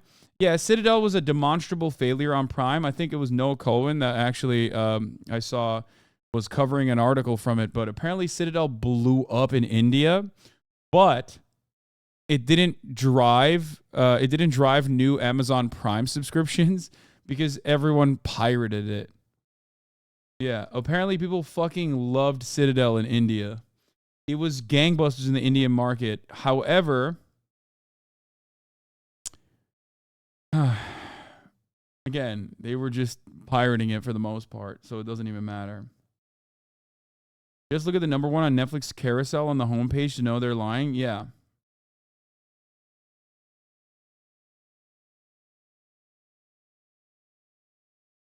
Yeah, they have to report overall profits too as a public company. They just don't have to report per unit costs, i.e. per movie, etc. And more importantly, don't have to report how they cook the books to make it seem like certain projects lose more money than others. Yeah, it's yet another incredibly disruptive way to basically do Hollywood accounting, but even more successfully. Even more successfully engage in Hollywood accounting. Looked at each other, and of course, give me the money. Where's the money? I'm still living in my Bushwick apartment. Where's the money? I mean, it's a really good question. Look, the stars, Emma, of Orange is the New Black they really did become famous. And as you noted in your comments to the New In a weird way, the way I would, when Facebook opened up, you guys are too young for this, but when Facebook opened up the content faucet and allowed video, one thing that they did was they decided to translate impressions and substitute impressions for views, right? So if you were scrolling past a video on your feed, that automatically was like, oh, that's a view, even if you didn't necessarily watch it. One way that I tried to figure out exactly how much impact something was having, like a video of mine was having, regardless of those impressions, was with CTRs. So it's from my advertisement sales background, but that's part of the reason why I would drive traffic to my Instagram when I used to make those videos back in the day. CTRs are click-through rates. So I would literally sneak in a segue, just like I do with like top-of-the-hour ad breaks, into my videos back then to see at what point people are like actually responding to that and going and watching and then following my Instagram. If a video banged, it would get like 30 million views, but how much would it translate? Like how many new followers would I get that week after that video? This was one way that I could try and figure out like what the real world impact a video had. With all the privacy measures implemented by Apple in the last couple of years, this is functionally how everything works now. CTR is everything. Yeah. And of course, CTR is supposed to be low. It's always like 2%, 1%. Didn't they add video to Facebook in like 2012? No shot. Most of this chat wasn't at least 10 at that point. New Yorker, when you're famous and people are stopping you on the street and you go home and you pick up that check and it says $20, what does that feel like? I mean, it feels like crap. Well, yeah. Yesterday, I'm in a building here and I'm walking into the elevator to go do my laundry. So, my hair's in curlers and I'm wearing a bathrobe and you know what I mean. And there's a couple of guys in the elevator that are fixing the elevator, and they immediately, and not in a first language, right? They immediately start screaming. They scream like teenage girls to elevator repairmen because they wanted to get a picture with me. They wanted to get a picture with me. So, and I'm always gracious to my fans. So is Emma. Without our fans, we'd be nothing. But it's kind of rough when my last residual check came in June. It was for $20.27. And every time I have to stop and get my picture taken, that's 20 times a day. It seems like first world problems, but that's how famous we are, and we're making $20.27. Go ahead, Emma. Well, there's also like messaging on that is not great, to be fair. I get what she's trying to say, but the messaging on that comes across as like it basically, I think, points to like the classic, oh, these actors are out of touch and rich and famous, like fuck them. I would try and I would try and work against that as best as I can if I was in their shoes. Not great optics, you know what I mean? I get the point that she's trying to make, though. The point is that like it's the popularity of the show means it generated millions of fucking dollars and still does to this day. It was in the public consciousness. It still is, right? That's why people are trying to take photos with her. Because, like, who the fuck is she other than that, right? And yet, the residuals that trickle down to her are not the same. The residuals that trickle down to the residuals that trickle down to her in general from the profits that she has generated is so marginal, it's laughable. Like an attitude that comes, this idea that like we like in terms of the fans that can be really aggressive, because Leah's right, the fans are amazing for the most part, but there are those fans that are very aggressive and they can be like, well, I pay your salary, like I watch your show, so I'm entitled to whatever time I want to take from you or a picture. And I'm just like, if you're responsible for my salary, we have some talking to do. So Emma, I want to start with you on this one. How do you see this strike ending? Both sides are really dug in. The streamers are saying, and the studios are saying. Is this relatable? I think they are not being relatable to the average person. Are they being relatable to someone like myself? Even then, not necessarily, because I always take time out to celebrate my fans because it is a more direct relationship. But then again, I'm not making $20 fucking in residuals. You know what I mean? Like that's the difference, I think. Like you guys pay me $5 a month, a big amount of you, like a gigantic amount of people in here give me $5 a month. I was gonna say Netflix, but Amazon takes a percentage of that, but still that's a more direct relationship.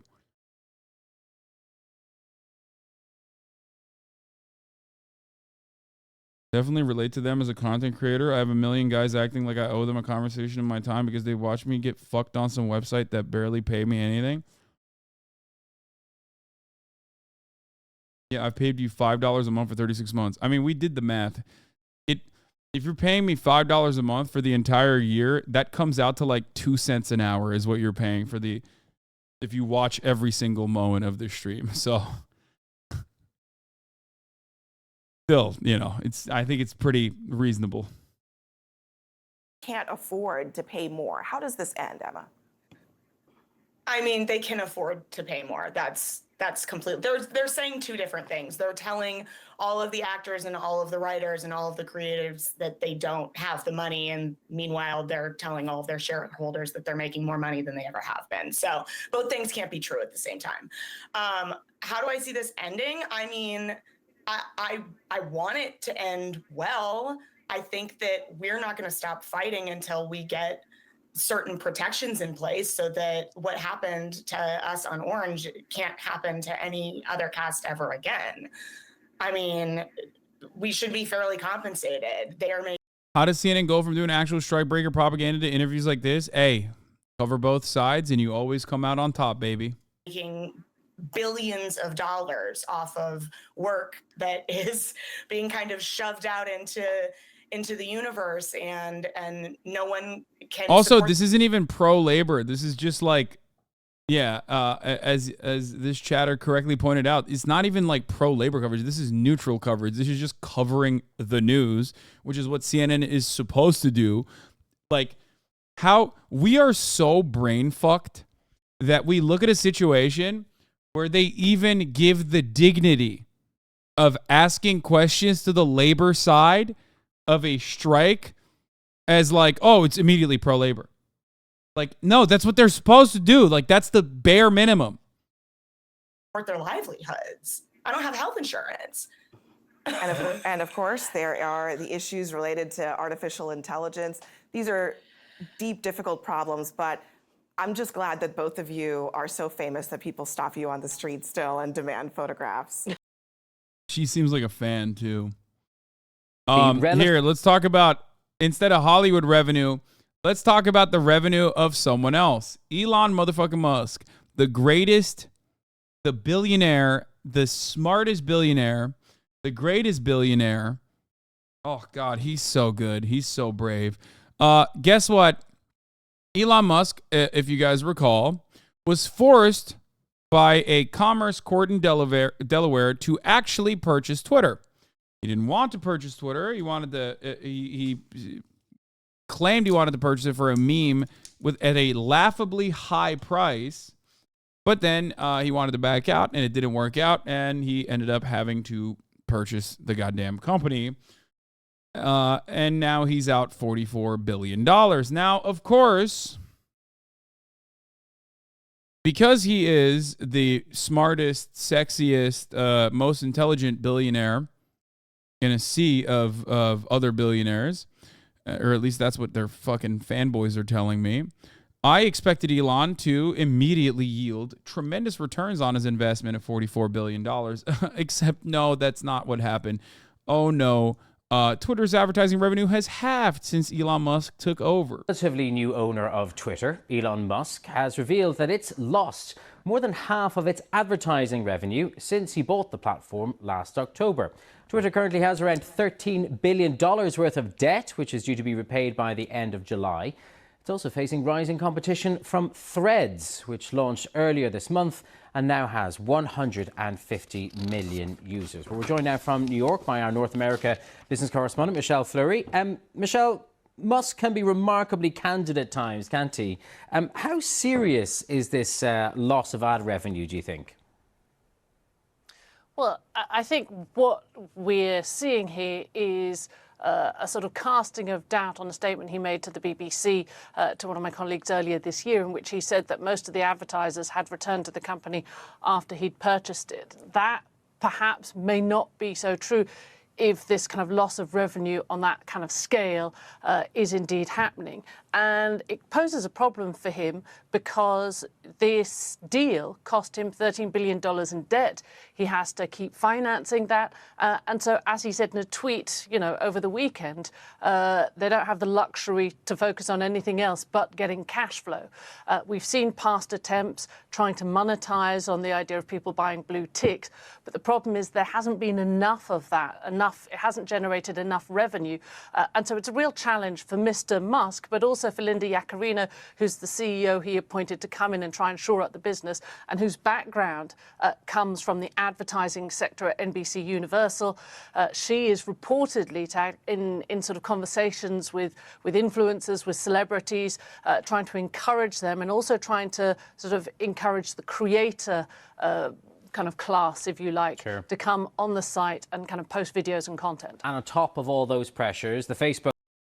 Elon said Zuck was a cuck. Megaphonics is back, dude. Megaphonics is so back. We're talking about Elon Musk, and he is so confident about the situation that he sent me his own fucking tweet. His own tweet.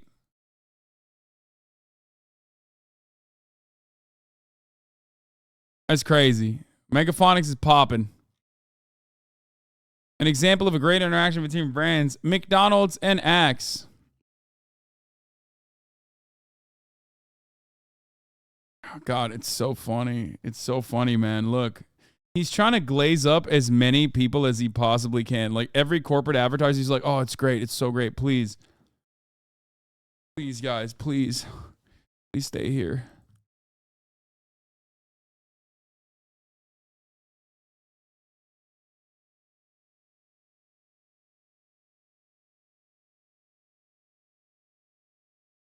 Biden's social media team got community notes nuked twice today. Same happens to me. Right-wing accounts and even advertisers. Latter not good for revenue. Sigh.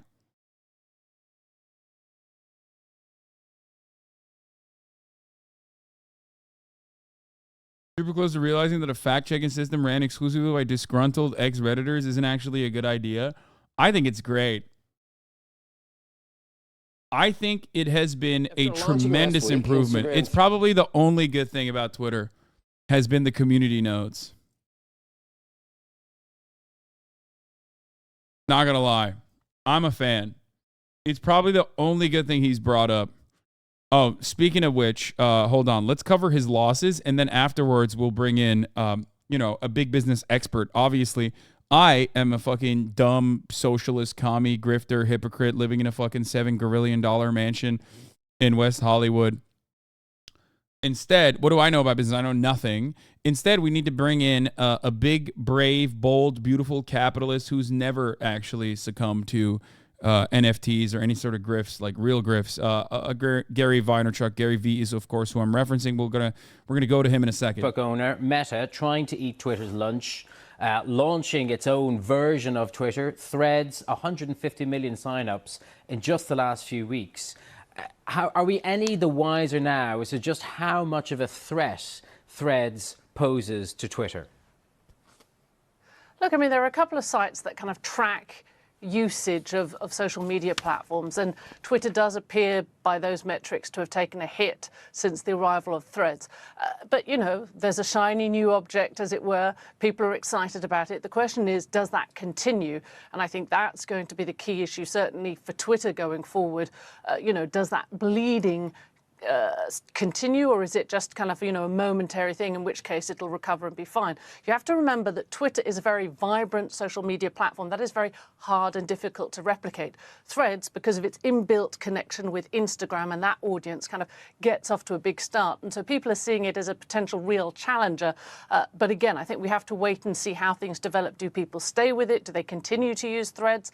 Or do the two continue to coexist as kind of different things, one being a more political site, the other one a place for sort of happier content, which is what Threads initially, that seems to be kind of its secret sauce. Okay, Michelle Fleury in New York, thank you. It's not Threads that is breaking Twitter. It's Twitter that is breaking Twitter.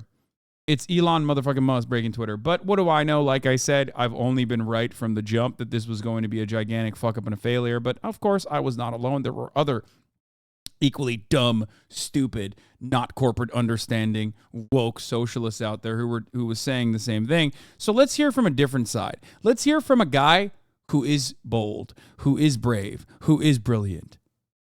Gary Vaynerchuk. Twitter as a product is dramatically better under Elon Musk, says Gary Vaynerchuk. Threads had quickly gained over 100 million signups, drawing the interest of multiple companies, digital marketing agencies, and advertisers. Businesses that have stopped advertising on Twitter over brand safety concerns are excited about the possibility of advertising on Threads. But reports this morning that Threads is seeing a massive engagement. For those of you who don't know who Gary V is, he is a classic grifter, con man, but for some reason he has been able to stay above board, unlike like the Tai Lopez's of the world, where he has mainstream recognition. He also owns like mainstream properties as well, but for the most part, he's like a big NFT guy. He's a big Sigma Grindset guy, and yeah, that's it. Let's hear what he has to say about this. Drop off. We're hearing since its blockbuster launch, with users spending 50% less time on the app than a week ago. Joining us now to discuss the state of the digital ad market is Gary Vaynerchuk, VaynerX chairman. I guess with that lead in, Gary, did you join Threads? Do you like it? Has your engagement gone down? Do you think Twitter needs an alternative, a kinder, gentler alternative? Good morning, first of all. I joined Threads. I like Threads. I think competition is good. I don't know if it's a kinder, gentler thing. I think all of these places start off very kind and gentle. When I was on Twitter in 2007 to 2010, it was the kindest, most aspirational, joyous place. These are not platforms that are creating these places to be less joyous. These are human beings. Guys, the Patriots rose up. They finally put Gary Vaynerchuk in prison, okay? That's it. He's actually reporting. They won't tell you in the news, but he's actually reporting from his prison cell. He's in a Supermax facility. Being exposed. They had to sneak in this camera in someone's asshole so that Gary Vaynerchuk could join live. Just for who we actually are at times of frustration or fear or concern. These are empty pipes. Threads is empty. Twitter is empty. We as humans are filling them. So, wow. So beautiful, dude. I'm not sure about that part. What's the answer, though, Gary? I mean, it's the question we argue about every day. I didn't like the old Twitter. I don't want someone saying you can't see what's in this pipe, telling me that. Yeah, I want to let me see it, and then I'm a big boy. I can take it. Actually, I don't like what people say. I can't take it. But in general, I want to see what people are saying.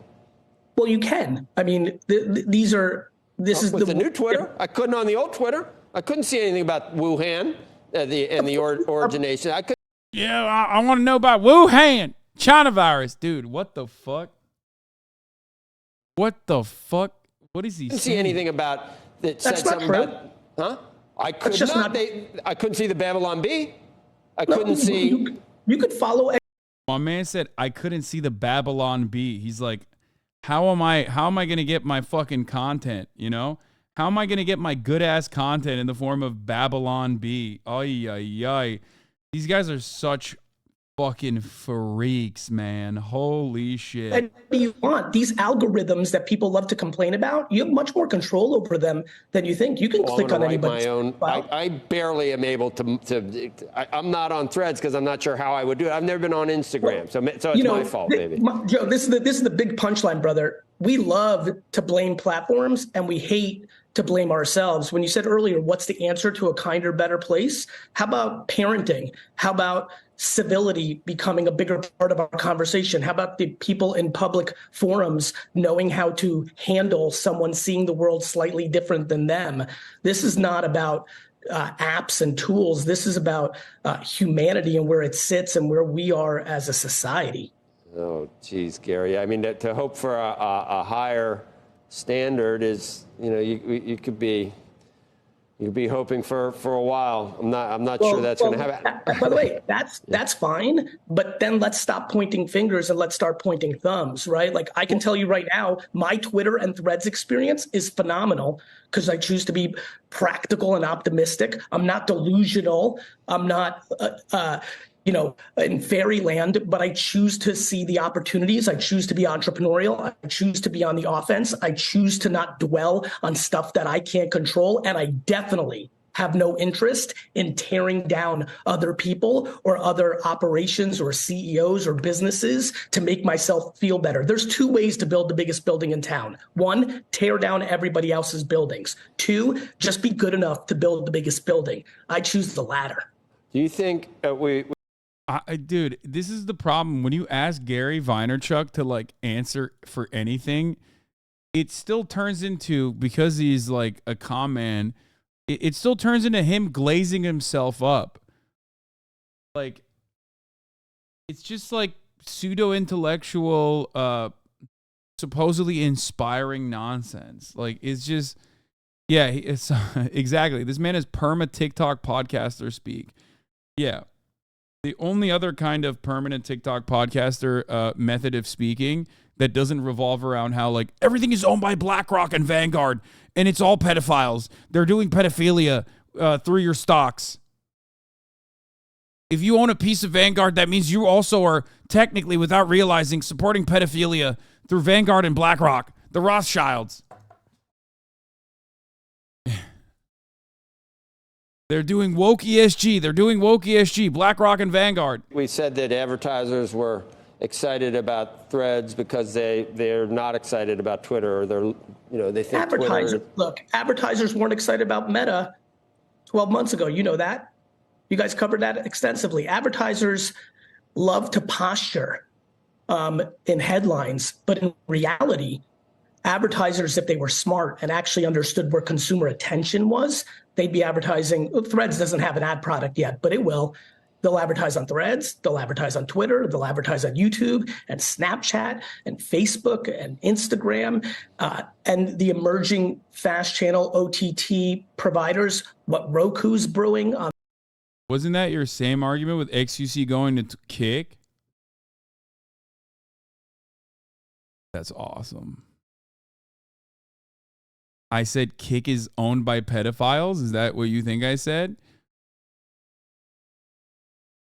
They're doing, or are you, oh my God, it's awesome.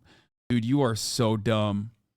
You are so fucking dumb. It's like scientists need to study your brain. I love it. Thank you. Thank you for this take.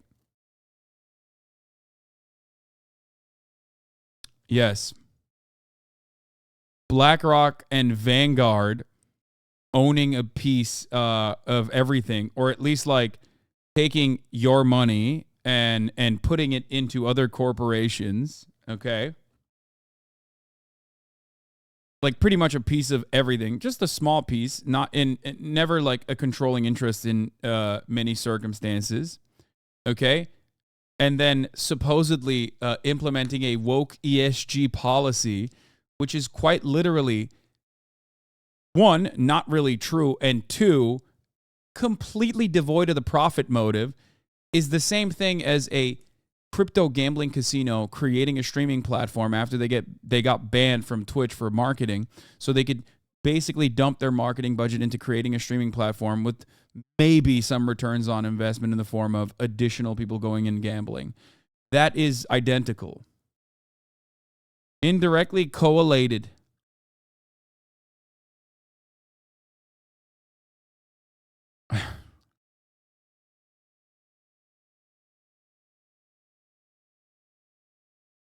Yeah.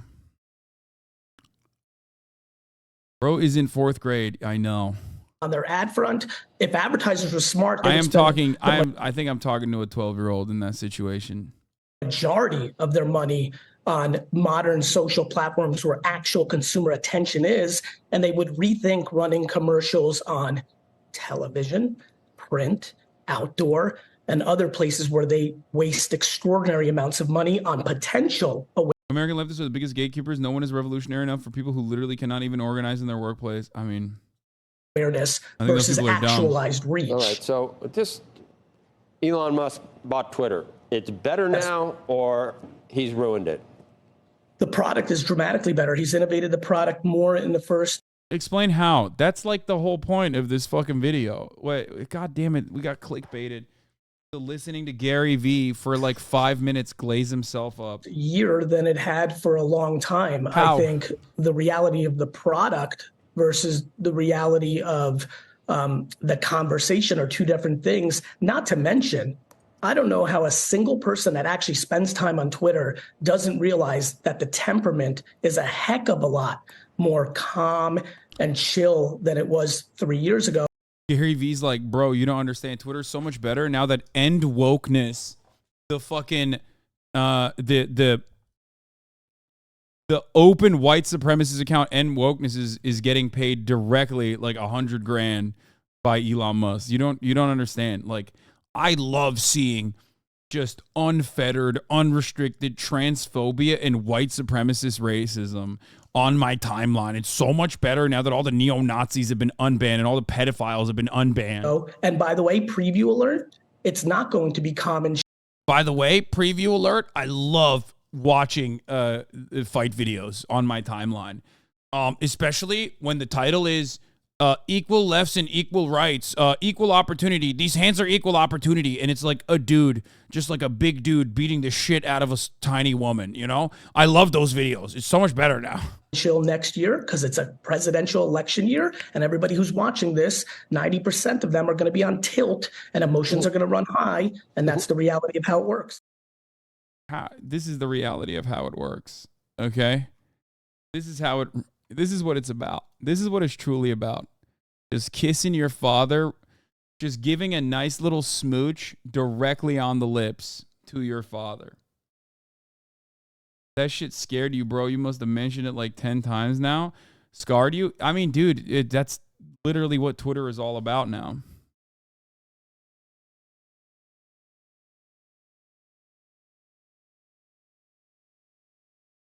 Like, I don't know what kind of secondary impacts it has when you have like unrestricted hate speech on a massive platform that people use to communicate with one another, right? I don't know.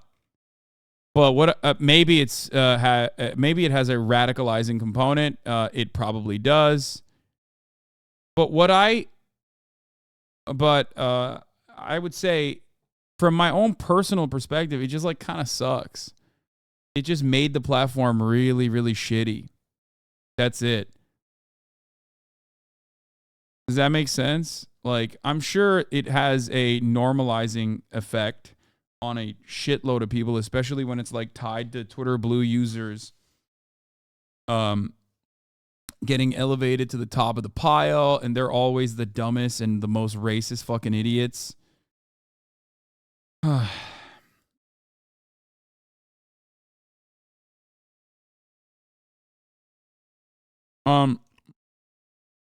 This article is bringing me so much joy. Barbie film forgets core audience in favor of trans agenda and gender themes. Christian movie site warns. Transgender star Harry Nevis featured in Barbie and said the movie encourages living your life and being your own body in your own way on your own terms. Oh no. Bro. First of all, gender themes is quite literally the only thing about Barbie. Secondly, wait till you find out that neither Barbie nor Ken have dicks or pussies, okay? Fellas, Barbie has gone woke. They made everybody have no penises or pussies. It's fucked up. No genitals whatsoever.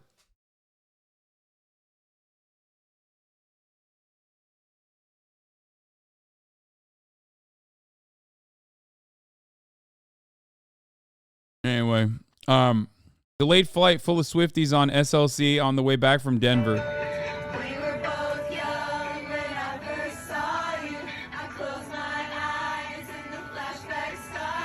Bro, this is like...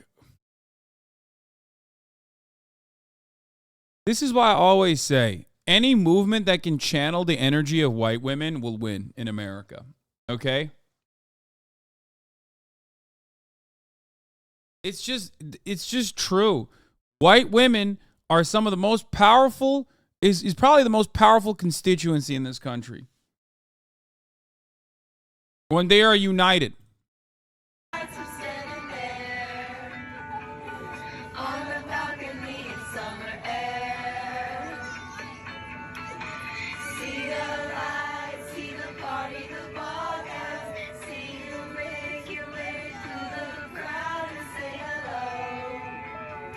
Like, let me tell you something, okay? If those Boston flights flying to New York were flying from a Swiftie concert, Muhammad Atta could not have gotten away, okay? Let me tell you, box cutters would do nothing to these folks. They'd be like, oh, you're stopping me from fucking singing my Swiftie ass off? I will kill you, okay? Swifties would have stopped 9/11. That's right.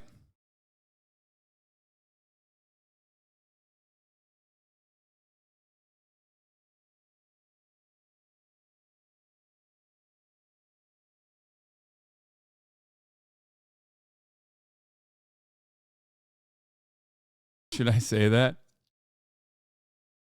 It's spicy, but chat acting like he's wrong. Come on. Muhammad Atta would have fucking turned the box cutter on himself before anyone else. Do you understand?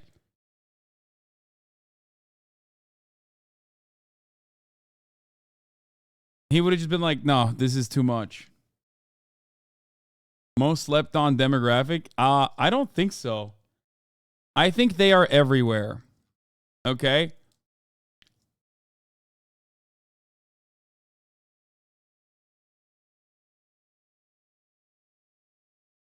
This is the One Piece tweet. No. Who's the absolute madman who booked a singular front row ticket to Oppenheimer and IMAX 70mm Universal City Walk on opening preview night? A person who wants to just be blind also will definitely be deaf by the end of it. A motherfucker who wants a hearing impairment forcibly. Okay? It's Nolan himself, probably. He said you should sit in the front row. He literally said that.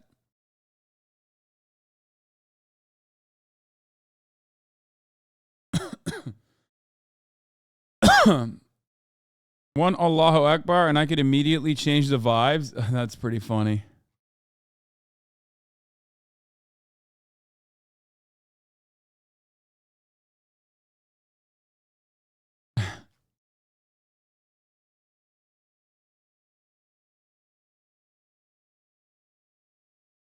(9/11) Taylor's version. Oh my God. Okay. All right. Let's watch the worst video of all time. Jubilee with another banger. This one titled, Can Anyone Become a Millionaire? I saw approximately 35 seconds of this video in the introduction yesterday before it went into the ad. And I had to stop myself. I had to stop myself because, oh my Lord, I would have wasted this last night. I was like 9 hours in or 8 hours in to the stream, and I wanted to share this experience with all of you. Just like I like sharing the top of the hour ad break with all of you. All of you that are unsubscribed, you will see a 3-minute ad break at the top of the hour. Obviously, unless you're a crypto grindset Sigma bro who already has enough money to buy a $5 a month subscription or a free one in the form of a Twitch Prime, or one that is so Sigma grindset that they've actually bought others gifted subs. Here's a 3-minute ad break. Now, none of this makes sense anymore. I'm just going through the motions. Bro standing in the back is about to start some real problems. Oh my Lord, is he going to do that? Yes, abso-fucking-lutely. I will do anything to get you to not watch this video. Shut the fuck up. You're so fucking wrong. This is literally peak. This is fucking peak content. I do not want to hear your perspective. If you do not like this kind of fucking Mulder shit, I don't know what to tell you. This is made for me. I feel like Jubilee made this video just for me. Julie, high five. Thank you for the 5 gifted subs. Very confused MP. Thank you for the 25 gifted subs. Let's continue. Let's I would get only started. date a millionaire. 3, 2, 1, go. It's so funny. People are like, we hate watching this shit. And then these like react videos get millions of fucking views. And all of you like it too. Just shut the fuck up. Stop molding. Hell no. Oh, crap. The person I want to date, I want to be able to show them, you know, all those experiences firsthand. Like, I've been with girls who have money, and it's like the worst thing ever. Like, yo, there it is. There it is. It's Jover. I saw this yesterday, and I was like, this is the worst guy. Okay, this is a villain. He's a villain. He is so bad. This is like, this is a field of red flags. Okay. This is, oh my Lord, this is so bad. My man is a crypto bro. Okay? And let me tell you, immediately, you might assume people who are saying, oh, I would never only date a millionaire, right? Immediately, or I would never only, I would only date a millionaire. I disagree with that. You go, okay, that makes sense. Turns out the real reason why he doesn't want it is because he hates that sometimes women that have their own money also have their own mentality. And he can't control them. He can't show them new experiences. The Andrew Tate narrative. Like, for example, like the one thing for me, and it's a test I do, is like, for example, if a girl knows how to get into my car, like my Lamborghini, like you have to like specifically know how to open the door. I specifically let them figure it out. If they figure it out, that's the last lesson. People should have more shame. I don't really understand why people are just so open about it. Like, I don't know why people don't have any... I don't know why they just don't feel any embarrassment for speaking this way. This guy went...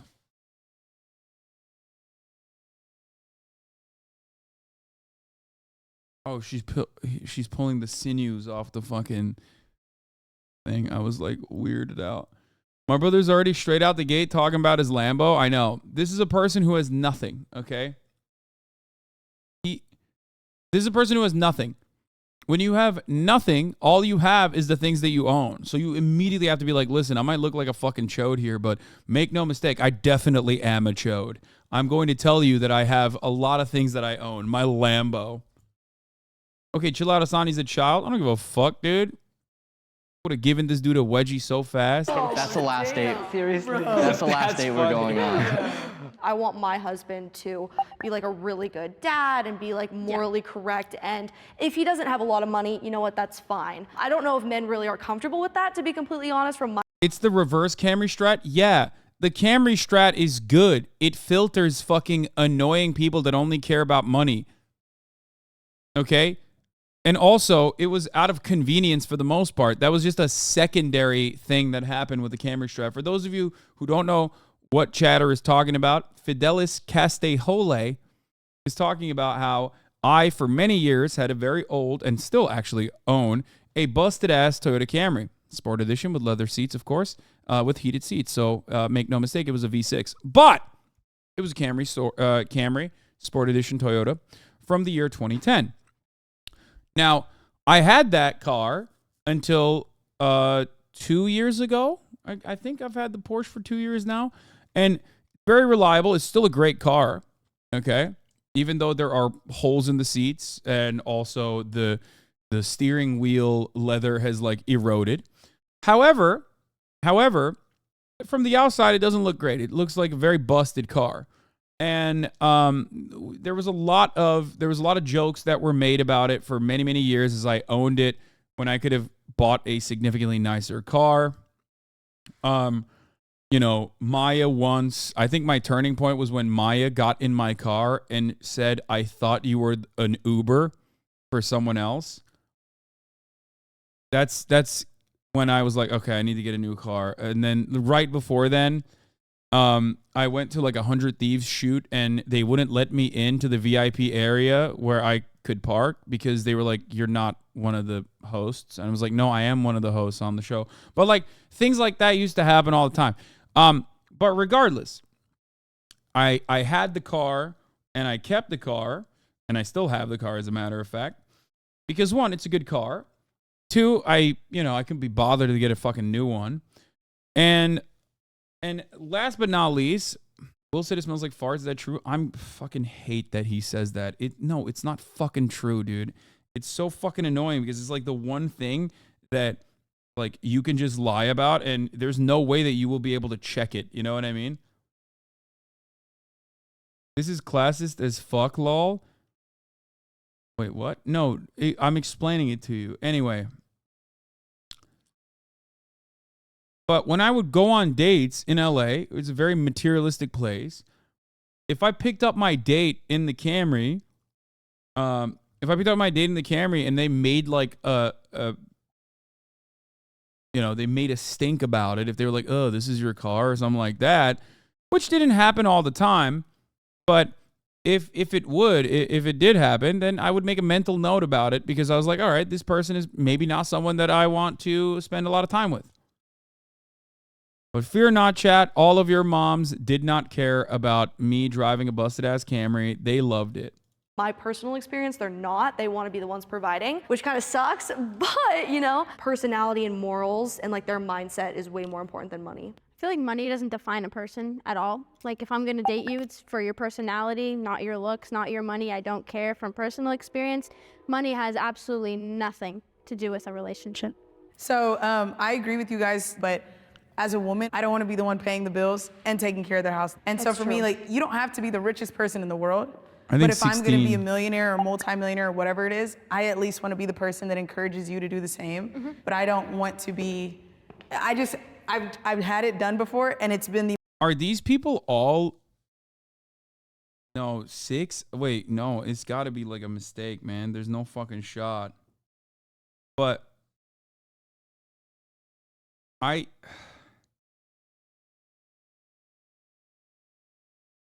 they explain later. The most Wait, exhausting what? thing, because it's like you can be the sweetest man ever, but if we go out and I'm paying for everything and I'm doing everything, it's too much. That's why I'm just like, I somewhat agree that I need you to be a millionaire, or at least be making enough money to where I'm fully taken care of, and then we can be a powerhouse together like Beyonce and Jay-Z. So I think a lot of the time I hate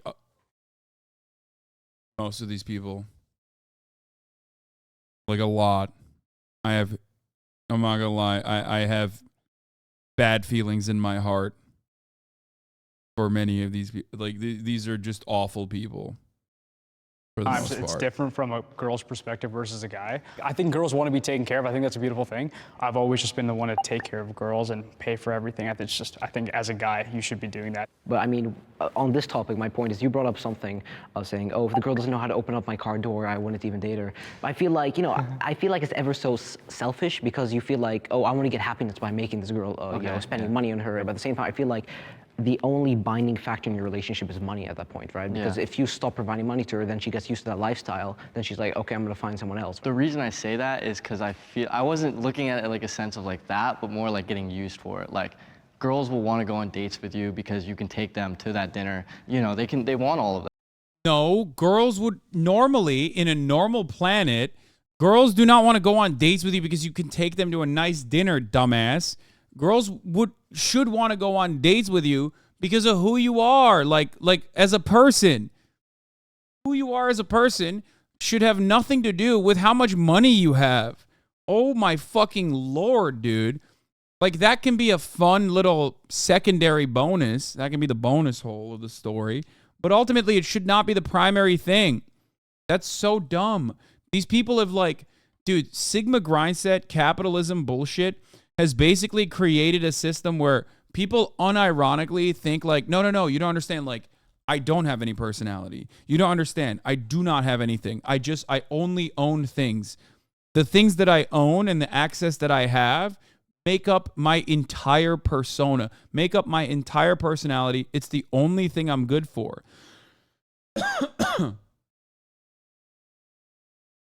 This is so dumb. Not every relationships are supposed to not be transactional. Okay? They're supposed to not be transactional. I thought like, I don't know. I don't even know what to say. I'm like fucking blackpilled seeing a bunch of like young multi-millionaires going absolute bananas mode, talking about how like, no, actually like everything is transactional and the only thing I have is money. That. So I feel like that's very common that they You know his ass is looking at a fucking dumbass like Instagram meme account that says like Warren Buffett still wears the same t-shirt that he wore 25 years ago. But Jay-Z, when he was dead broke, used to wear chains. Like those like dumbass racist ass memes that those fucking accounts post all the time. Like black people that are rich wear chains. White people that are rich wear polo tees. You know what I mean? Like he's watching that and like not even getting like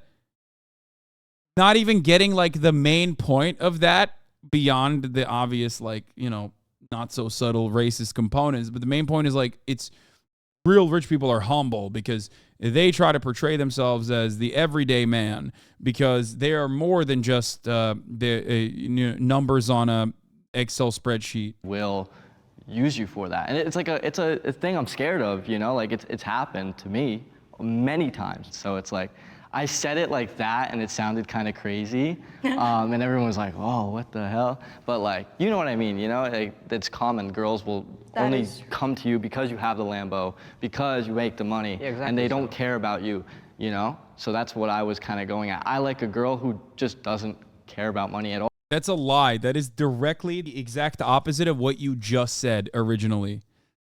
What you said in the beginning quite literally was, oh, I want to date someone who's a brokey because I want to be able to control them with like all of the things, or I want to date a brokey so that I can like show them things that they would normally never be able to experience for the first time. Like, and now you're like backpedaling hard as fuck to be like, no, you don't understand. Like your net worth is not all that matters. All, you know? Something that I do whenever I meet people is I don't tell them my name. I don't tell them my Instagram. I don't want them to be able to search me up, know how much money I make, know where I live. Who's this YouTuber? Okay, now I gotta look it up. YouTuber, what's her YouTube account? Let's take a look. How are these YouTubers making millions of dollars, dude? I fucking doubt it. Really? She has 900,000. She has 900,000 followers. Well, she's followed by Pokemon. That's like being a millionaire. You know what I mean? Okay, her views she gets decent amount of money, or probably more than you. What do you mean? That's the same kind of guy that will try to pick up girls or sell himself based on his Lambo. She was in the Girl Riz video. The blonde girl was indeed a millionaire at age 6. Not really, but that's how they market her. Warning, child beauty pageant photos. Ew, I'm not clicking on that link.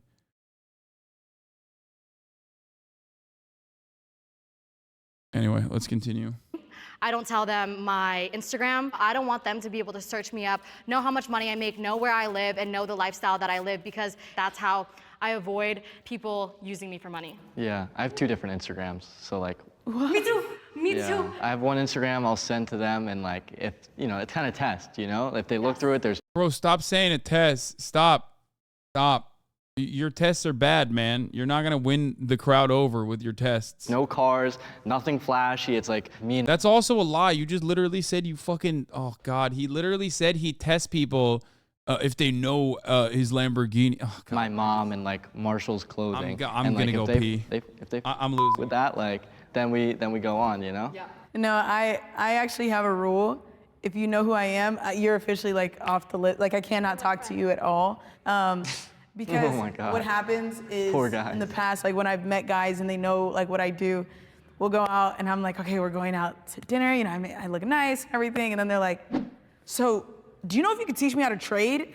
Oh. And I'm like, okay. And it's just like dread the rest of the night. There's no way that's happening. No. Like, there's a guy He that like pulls out like a notebook. It's He's like the ready. number one thing. My name is Kelly OG, and I am the biggest secret that you've probably never heard, which is okay because it's a secret. My net worth is about $20 million. What do you think makes you a great entrepreneur? My relentlessness to never give up. I've never believed that I couldn't do anything. Even in the cases where it was probably not the most likely. I've just always worked towards it, saying one day it's gonna come, and I think that work ethic and tenacity just continue to compound and roll over and snowball itself into what I have today. It is easier to make money if you're white. 3, 2, 1, go.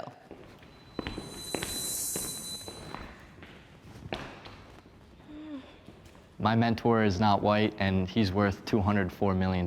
So I think I seen it.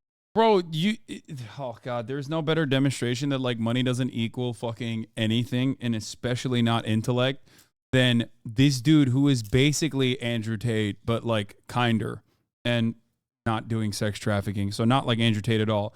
But this is like an anecdote. He's like, oh, my mentor is worth $200 million and he's not white. Oh, okay. Got it. All right. Never mind then. Owned. At firsthand, you know, most of my friend group is not whites, and they do very well for themselves. I would say you're almost an exception with what the majority is. I think majority-wise, if you look at just the demographic of the United States. Wait, someone in the chat said the answers are almost a color gradient. That's pretty funny. You know, whenever you think of trust fund babies, whenever you think of houses in the Hamptons, whenever you think of that luxury lifestyle, it's not usually the black demographic or people of color in general. For example, when slavery was a thing, white people had a 200-year head start to start their businesses, to set up their families for success and all that. So when black people finally had the opportunities, which was not until recently 1965, to really be in the same rooms as white people, you're looking at a large discrepancy in time and success and achievement. So I think just naturally in general, white people are taken as more serious because of the stereotypes that have been put on people of color. So that's where I'm like, I agree with that statement, not saying that people of color cannot be successful, but just saying that it's more likely for someone who is white to have better opportunities than someone who isn't. I mean, maybe in past generations, what you're saying is 100%. He went from like absolutely disagree to like, okay, I'll give it to you. You made a good argument. I somewhat disagree. True, right? If you're based on race, people perceive you differently. But I feel like now this new generation, you can become wealthy from the internet, right? Like you're in Forex, I'm in crypto. I don't have to have any face on the products I create. It doesn't matter what race I am, because if they don't know who I am selling the products to them, I don't think it's at, you know, valid as a point today than it used to be in previous generations. Yeah, dude, crypto billionaires, dude. Yeah. Which is, of course, the only way that people make money, famously. Like, dude, this is for everything, okay? We're talking about in the Western world, is it easier to make money if you're white? The answer is yes. The answer is, of course, yes. Okay? Of course, due to systemic racism. Now, that doesn't mean that, like, you know, black people can't get ahead. Okay, of course they can. Some can. But we're talking about averages here, all right? I don't know why he's like, be like, oh, well, in cryptocurrency, it doesn't matter what your background is. You can still make money. Look at me. I didn't even put my face on it. It's like, okay, first of all, cryptocurrency is a scheme and a scam in general to begin with. It's just gambling. But there, it's okay, so it's more equal opportunity failure for everybody in that situation. I agree. Your face doesn't always have to be tied to it. So, I mean, she changed my mind a little bit because I feel like I was a little bit too harsh, because you did make like a really good point. Statistically, you were 150% correct. Like, you were right. But I think in my firsthand experience, just the people I've been around, a lot of them are not white and they are successful. So that's why I was like all the way to the right. Now I'm like here. I think wow, you changed my mind a little bit. You know what I'm saying? Just a we little forget bit. that not everybody's job is online, and not everybody's job you can hide behind a screen. And most people work everyday jobs in person, doing, you know, customer service where people have to look at them. So I think if we're talking about if it's easier to make money as a white person, I would say yes, because applying to jobs, most of the time, if they go into an interview and they're a person of color, they're probably less likely to get that job. Scam rip-off report from his company. Than a white person, yeah, and no also shit. a white person is probably going to get paid more than a person of color. We've seen it in the statistics, so I think it is easier to make more money as a white person. I think two things specifically. For one, although I'm right here, Indians make the most amount of money in America when it comes to any racial demographic group, which is great, so shout out to the Indians. But two, with that being said, I remember when I started my business, I had a very in-depth conversation with my father, and he said, Jay, if I were you, I would highly recommend staying behind the scenes and letting a white man run the business, because they get along with Bro, this is like typical fucking first gen parents, by the way. This literally verbatim is not what my grandfather told me directly, but he basically said, Hasan, your name, you need to use different name. No one is gonna trust you. They say, you keep saying you are Muslim. Why are you saying you are Muslim? Stop saying you are Muslim. Do not tell people your name is Hasan. Literally, my grandfather, every time I saw him, he was like, what are you doing? You already look very American. Why are you saying your name is Hasan? Change it. Just use Dogan. That is your middle name. Say you are Dogan Piker. Always. Okay?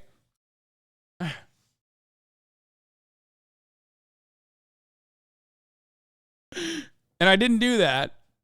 But it's pretty funny that like a lot of first generation parents, like, you know, or grandparents in this case, have the same thought where they're like, come on, America's like super racist, bro. Come on, don't fuck that up. People a little bit better than we do, just because people don't understand Indians. But even in that, you could, you know, develop yourself to be a great CEO regardless. I mean, there's huge companies in America that they're all ran by Indian Americans or Indians. Starbucks. I mean, whether it's Google, whether it's Microsoft, Yeah. I mean, these are all ran by Indian Americans. I'm Jay, I'm the CEO and principal of VODs. A quick 30 seconds in regard to who I am. I started programming at the age of 9. At 11, I started freelancing. I got my first contract with a local salon to build their website. And then at 14 is when I got my first large contract with a Fortune 500 company. At 15, I dropped out of high school to pursue my agency full time. And at 18, I moved to Dallas, Texas. I'm originally from Bethlehem, Pennsylvania. I'm Isabella. Dude, I'm sorry. This kid probably is like a wunderkind or whatever, but like, why does everyone sound so much like they're scamming? Like, everybody sounds like they're scammers.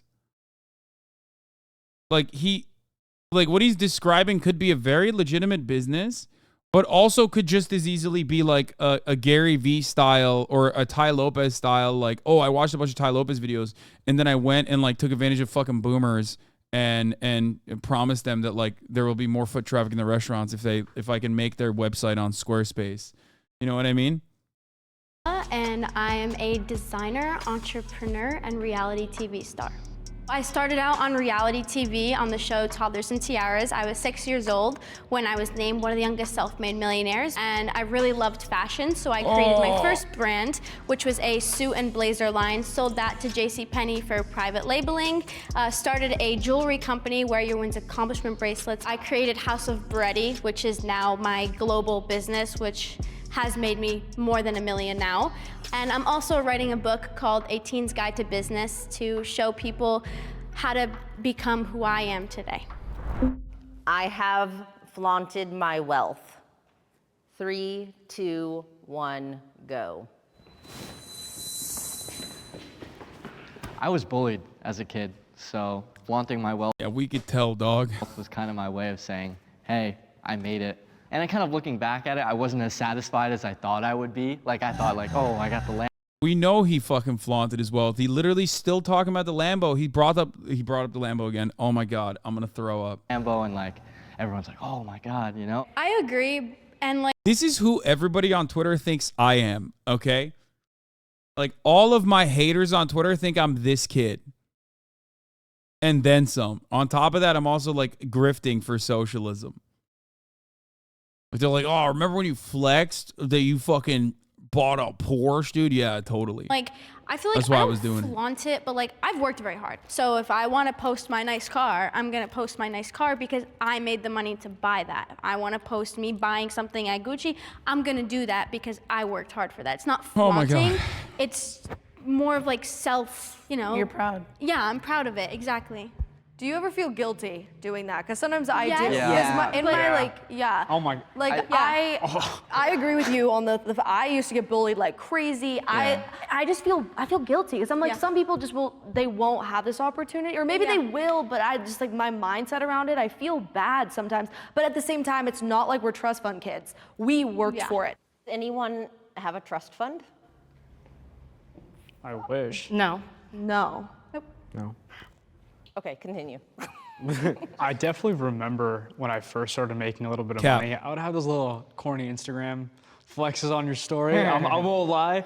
Like the little, Was like the little watch? watch. Yeah, it definitely was. It was like Watch on the steering wheel. Yeah, I'm done. Right, it was like, it's not a big deal. It's not a big deal. But I think as I've grown up a little bit, it's not really.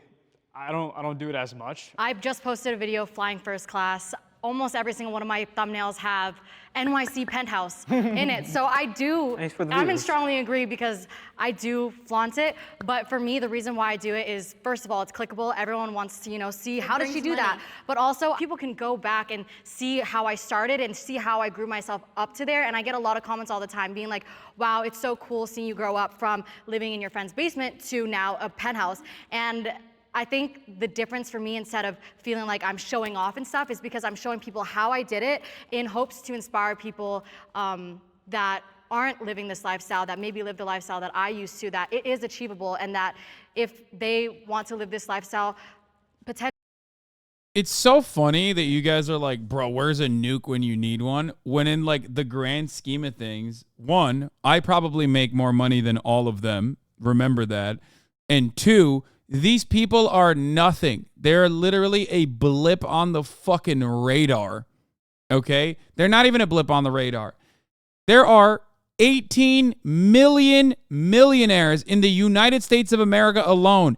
18 million, motherfucker. Do you understand how wealthy this goddamn country is? These people are nothing. Okay? They're just cringe and annoying, but you also have to remember that it's mostly the fact that because they have nothing, that they're fucking flaunting all of it in comparison to the actual fucking wealthy people. Oh, you're right. They deserve fair pay. No, none of these people are actually laboring, except for her, I guess. She like makes her own YouTube videos. They're just cringe and annoying because they're fucking kids, though.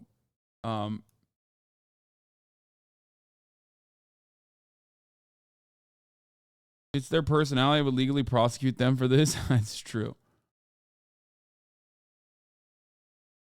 There's no way any of them know what true hard work is. They all have stories of coming up in at least upper middle class families where they had the support and be able to make it to where they are now, giving them a jump start over people who have to scrounge at the bottom. Yes, abso-fucking-lutely. Absolutely.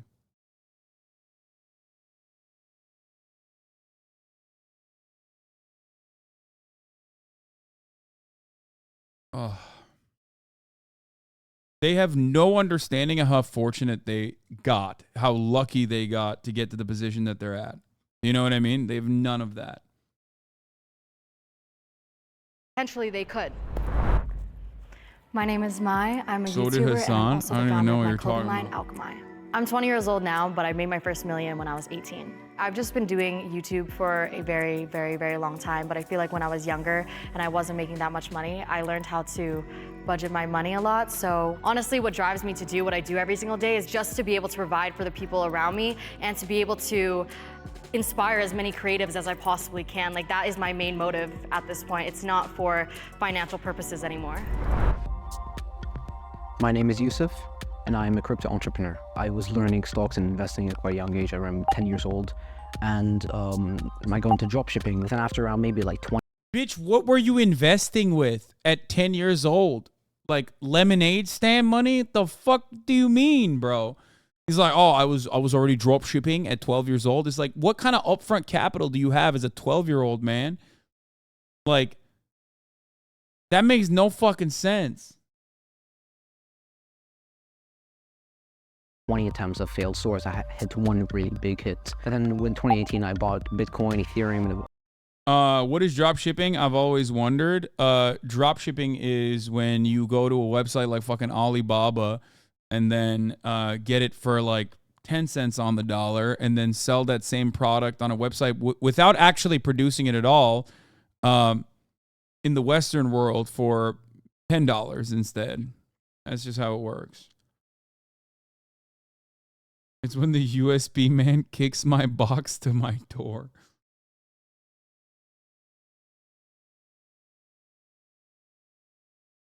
Drop shipping is when someone else ships for you. Yeah, I know. That's what I just described. What do you mean? You're a middleman that just fronts the website and sales. You just basically described what I just explained. I just said that.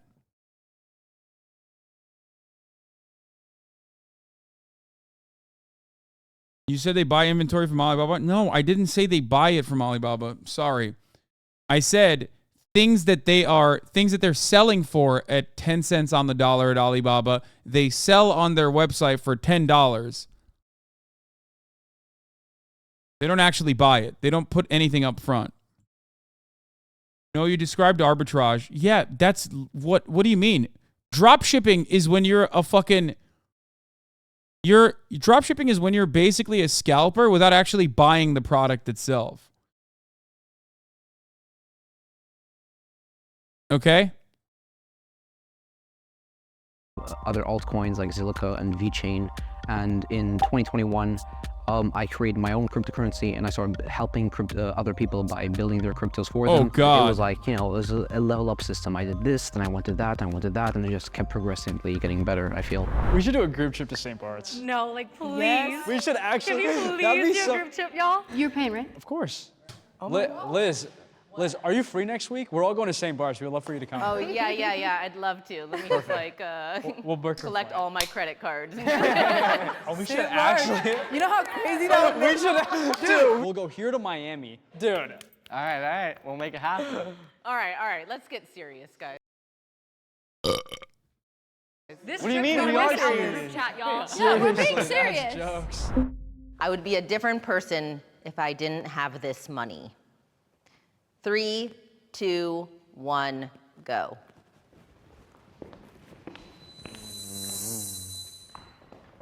If I have money or not, I'm still the same person. I always preach on my social media, just be authentic. Like, I was annoying from a very early age. At the age of 6, I was still this way. And be you, and people will love you for who you are. I think for me, when I didn't have money and I was living at my parents' house, I had a lot of mental health issues. I was depressed and I was suicidal. And I think having the money to be able to move myself out of that environment. Dude, that's crazy. I have way worse. I think my mental health is way fucking worse now. My finances have improved dramatically, okay? And my mental health is way fucking worse. I don't know what the hell they're talking about. Environment completely changed my life. Having money has boosted my confidence so much, just in a way where I have a nose job, so I was able to do that. And I used to look in the mirror every single day and just cry because I thought I was so ugly. And having money now to be able to live wherever I want, live with whoever I want, and being able to, change things about my appearance. So the thing is, I would not be a different person if I didn't have this money. I was the same person when I didn't have the money. And I'm the same person now. I'm making a joke about like my mental health being worse. But one thing that I've regularly talked about was a gigantic burden being lifted off of my shoulders when I no longer was worried about my finances in the same way that I had to worry about all the time. The Uber metric, as I call it, like the moment that I realized I didn't have to look at like surge pricing or check to see if I have enough money to take like an Uber journey, was when I was like, oh shit, I'm actually comfortable now. You are pretty consistent. You can look to 8-year-old clips of you saying still the same thing. Yeah, exactly.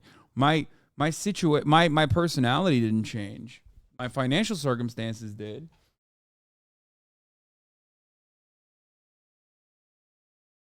Did you not grow as a person since getting your money? No, I think I've grown experience-wise. But ultimately, I am the same person. I'm the same person with just more money.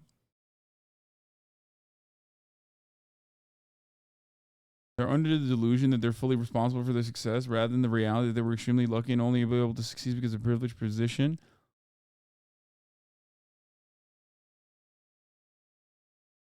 I don't know. Uber moment. What did you call it? The Uber what? Is that a real theory? No. I said like my Uber realization when you're broke or when you're trying to make ends meet, when you're not financially secure, and this is the reality for a lot of people in the chat, okay? You look at your finances when you're making decisions like, can I take this Uber ride? Can I go out this weekend? Do I have enough money to do these things? Or at least that was my experience. When I realized that I no longer have to make these mental calculations on the spot, I realized that I was at a level of financial success. This was years ago still, which I think was like 2020 when 3 years ago is when I came to that realization. I think that money completely changed my life, and without it, my personality wouldn't even be the same, because when I was younger and I was in that toxic household where my parents were arguing about money every single day, that made me such a negative person. I was not the optimistic, positive person that I am today, and I think that having money and getting myself out of that has completely changed my personality. You know, I would agree money gives you a lot of opportunities. It allows you to afford a lot of things, get out of different environments, and I want that experience for everyone. So I love that you were able to take care of not only your family, but how your confidence is, and allows you to hold your head higher. I love that for you. I think there's a saying that money doesn't change you, it amplifies who you already are. If you're usually a selfish person, you're gonna think everybody sees you for the money for the most part. You're gonna think everyone needs to owe you. If you're a cocky person, you're gonna make the— Do you think you'd be different if you made the same level of money you make now, but at age 18? Probably.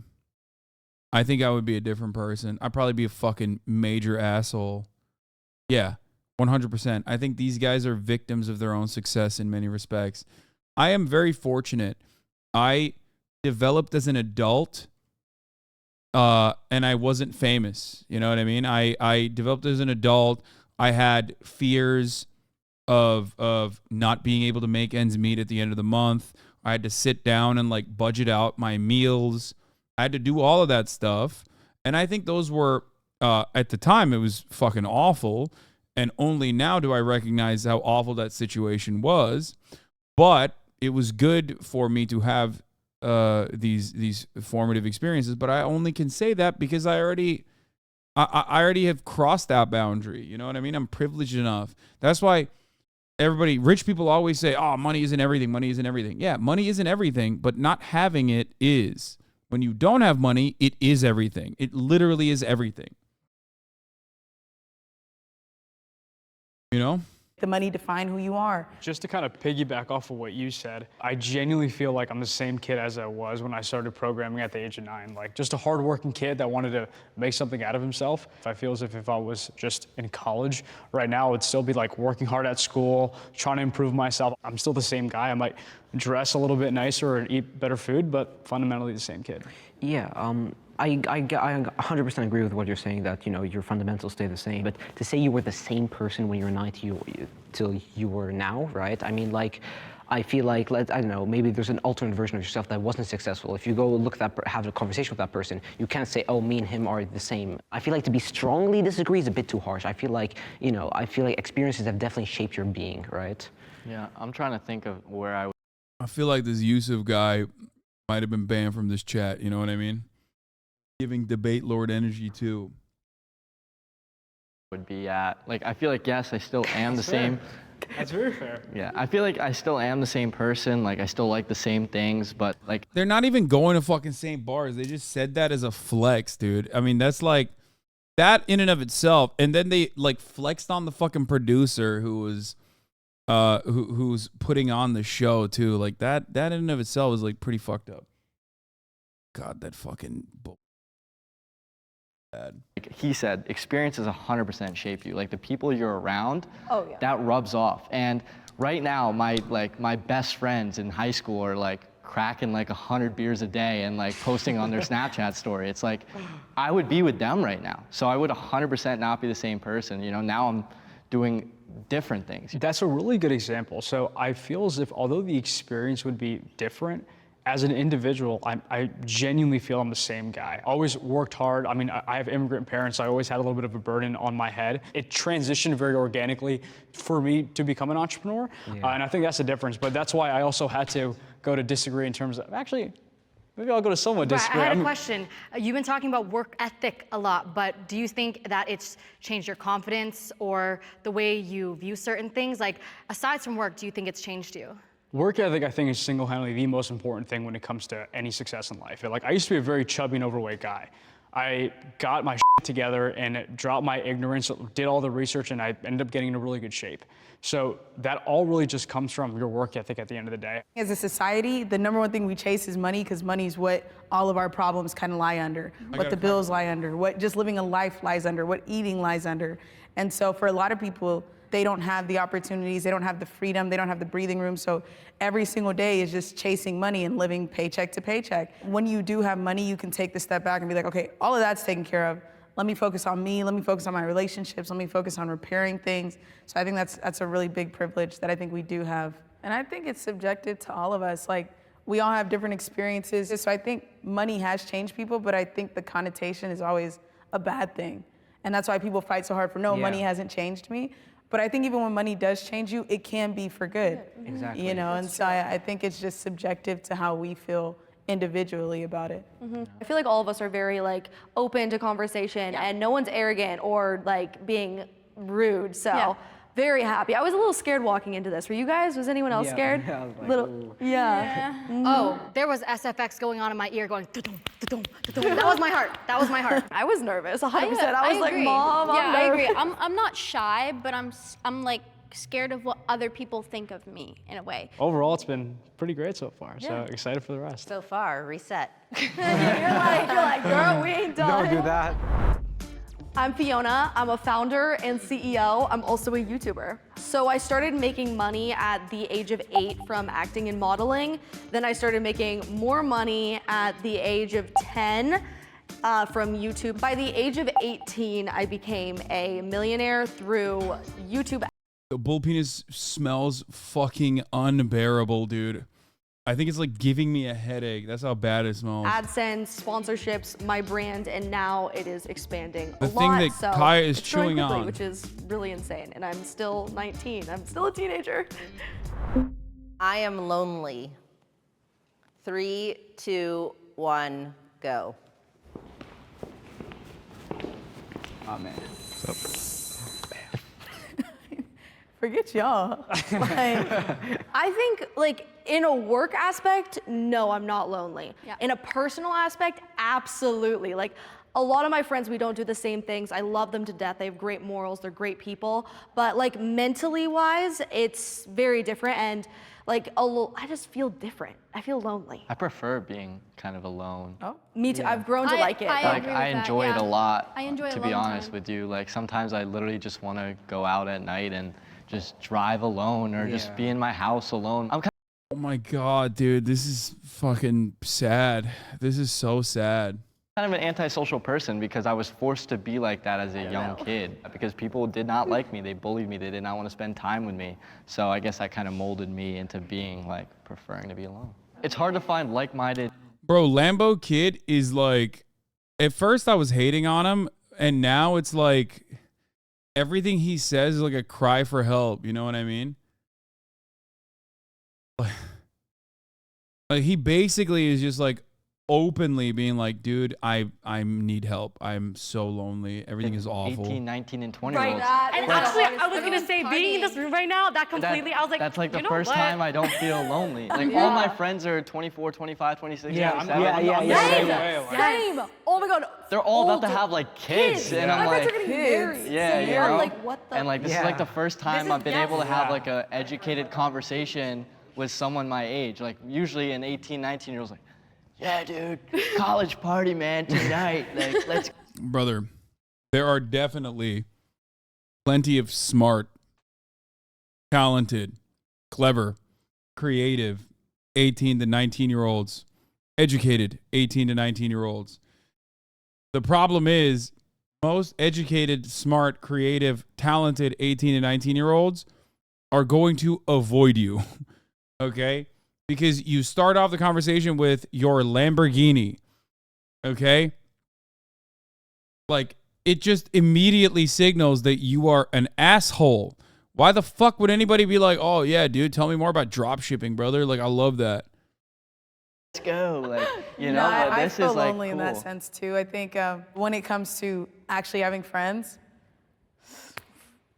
I ain't It's got hard. no friends. I ain't got nobody. It's Because really hard. Because they're Yeah, these guys are sad.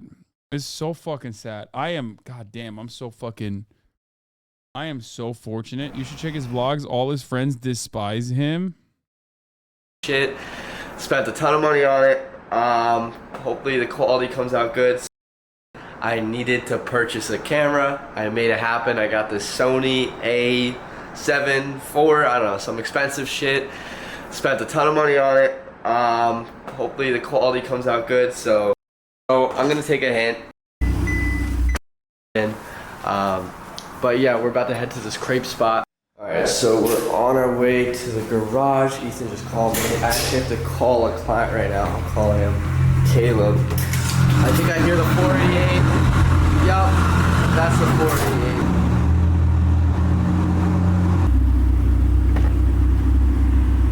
Wait, that's how his Lamborghini doors open? Wait, that's literally how... Kaya, what are you doing?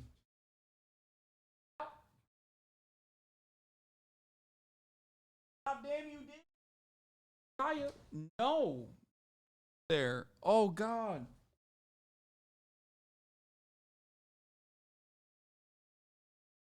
He's like, here, Dad.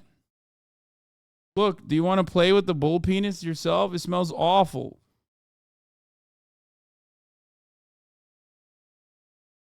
That's a Ferrari, dude. That's a Ferrari, you idiot. That's a Ferrari, not a Lambo. Okay, man. I'm sorry. Hey, guys. Hey, guys. I apologize for my grave mistake.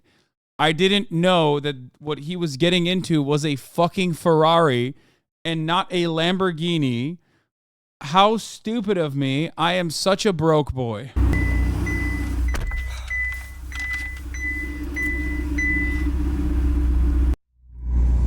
Left the bank. If you don't go to the bank every day, something is wrong. Like, if you're not going to the bank. What? What? You go to the... Who goes to the bank every day? What? What are you, a bank robber? What do you mean? If you're not going to the bank every day, something is wrong. What? That's like... What? Did I misunderstand him? Hold on. If you don't go to the bank every day, something is wrong.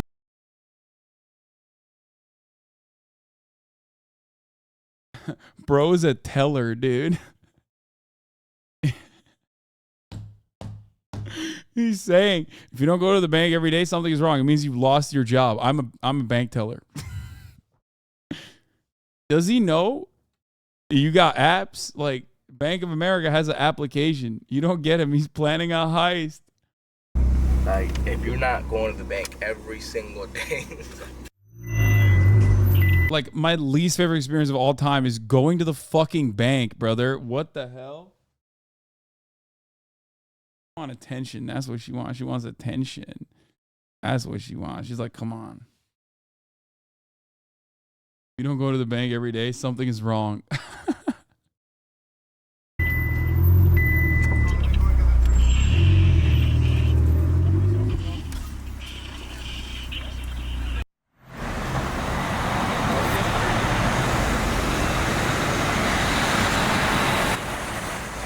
The audio is so bad. Oh, dude, he did the fucking wrist thing. He did the diamonds on my wrist. My wrist so icy. My wrist so icy. I'm fucking cold. Ay, ay, ay, bro. That's like you're like a fucking video game NPC at that point. Like when you do that, this is literally some video game NPC shit right here.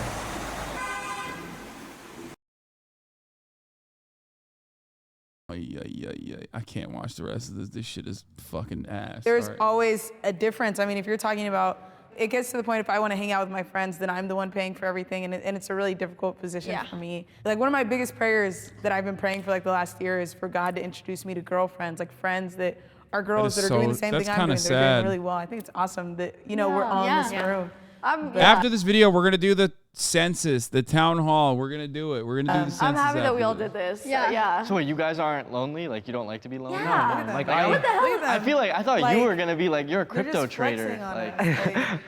He's like, yeah, bro, you're fucking, thought you'd be as big as a loser as me, dude. You're a fucking crypto guy.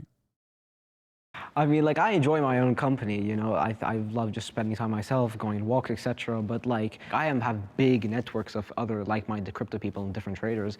So Oh, he means he's in Discord servers, dude. Yeah, like Hustlers University. maybe I'm blessed in that sense. Like maybe some of you are saying, like I know you were saying that you don't have people you could talk to about like your age who are like, you know, into the Forex industry. And I feel like I'm surrounded with a lot of people. Maybe they are older, but I don't mind that. I don't mind having friends who are 24, 25, 26, you know? You don't? I do. I So don't. I feel like they don't have the same problems as me.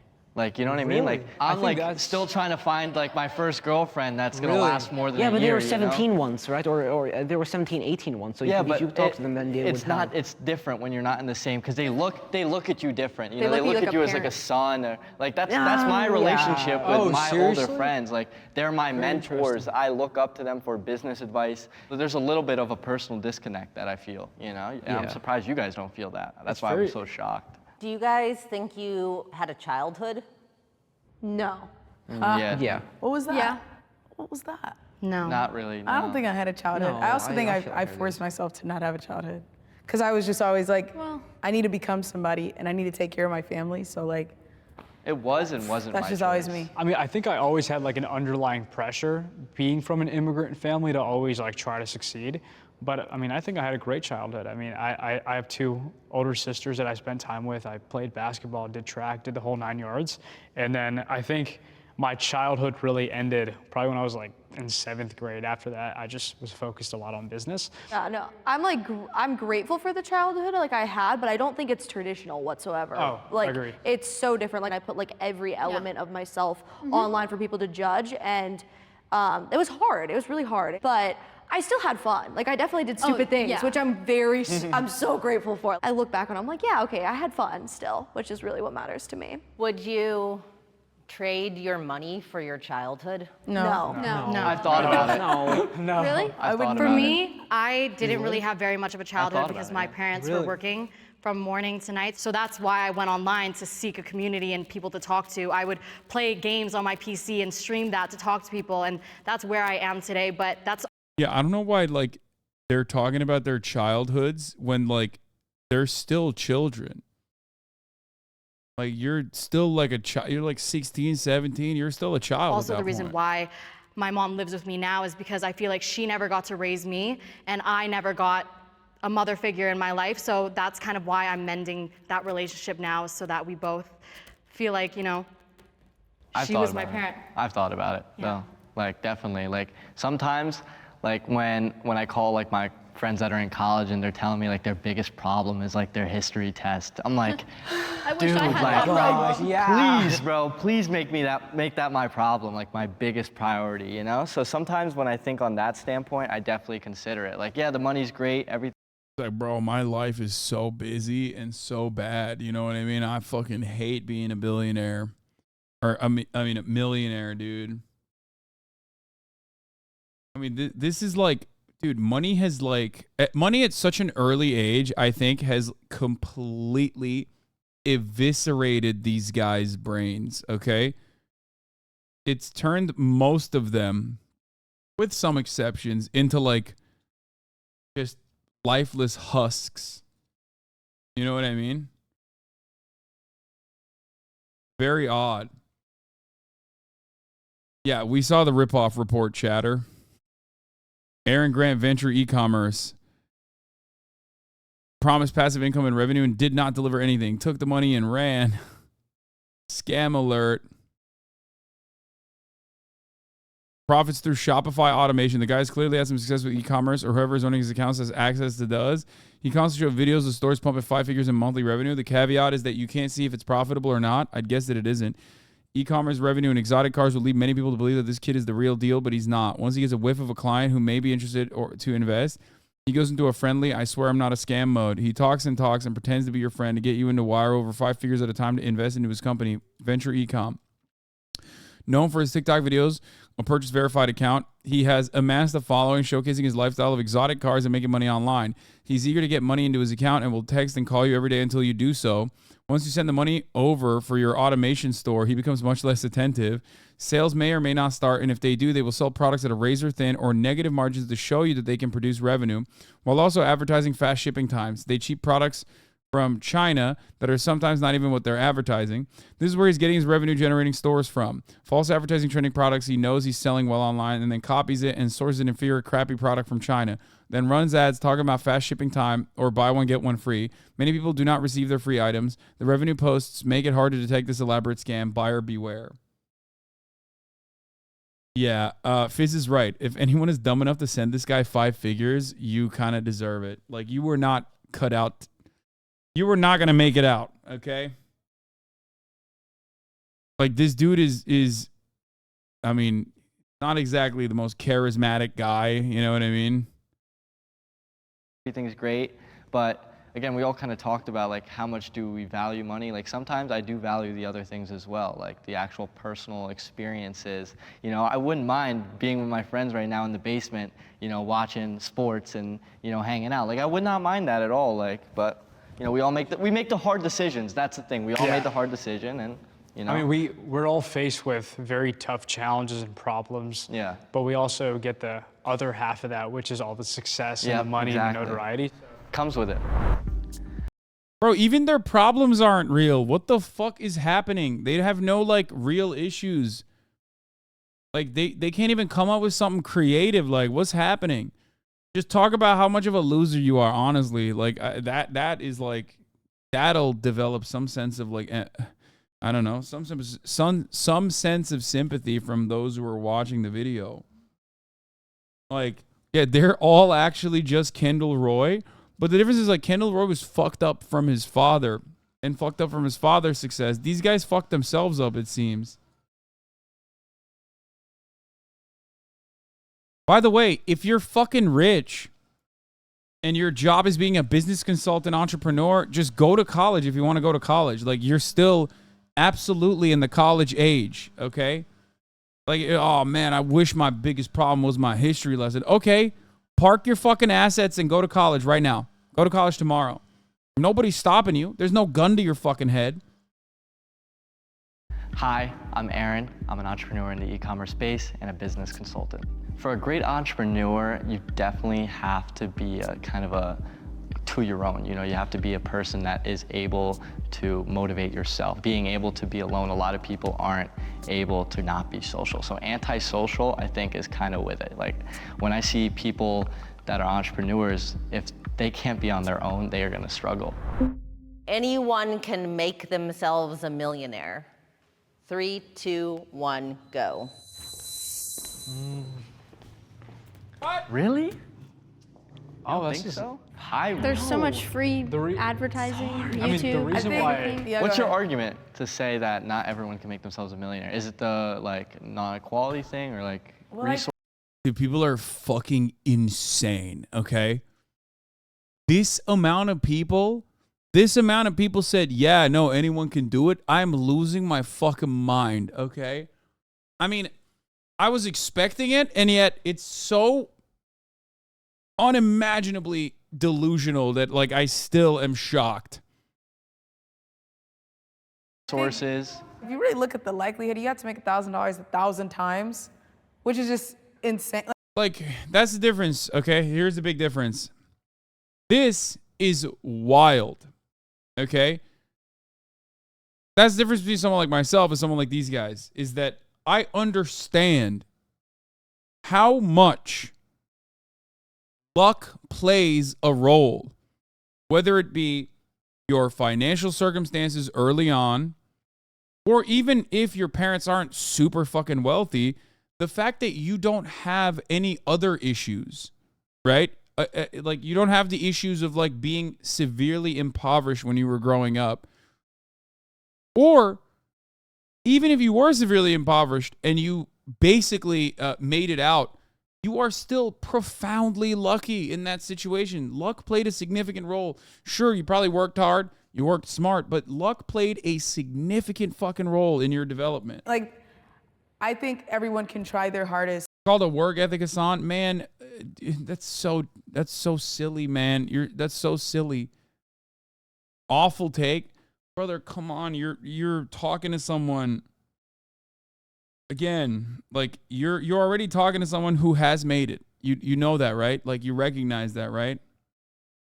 You're also talking to someone who does stream 7 days a week.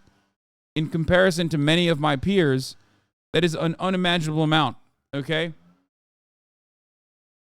Like, why don't you trust me in any way in this situation? You think a teacher in Oklahoma doesn't work hard? You think a dude working in retail doesn't fucking work hard? They work hard as fuck. They work significantly harder than the landlord does in many respects. And yet, those guys are not making as much money. They work so fucking hard. They work hard to avoid the ad breaks at the top of the hour, to make ends meet so they can have $5, so they can subscribe, to no longer see the ads. A teacher in Oklahoma does work hard, but knew going into that position there's a cap on potential net worth. It's a choice. Oh, I'm losing my fucking mind. Oh my God. Brother, it's hard for me not to make fun of you. I'm going to keep it real. It is very hard for me to not make fun of you. Like, good luck, though. Maybe one day, okay? Adventure capitalist. Good luck. Just straight up fucking surf, dude.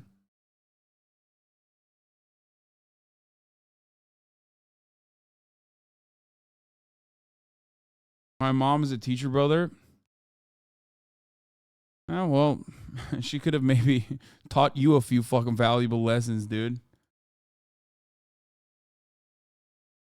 My mom is a dumbass, guys. You don't understand. She doesn't have that fucking Sigma grind set, okay? She knew. That dumb bitch knew what she was getting into, okay? Yeah, she's working hard, but there's a fucking natural cap. You know what I'm saying, dude? Me, on the other hand, I'm fucking stacking papers, brother. One day, I'm going to start drop shipping, okay? And my dumb bitch mom, she doesn't know any better. I'm going to be actually valuable. I'm going to be fucking making so much money.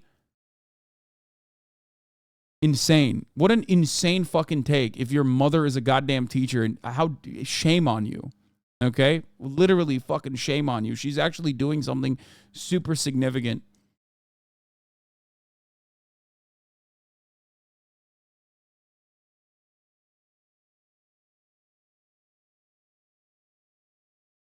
Hold this L, mom. But you won't always get the right exposure to have $1 million put into. You won't always get the right opportunities. It's easy for us because we've done it to be like, well, I did it, so anybody else can do it. But there are many people that do exactly what we do, but yet you are in the position you're in for a reason. There's a lot of people that build apps and have like a company surrounded by that. There's a lot of people that have done crypto and now their lives are in shambles. There's a lot of people that have done drop shipping and it was the worst thing they ever did. There's a lot of people that have built different companies and it was next to nothing. And there's millions and millions of bloggers on YouTube and it's amounted to nothing. Even for me, I know so many people that trade and I'm like, it's gonna be very hard for you to get to where I'm at because I traded and built a company, but to trade to $1 million is insane. But it's still possible for them to do it, no? It's possible, but to say anyone? But, no, but here's the thing. But also the technically, like, if you're looking at it as a standpoint, anybody can, you know? The reason why, I also think I'm very privileged, to be honest with you, because I have, like, my mentor, he comes from, like, the projects. Like, from the projects, and he's worth 9 figures. So for me, I got... Bro, I've never understood this, by the way. Like, in my whole life, I've never had a fucking mentor. I don't know where you shop for one. I don't know how you get one. I don't know. I don't know how, like, I've only heard from lame-ass motherfuckers that are like, oh, yeah, I have a mentor.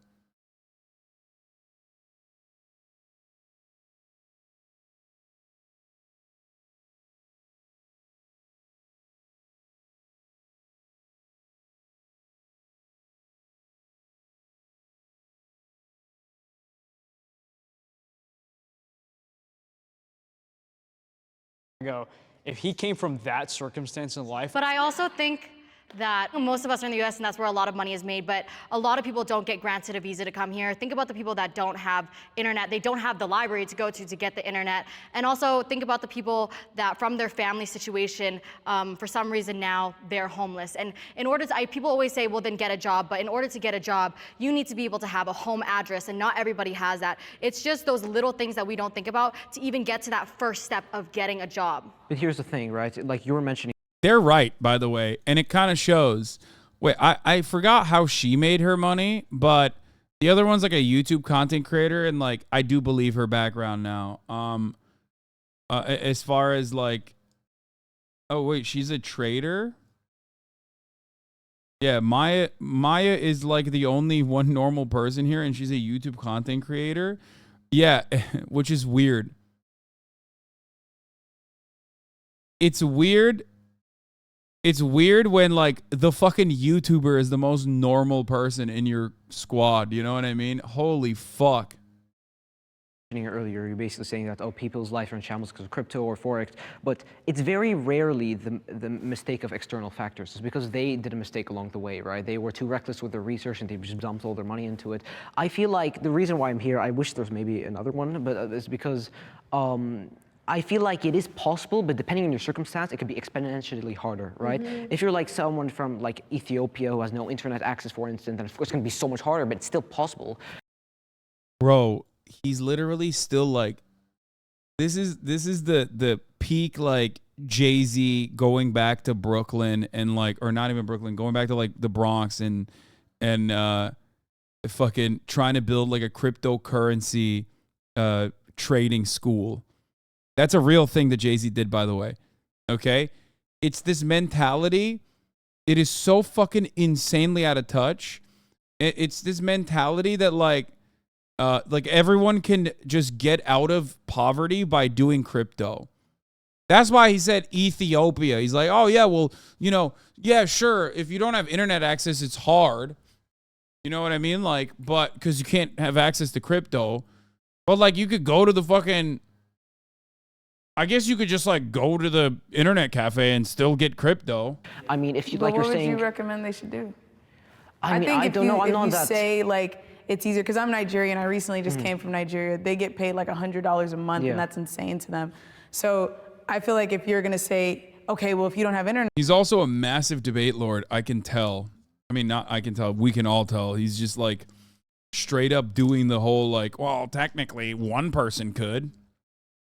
Yeah, man. Nobody's saying that like every single person that was born in Ethiopia is not going to see any financial success at a global stage. Like, yeah, there is the one person could do that. Internet access is still possible. Give an example of how it's possible. I know someone who's actually Nigerian, but then there was a public library he went to, which was like 3 hours away, and then he created cryptocurrency from that. So while I feel like to say, Oh my God, he's literally doing it. He's doing, oh my God.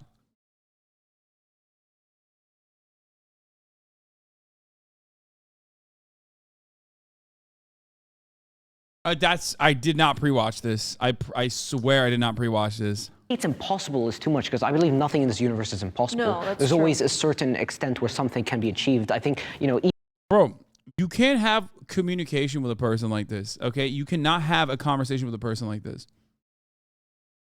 It's like, yeah, they could also win the fucking lottery, dog. You know what I mean?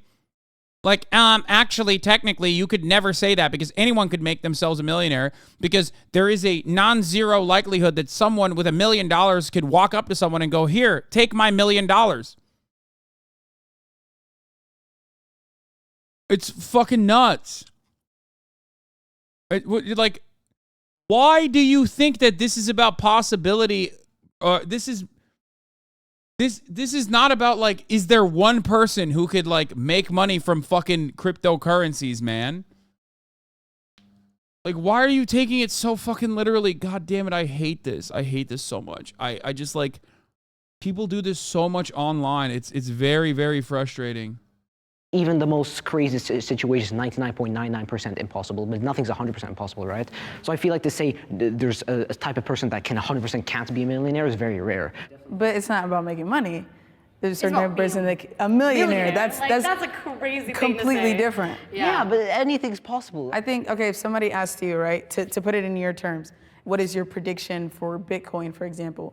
You wouldn't tell them anything's possible, it could go to 100 million. No. You would actually back it up with actual like facts and statistics Okay, that's actually a pretty good fucking counter. Holy shit. as to why.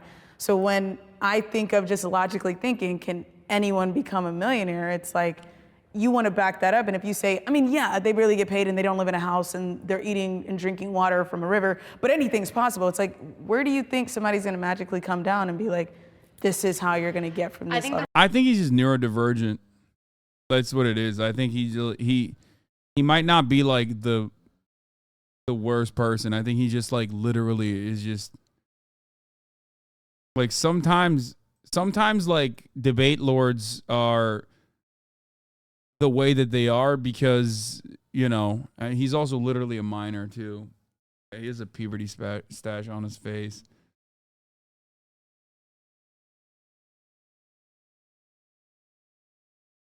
I think it's also a mindset. I think truly it's a mindset. Like you have to be mentally strong enough to go through the work, put like your all into something. Pause. Can you choose a side? This guy's literally saying that development economics just doesn't exist. All the developing countries should just run crypto mines and become rich. No need of industrialization, no need for financial institutions, nothing. Yeah. Like,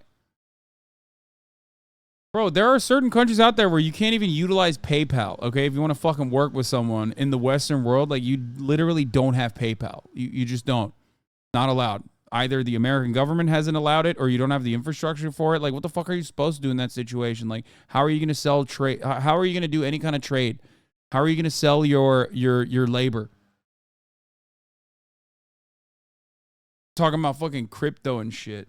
Yeah, Pakistan is one of them. Exactly. If you can. This is a hard question. No, I'm staying in the middle. Defend it. Oh. There you go. Oh, God. I mean, I just haven't done research on third world countries, but if you, like, it is possible. Like, again, you may have to take that 4-hour walk to that pop-up library with like one antenna or whatever the case may be. But again, it's possible. Yeah, but at the same time, like she shifted me on this side because what she said is 100% true. You know, it is theoretically possible. You know, just even though it isn't anyone can become a millionaire. You know, because like. Even a 0.001% chance, let's say you have the worst situation possible, even though, you know, it is theoretically possible, in a real world scenario, that's not true. It's like saying, you know, what's the probability you roll a dice and then it lands on the edge instead of any other number, while there's like a really small probability. At the same time, you can't say, oh yeah, it's possible, you know, because it's like such a small chance, which is why I'm more on this side now. Yeah, I think I just recently took a trip. Bro, you didn't need to use all those words, man. You could have just literally said, yes, everything can technically happen. It's just, it's not likely.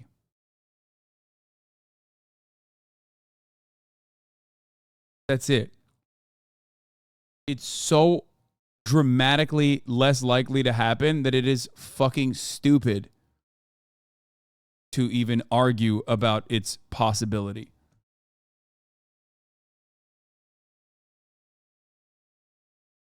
I agree with Shorty. That's all he had to say. Back to Vietnam, and my parents immigrated from there, and I think I just realized that you guys are talking about these online services make money, but a lot of places don't even have banks. They run on cash. Do you need a bank to be a millionaire? No, because cash. But then Cash how are money? people going to, in those No, countries? that's What? Bro, what are you saying? No, just use cash, lol. Yeah, totally.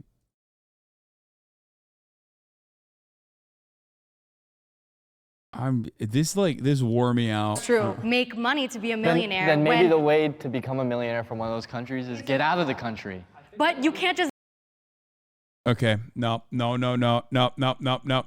That's just, that should be illegal. Saying that triggers alarm bells in my brain. I hear that and I lose my fucking mind. Okay. Just look at Kaya for a second, guys.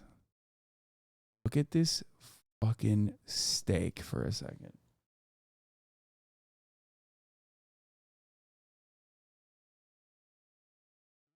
Sleeps like this. I mean, who in their right mind? Why does this dog sleep like?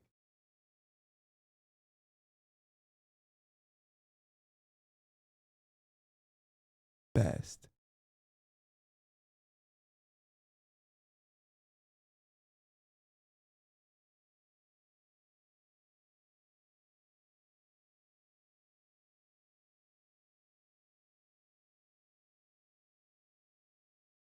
I love this dog so much.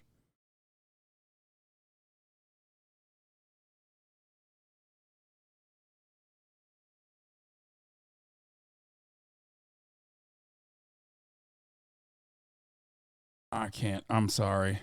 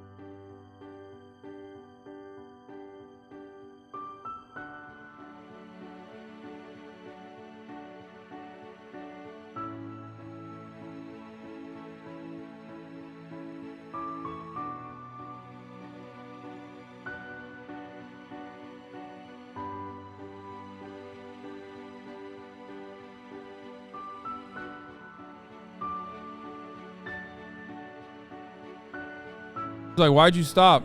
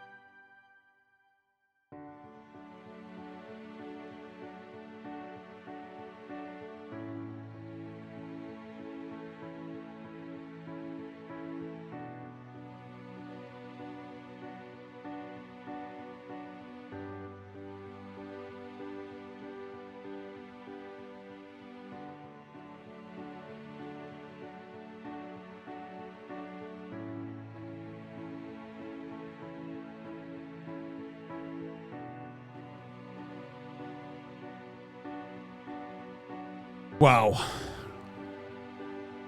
So awesome. That was a short little pup break. Had to do that.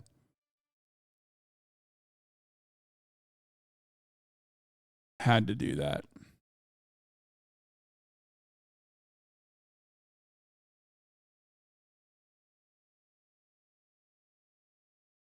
Just get out of the country. I'm somebody that had to wait 2 years. Yeah, I'm somebody that had to wait like 2 to 3 years to be able to get my visa, and now I'm granting my employees' visas, my parents' visas, and it's a very difficult process. People sit there and wait on their computers and pray one day that they can win the lottery for the visas, lottery, and that changes people's lives. But a lot of people on that day are just they don't get their visas, and they realize, you know, this is going to be my life for the rest of my life, and it's very hard on them. Yeah, because America's strict. So I know a lot of immigrants myself that have came to the States or other countries or immigrated from one place to the other and built massively successful businesses. And a lot of that stems from the work ethic part. That's why I'm so big on it. I think it's very brutal in every way, shape, or form to run a business regardless of where you're from. I think it's a lot easier in the States, of course, but I really just hold the belief in my heart very, very strongly that anyone can do anything that they want regardless of the circumstances if you have the will and the power and the drive to do so. It isn't just about a mentality issue. It's still oh yeah, possible. but come on, we still got that's what we're through with over I don't want to tell someone that they have no chance. Yeah, Everyone has a There's chance. always a chance. No chance, no, but close to miracles no. happen. Infinitesimally close to no chances. Yeah, but that's not none. We've all experienced different parts of life, very privileged parts of life. I think it's very hard to speak on something unless you've been there. I've been to the village in Nigeria. I've seen how difficult it is.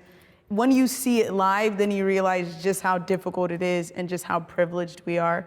So it's easy for us to be like, they could just start oil or steel or whatever, but then another thing you have to think of is the government, you know, and the different patriarchy systems and just how they run. And I fully believe, same thing, whatever you put your mind to, you can do. I'm a firm believer in that, but I also I'm very open and knowledgeable to the fact that where we are at and the fact that we are teen millionaires, and that's a title because it's so rare, just goes to show the fact that it's vastly, vastly impossible for many people. It's crazy that how similar, I feel like we all have like similar experiences, even though we all come Yeah, she said, damn, we have so much class solidarity. It's wild. from different backgrounds. Yeah, I was shocked a lot of times my opinion shifted halfway through the conversation because I realized, oh, I didn't see it in that light. I have met a lot of successful people, but nobody my age. And just to meet these people, there's a great I take it back. Some of them mean well. group I think of they're people. just like We all permanently clicked brain broken. so well, and we're honestly thinking of planning a trip. All right. Demographics from last year as a guide. Yeah. Ladies and gentlemen, it's time. We're doing the fucking demographic poll for this community. Now, last year when we did this in August, I guess, or whenever we did this last time, there was more people in the community. I think we had around like 30,000, 38,000 people watching. Not entirely sure exactly what the viewer count was. This is a little bit smaller, so that might actually change the numbers a little bit. But let's see how much older we got from last year and how much wiser we got from last year. Let's be real. We didn't get a lot wiser from last year, but it's time. Should I? Yeah, it was 34K. Okay. Should I blast off the yearly HasanAbi community census is upon us? Join now if you'd like to be represented.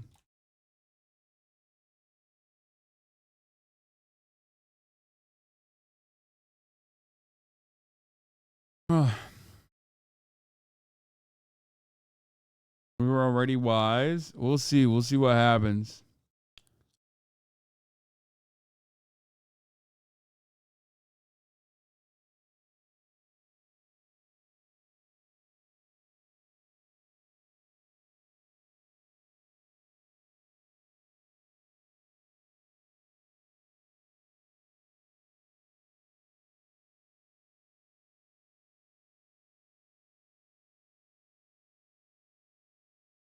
Okay.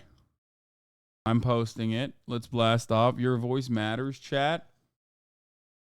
Someone explain how the poll or data collector works. It's nothing. It's just like I put up Twitch polls. Should we do Twitch polls or do we do straw polls? I don't remember which one's better. I usually just make. Is it better to do straw polls because like straw polls can be saved, but no, Twitch polls are better because we break straw polls. Straw poll usually is broken. Twitch polls are better, which unfortunately means that a big chunk of people won't be able to utilize it. We used to do it as straw polls, but Twitch polls are limited to 5. Yeah, I know, but I don't think that's the end of the world. I think that that's fine because that's how we've been doing it. All right, so let's get started, ladies and gentlemen. What should I play for music? I wonder. A good thing to play here, music-wise.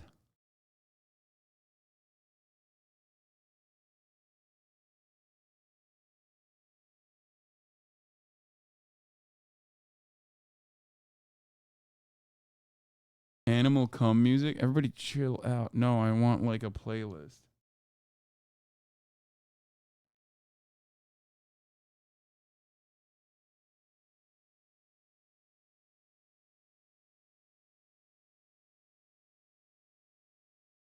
All right. Let's do it. This is a very smart thing for you to do as a streamer. Yeah, it's because I have, I do it not because I want to learn more about the community or see how it's changed, but because I want to sell this information to marketers. As you guys know, I famously sell a lot of ad space. As you guys know, I famously do a lot of brand deals on this community in this chat. That's why I'm secretly doing that. You know, so I can data mine you guys and sell all of your data. Or maybe it's just because, like I said, we just want to learn how the community has changed since the year prior. Especially because, as you guys know, I'm fucking joking. I never do brand deals. Shut the fuck up.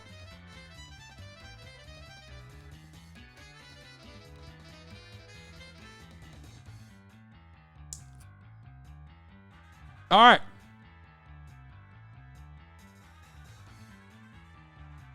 Let's get started. It's time for the first poll. Age. Let's see how much wiser and how much older we have gotten. Wait, where's my fucking poll, manager poll ad? Here we go. Age. Under 18 in the first category.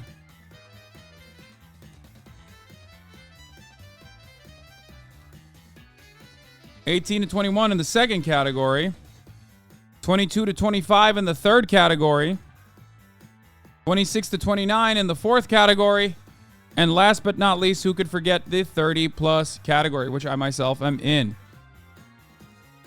Poll is starting.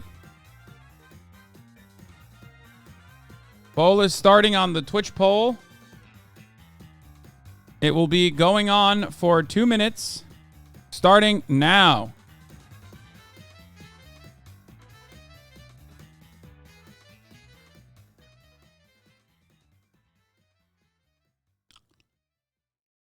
All right. Holy fuck, the 30 plus started off so goddamn strong. Oh my lord, boomers are rising the fuck up, dude. This is ultimately a boomer community. It's so Jover, dude. We are so Jover.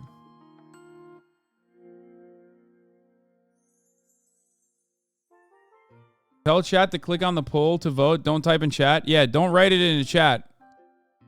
Click on the poll that pops up on your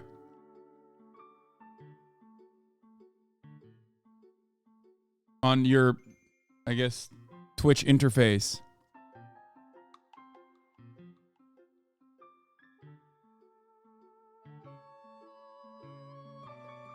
Yeah. If you're on Chatterino, twitch.tv/popout/HasanAbi/chat. And then it should show up. All right. It's almost over. Keep going. Keep voting. Gang, gang. Ice cream so good. Ice cream so good. Ice cream so good. Next year, we might need to actually change the age demographics here and factor in like under 21 and then make these polls.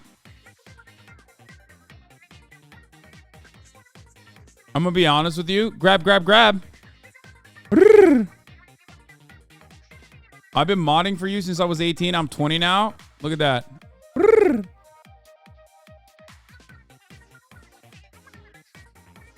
All right, that's it. So let's take a look at what it used to look like. June 2020, when I first made this, the 30 plus population was only 18.9%. The 26 to 29% population was 18.4%. The largest age group was 22 to 25. Now, obviously, it makes sense. Some of you got fucking older. The 30 plus population which obviously is the largest age group, so it makes sense that it would be the largest in here as well, is now at 37%. 37%. The 26 to 29 age group is at 22%, 23%. The 22 to 25 is at 22%. 18 to 21 is at 14%. And under 18 is at 3%. By the way, here, blast this off for everybody so they can join.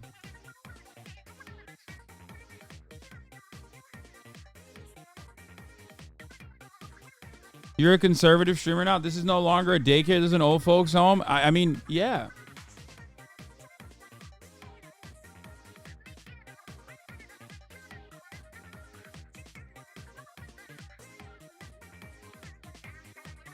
Do you think it's because of the natural inclination for older people to be more politically engaged? No, I think it's my audience getting older. And also, every single fucking Zoomer content creator hates me. So I am no longer getting like that steady flow of younger audiences from the same collaborations I used to do. Like Aiden Ross, Kai Cenat, XQC, all the kick streamers, they all fucking despise me. So their audiences also despise me, and their audiences are much, much younger. So my audience that has stayed has gotten older, and I don't have a new cycle of younger like I don't have a cycle of like younger viewers in the same way that I used to have.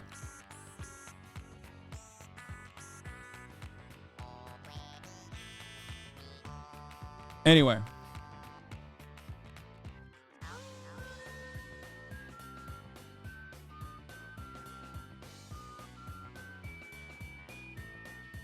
is XQC and Aiden, man? You've got a lot of Twitch friends. Yeah, but those guys are like the top dogs. So, and not even Aiden. It's like XQC and Kai.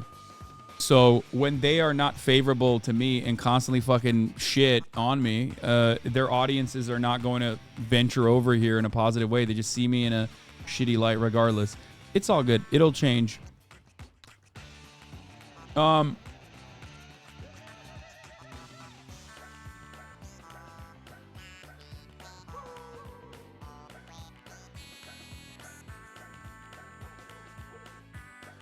Let's continue.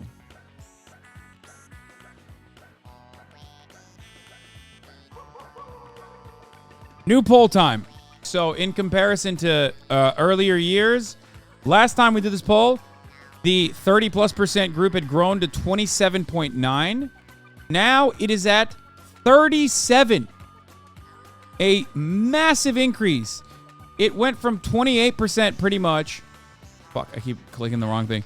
It went from 27.9% to 37, a 10% jump. It's crazy.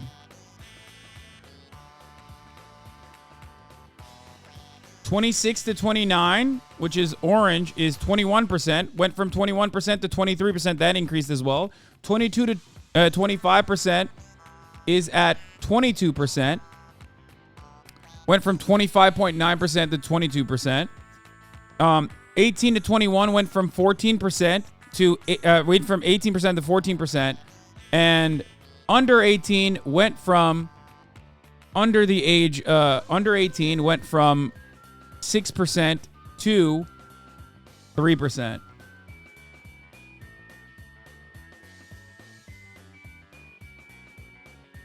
All of your sub 25 demos dropped, and all of my above the age of 25 demos increased. It's not a fair representation. You know, only boomers vote. No, I think, well, they're the ones who voted last time too. I was told we were all 14-year-old Tumblr girls. What the fuck? Yeah, that's... Anyway. People under 18 don't watch because you speak in complete sentences. Yeah, that's why I got to do ice cream so good. Gang gang. Ice cream so good. All right. So that's the first poll. Let's continue. Time for the second poll. The second poll is sexuality.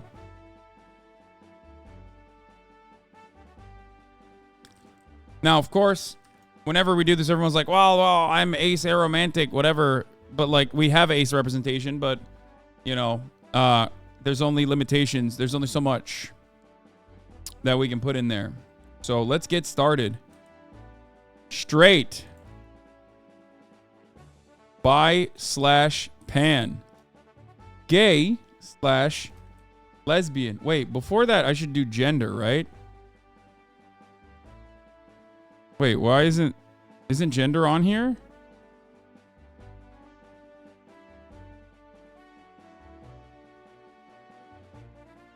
Oh yeah, why is it all the way down here? Let's do gender first. And then we'll do sexuality. All right. Its second poll will be gender. Number 1, male. Number 2, female. Number 3, NB. And number 4, other. I'll make this one a 3-minute poll duration-wise because 2 minutes was too short. Let's take a look. Starting the poll.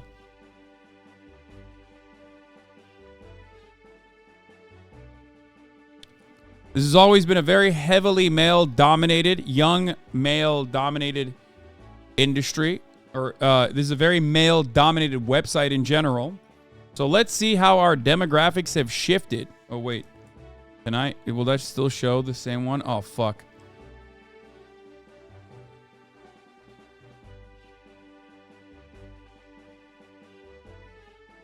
Young Chinese boy here to get fitted by HasanAbi. That's funny.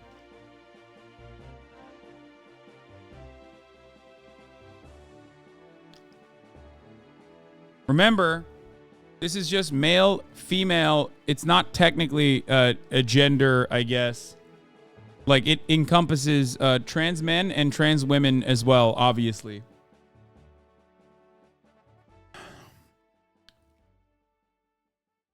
%69% male. Nice.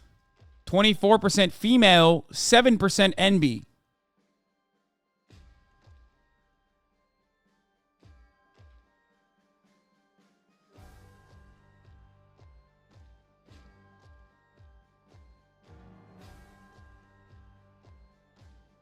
NB is non-binary. Non-binary.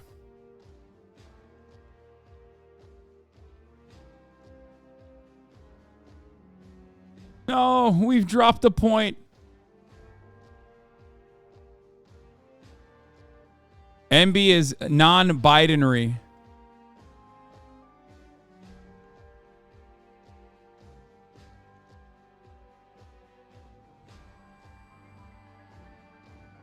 All right.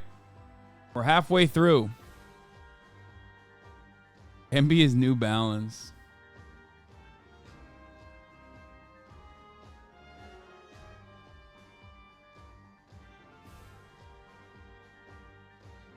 I love this song, by the way. This is like not really related to anything, but this version is the Legend of the Zelda Breath of the Wild Hyrule Castle song.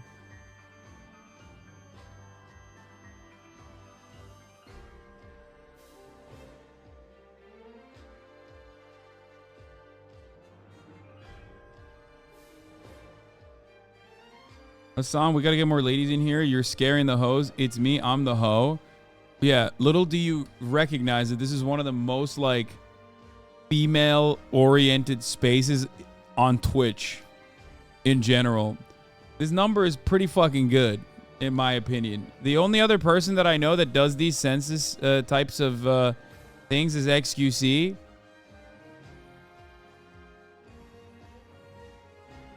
Female.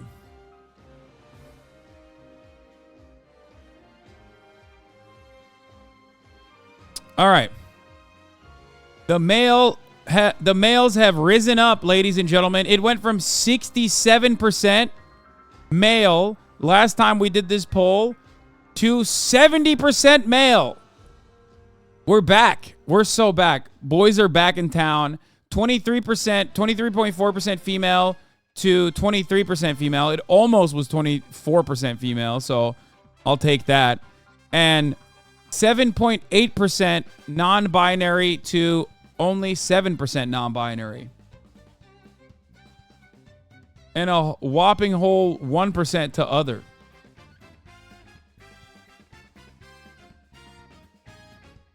Wait, what the fuck? How does that work? That's more than 100. 101%. I guess it's pretty close.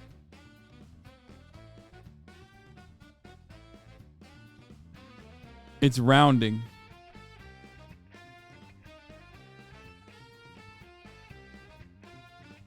Your transphobia is bleeding the MBs and play Stardew Valley and Zelda for women. Okay. All right. Time to move on from that to sexuality. Gender poll is ended. Time to do another poll. Sexuality. New poll.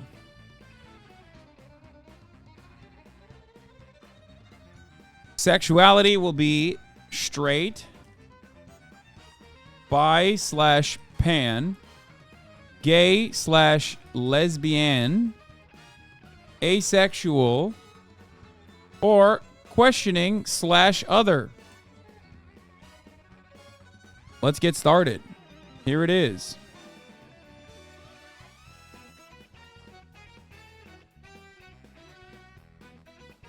Doing a blinker at the HasanAbi census.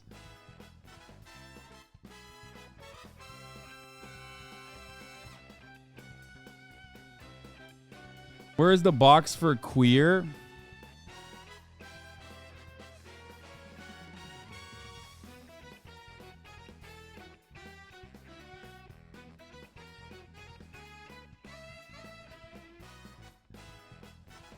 Just fucking click other, okay? Just click other.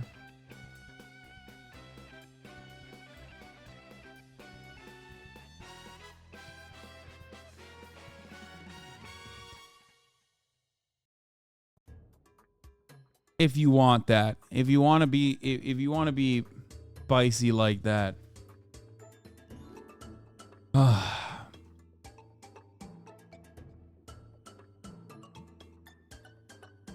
love when those buys and pains get lumped in, forced to be friends, no more infighting. Big bro, can we do gaming after this? Yes, we are going to do gaming after this.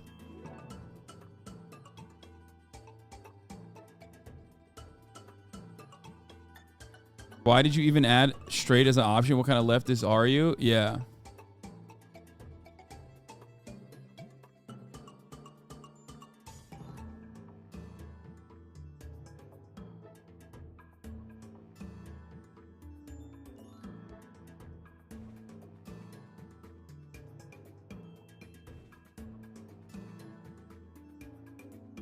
All right.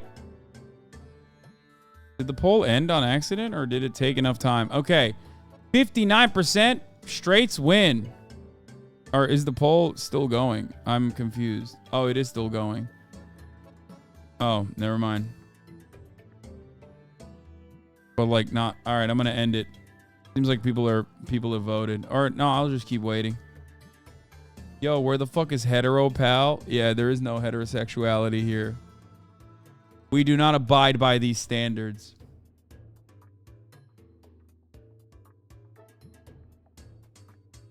A lot of people have not gotten the memo that it is illegal to be straight, both in the United States of America and certainly here at the HasanAbi broadcast, it seems.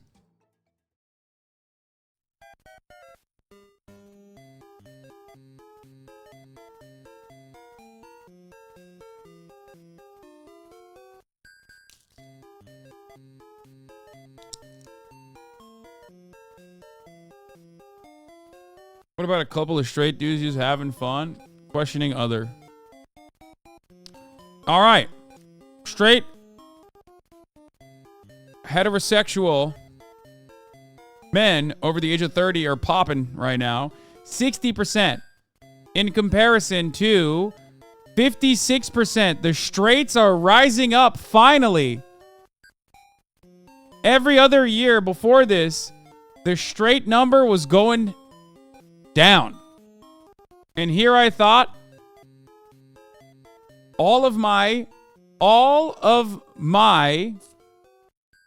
LGBT faux narrative has finally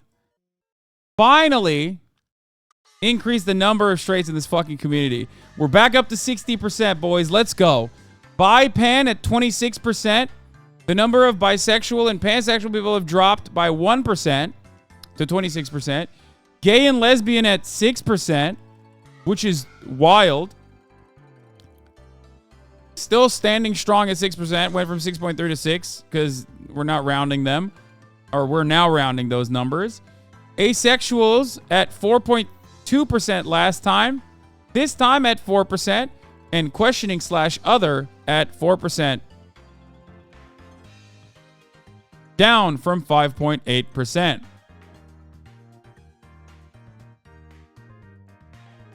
That's right. People were wrong. I've been grooming my chat to be more straight, and it's finally working. Let's move on to one of the more interesting polls, trans.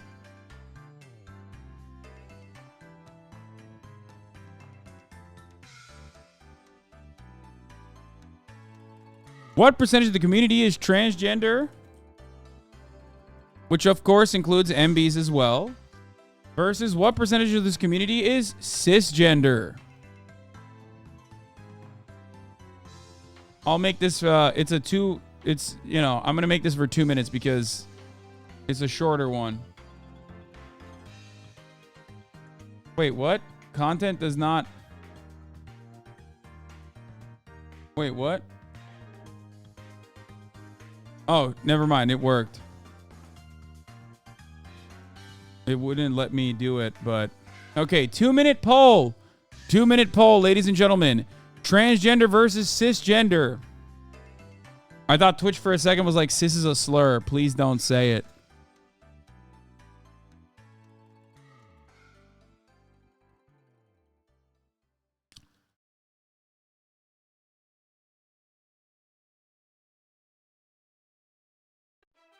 I literally thought that that was what was going on.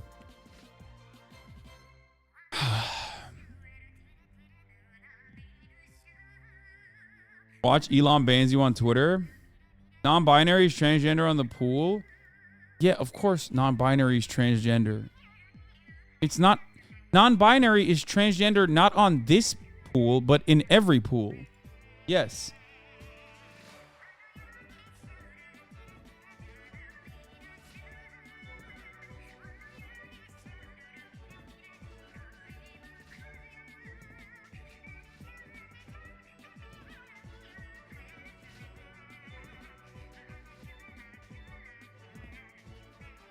Didn't know that? Wait, really?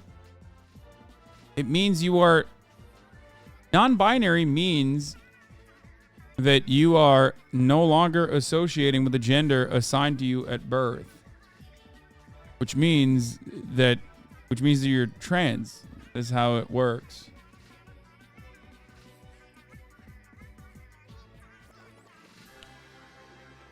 A lot of LGBT decision makers in this community? Yes, but... It seems to me like the Hogwarts Legacy saga, and on top of my many anti-trans screed and sentiment, has actually dropped the number of transgender chatters in this community from 13% to 12%. We've lost 1% of trans members of the community. It's over. I am officially a foe. It's done.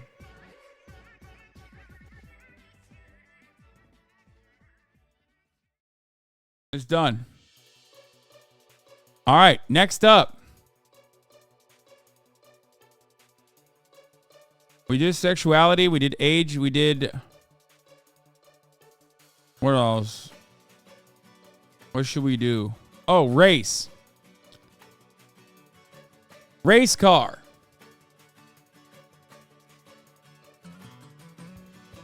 Caucasian. Hispanic, and Latiner. Asian, and Pacific Islander.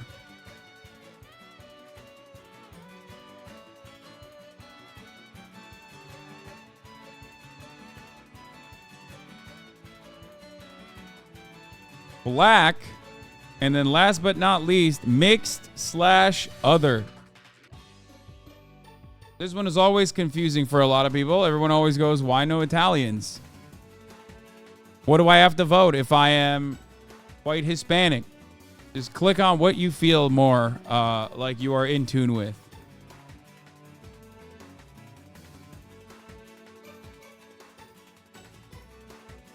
All right, the poll has started. Did you get your race car? Ladies and gentlemen, did you get your race car? Caucuses, rise up.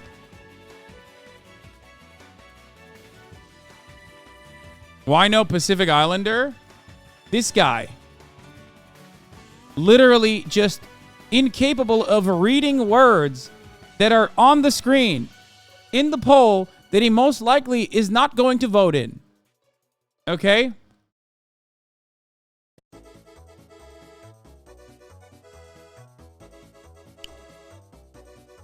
Yes, Indian would be Asian. Chatter, what the fuck?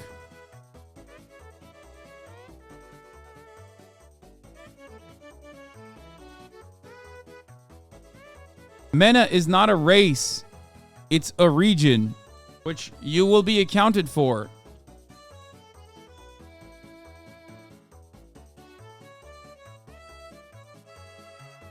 Now I know what it's like.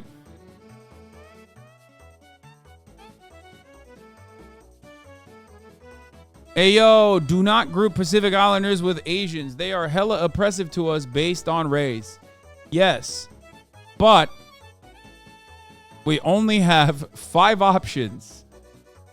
So sorry, you are going in the same pile as is the normal grouping convention in the United States of America. Every single time, someone has to fucking chirp about this. You are AAPI today, chatter. Just like you are AAPI by American standards on any other diversity initiative day.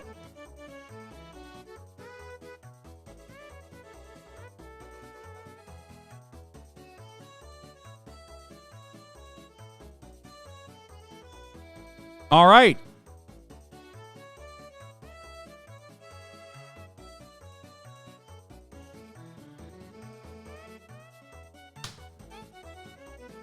What about RCTA? Race change to another?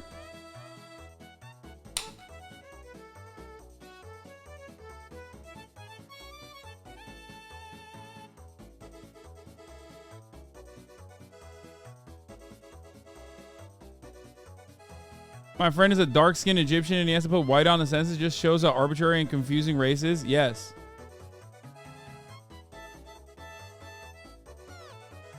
I keep thinking about Austin saying, I'm Lebanese. Yeah. Ding, ding, ding. The whites win again. All right. Racial demographics have not really changed that much for the Caucasians. Still at 58%, standing strong and proud. Perhaps a little too proud. Better check yourself, whites. 18% is Hispanic and Latiner, which means our Flexican numbers have risen by 1%. 9% is Asian and Pacific Islander, which means our Asian percentage has gone up from 7.8% to 9%. Mixed and other is at 8%, which used to be 9.7%, so that's gone down. Our number of black chatters went from 6.9% to a whopping 7%. Let's go.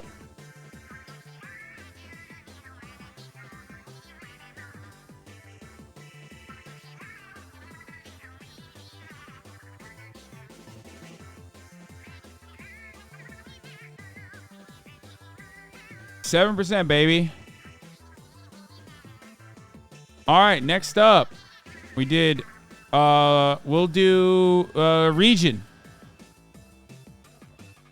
All right, new poll.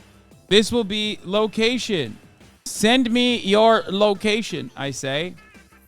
Americas, Africa, Asia, Europe, and Oceania.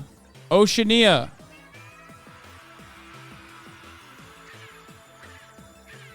Let's go.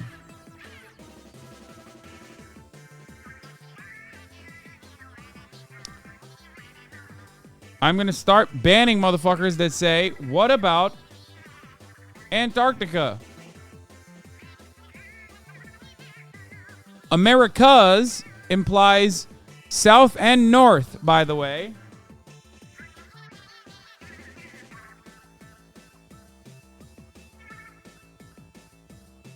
And British people are still in the fucking continent of Europe. Oh my God. For once in your fucking life, don't be so dumb. British people. Jesus Christ.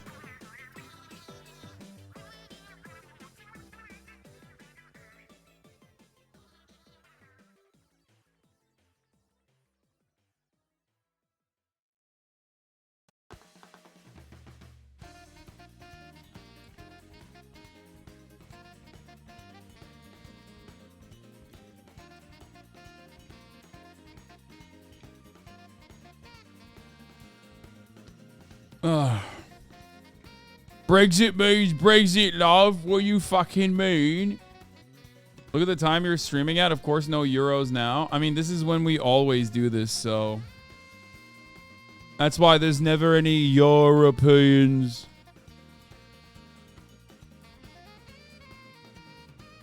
No euros.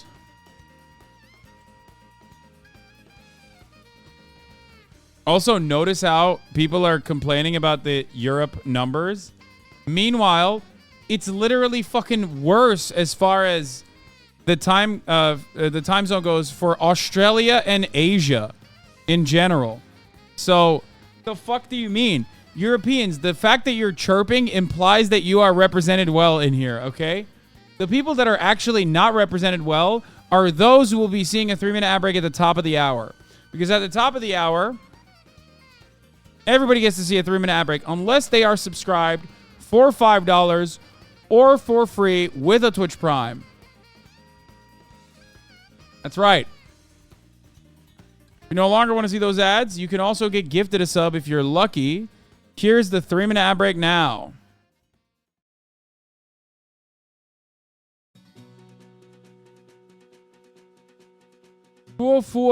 Jikan, thank you for the 10 gifted. Keith is neat. Thank you for the 5 gifted. Flucky, thank you for the 10 gifted.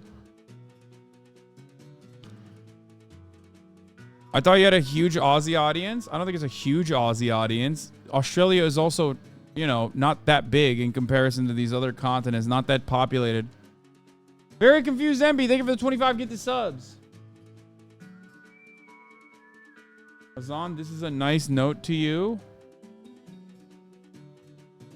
Hey, yo, you probably won't see this, but I used to be a hardcore rightist following Shapiro, Crowder, Rogan, and I saw the VOD on Tetris and coupled with my own experience as a service worker in Alabama. I started changing my opinions. I just wanted to say your content helped me grow as a person. I only ever watch the VODs on YouTube because I work on godly hours, so I don't see the ads, but I subbed anyway because you're providing a worthwhile service. Thank you, Tom Fiddle, and I hope your situation gets better. That's fire. Ding, ding, ding. The Americas wins. At 82%, just like last time. Europe is at 14%, rather than the 10.8% that it used to represent. A lot more Europeans in the chat now.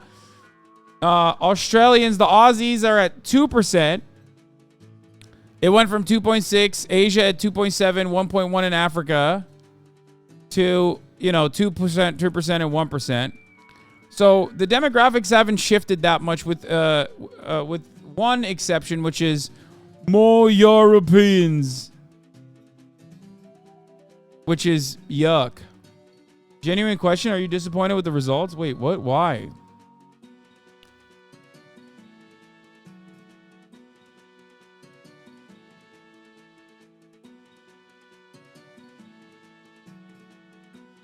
Why would I be disappointed with any of these results? This is just what my community looks like. Very strange. Like, what are you implying that I have quotas or something? All right, let's do religion. It's time to do religion. Or we did race car. Oh, and then we'll do political ideology. All right.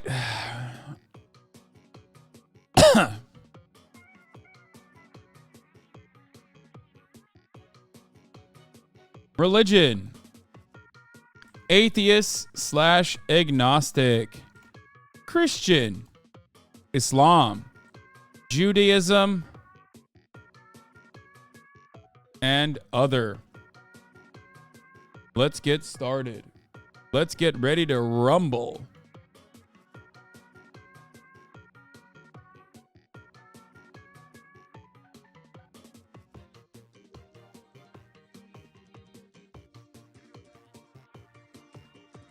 Motherfuckers be like, I'm Zoroastrian. Why am I not being represented?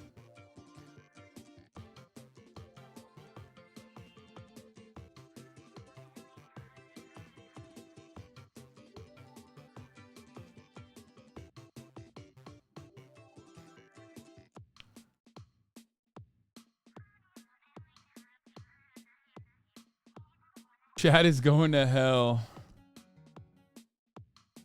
Where's the Heaven's Gate Nixium option? Where's the Scientology option? We've heard it so many times.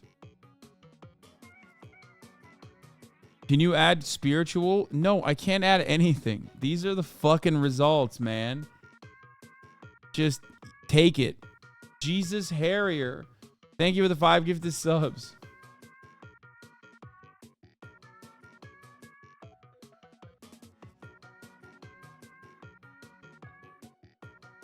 Oh my God.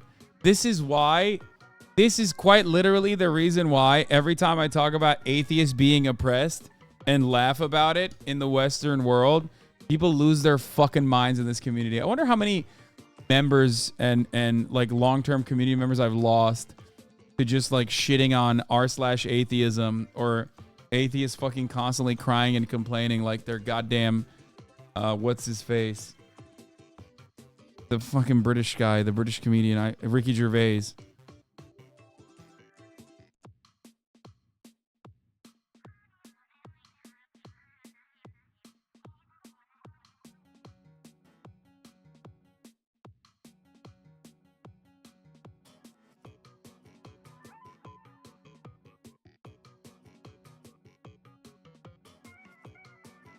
Oh. Where's RCTA, brother? Religion changed to another? Where the fuck is LeBronism? That's me and me only. No one else can follow the gospel of LeBronism. It's a difficult undertaking, and everyone else is a fake LeBronist.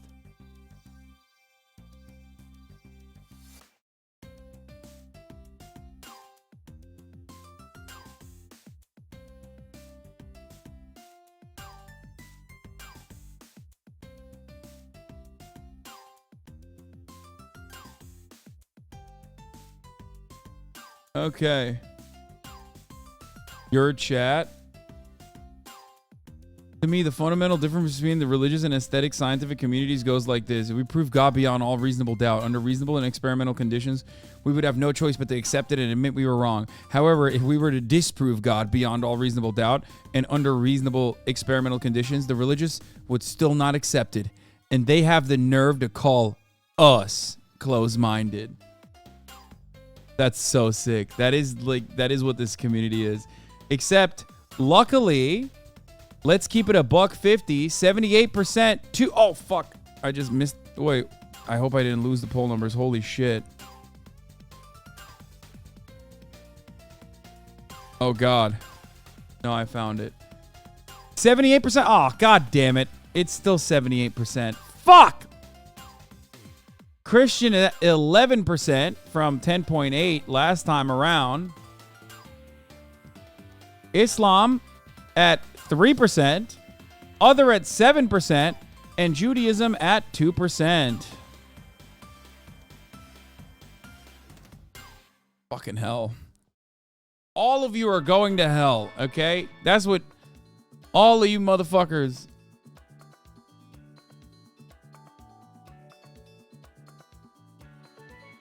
I made all of you say the Shahada, man. None of you actually understood that. Jesus Harrier, thank you for the 5 the subs. The man from the ether, thank you for the 5 the subs as well. Y'all are going to hell. Okay, political ideology.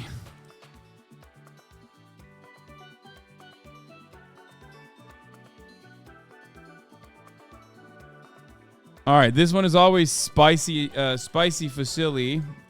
Number 1 is socialist. Number 2 is SOCDEM. Number 3 is apolitical. Number 4 is liberal. And number 5 is conservative. 3 minutes. Let's go. A SOCDEM is a social democrat.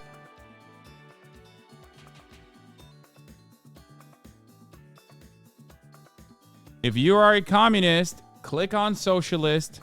If you're a Maoist third worldist, click on socialist. I do not care. If you're an anarchist, you're not participating in the poll anyway, because that's what anarchists do.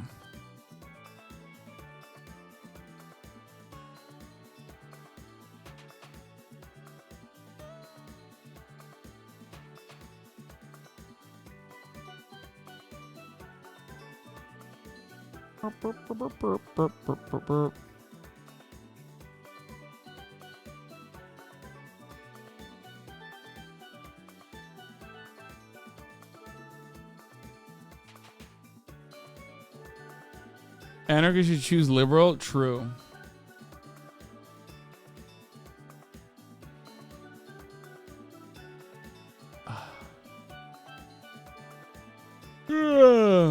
I am whatever ideology the girl I like is. True. Maoists aren't here. They're off fighting the good fight. Yeah, totally. Yeah, they're off fighting the good fight by like beating up anarchists at the book fair in Iowa.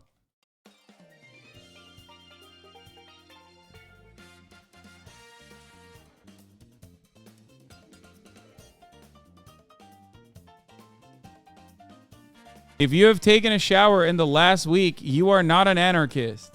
Stop LARPing as one.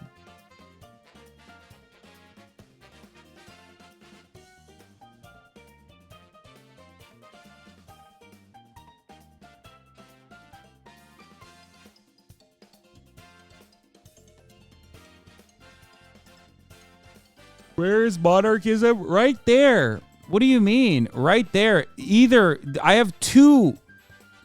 I quite literally have 2 votes for monarchism. Like, you are better represented than anarchists in here. Anarchists only get 1. Liberal. The fuck do you mean?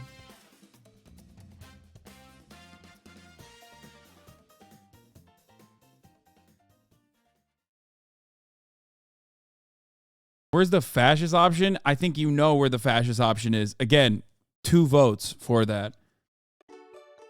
You can be like a gay fascist and be a liberal, or you can be a straight fascist and be a conservative. Both options are in here. Then there's also an embarrassed conservative vote, which is called apolitical. All right. 75% of the chat has voted socialist, which has grown from 72.7%. 19% of the chat has voted SOCDEM, which has gotten a little bit smaller from 16%. Liberals used to represent at 4%, but now they are at 2%. And apolitical actually lapped liberal, that's new. Apolitical is literally over liberals now. We have successfully purged all the libs from this goddamn libtarded community.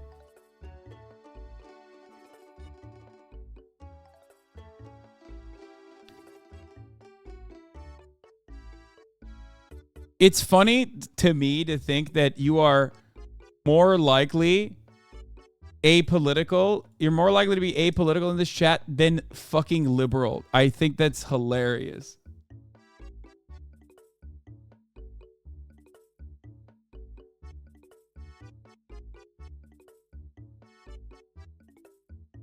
Also, conservatives truly are the silent, not the silent majority, but the silent minority, really.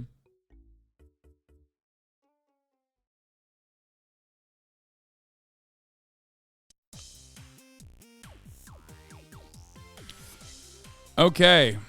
We should do... What should we do? Education level.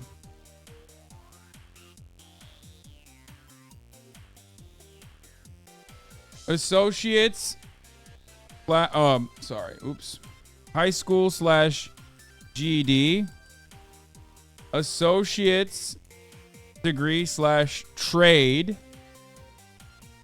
Bachelor of Arts / Bachelor of Sciences. Masters. And then finally, PhDs, MDs, and JDs. You know, the real powerhouses in the community.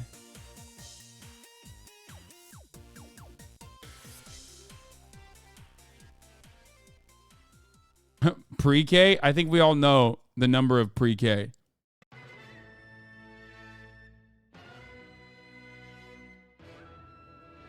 You're lumping the BS boys in with the BAs? Boy, oh boy, here we go. It's called...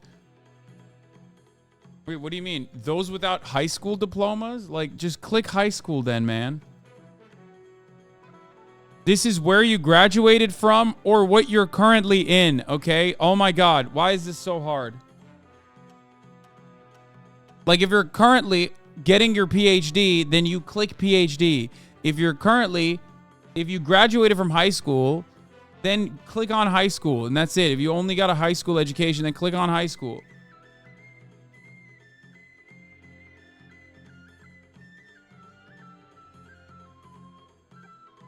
Yo, this song goes crazy. Super Mario Odyssey, Bowser's Castle 2. God damn.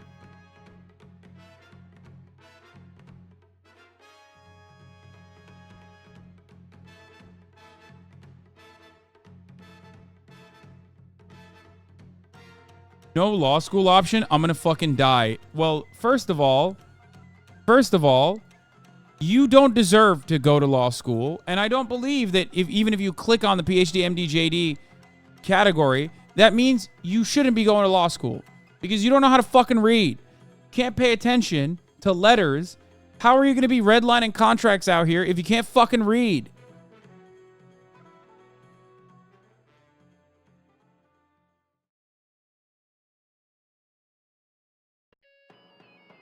Are you selling this data? To who, dumbass? Who's been in here for so long that he's not only done this once, but twice already? Like, you've literally been in this community for 2 fucking plus years. You've done this poll twice. At least twice, maybe 3 times.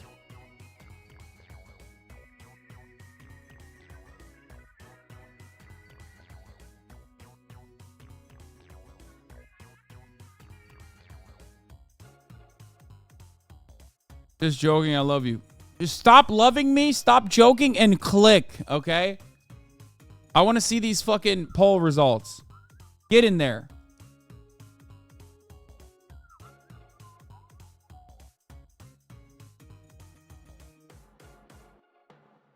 Also, how would I sell this data? They could just like watch on stream. The argument that you're trying to make is, oh, you're polling this because you want to show it to advertisers. Okay, that's the real argument.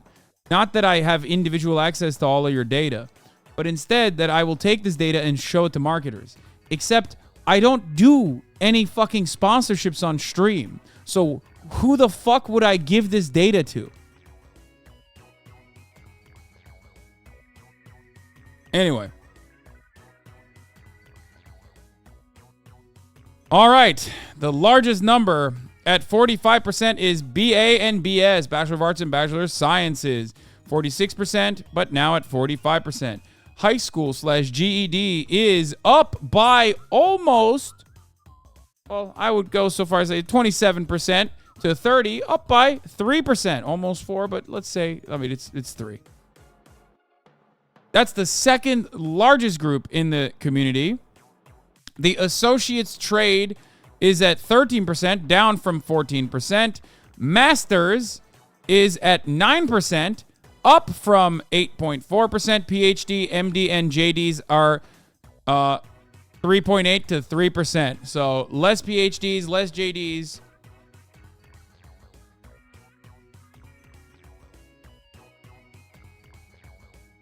The bachelors of last year have moved on. The masters and PhDs, yeah. Yeah, I'm making carpeta files on you guys. Carpeta. You know, folder files. All right, we did the ideology. All right, salary. That's like the last big one. And then we do height. And then we do like some of the silly ones. Like height is a silly one too. But, all right, salaries is the last one. That's like confusing and complicated. The other ones are silly. Salaries. None/unemployed. 1 to 20K. 20K to 50K. 50K, I love the song, to 100K. And lastly, 100K plus. Let's get started. Let's get ready to rumble.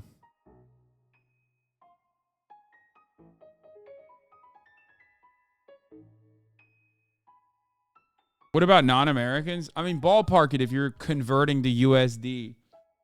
Or just do it with your own fucking, I don't know. No, I don't know. Dude, just ballpark it. Ballpark it. Ballpark it. Cap Calloway, thank you for the 5 gifted subs. 14% of this fucking community is literally in Europe right now, so.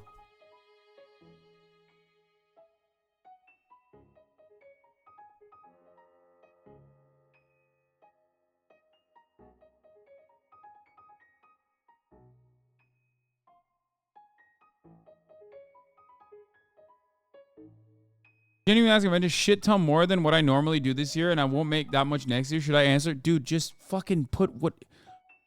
I'm going to be honest with you. It's not that serious, okay? This is not like a tax form chatter. Just write what you feel that you're most comfortable with. If you... Oh my God. People take this so seriously like I'm the fucking IRS or some shit.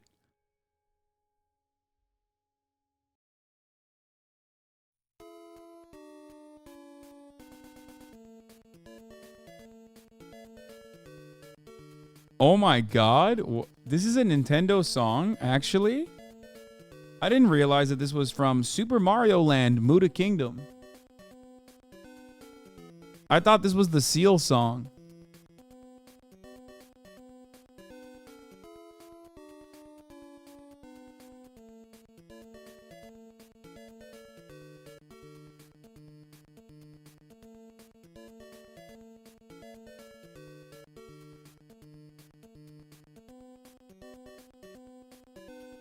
You should do height as a straw poll because height is bimodal because of males, females. Also, you need more height echelons. You can't link 5'11 with 5'6, bro. That's so messed up. Oh my God.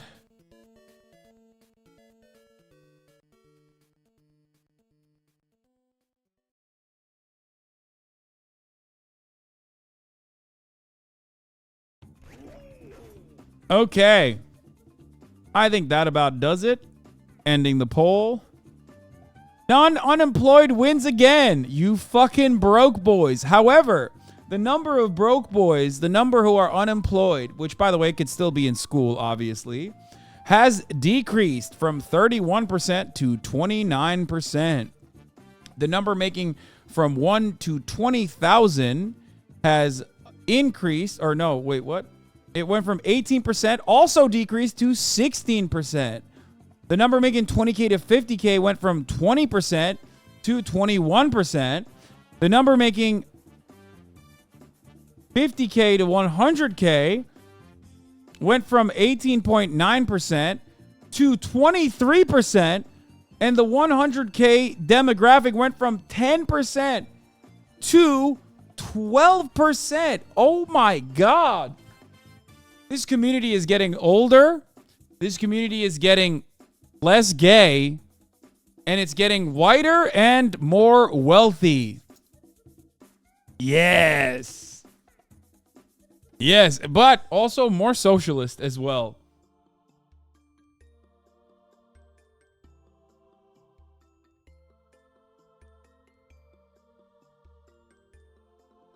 This directly correlates to your younger viewers getting into their 30s? Yeah, I think so too.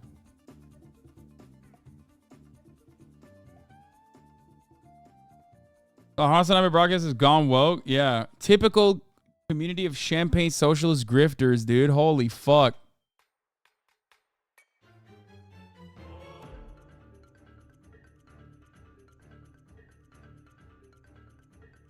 All right. Now let's get to the silly ones. Let's do one right now. Weebs. Give me a 2-minute poll. Weebs versus non-weebs, chat.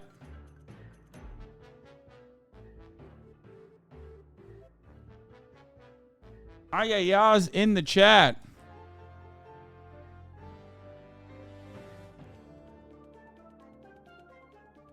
Let's go. That's a quick one. Get in there. Easy peasy. Are you a fucking weeb? Are you weeb enough to click weeb, or are you non-weeb?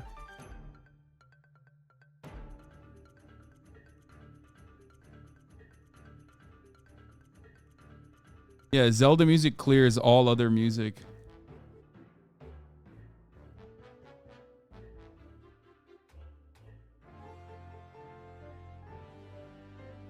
Non-weed. Yeah, I wrote non-weed. Shut up. You watch anime and manga. You watch anime and read mangas.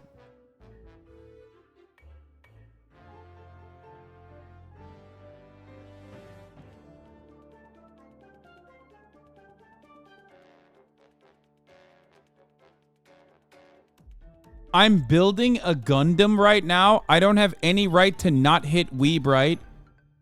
Sucukman, which is a very funny name, by the way. This motherfucker's Turkish as hell. Yeah, you're a fucking weeb, dog. What do you mean? You're building a Gundam. It's like, I don't do that.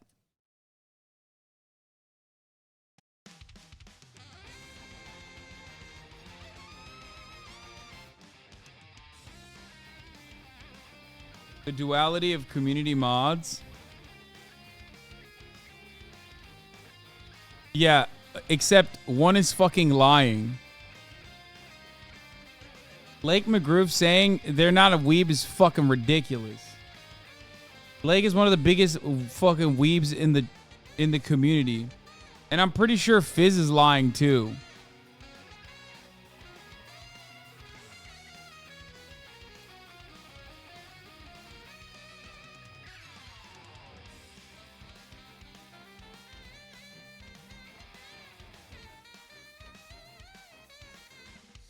%53% weeb versus non-weeb. Holy fuck. Whoa. Whoa.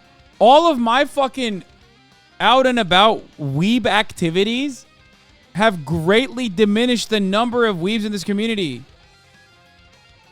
That's crazy. Non-weebs are at 47%. Up. Weebs are getting purged.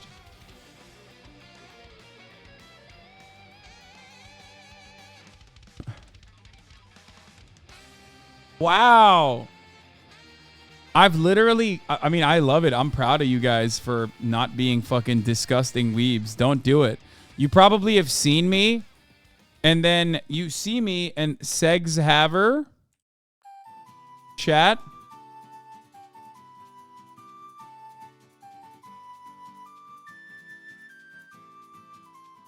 There we go. You probably saw how big of a fucking weeb I was and how nasty that shit looked and decided I never again. I don't want to be considered a weeb. All the neat weebs didn't think you were weeb enough. That's why the unemployment number dropped so much. Is this current or ever? What? No, man. Ever, ever, ever, ever, ever, ever, ever. It's like virginity versus not. Oh my God, this community kills me sometimes. Like, dude, what do you mean current? Yeah, oh, dude, I don't get it. Like, I got a fucking dick in my mouth right now. Like, does that mean I'm a sex haver? What if you were a slut in college but live like a nun right now? Then you're still a sex haver.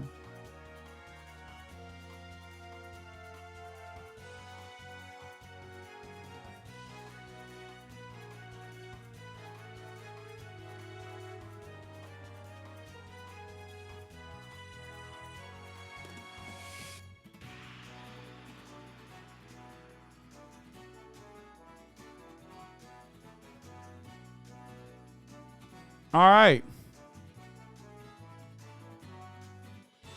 They are taking it as sexually active or not sexually active at the doc question. No, virgin versus non-virgin. I can't write virgin. It's considered a slur.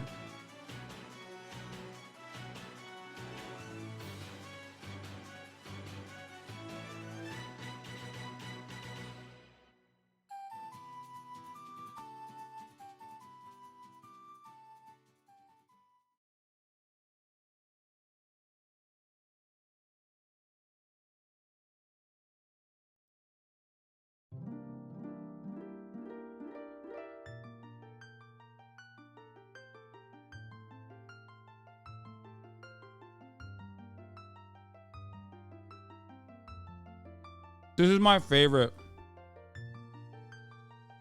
Fairy Fountain. The Great Fairy Fountain. My favorite Zelda song of all time.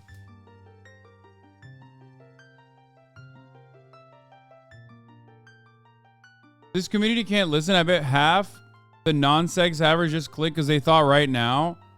I'm losing my fucking mind, dude. Okay. No. I don't care. You're a virgin. You're a fucking virgin if you misunderstood the poll and clicked on non-sex haver. Sorry.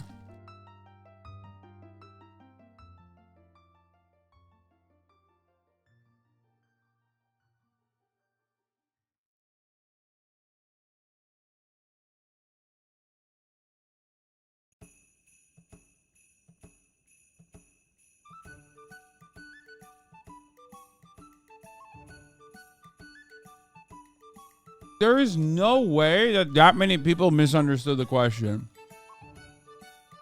All right, I'm going to run it again for fucking literally. I am going to run it again.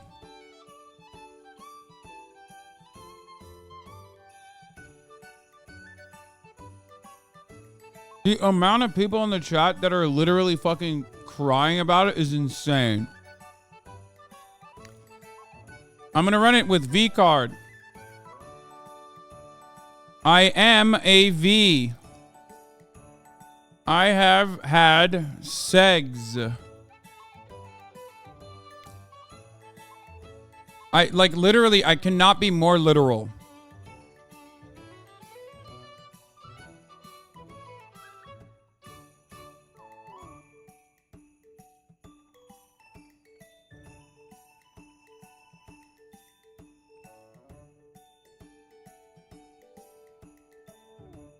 I'm not going to say past or present. I'm not. I have had sex. Is understandable.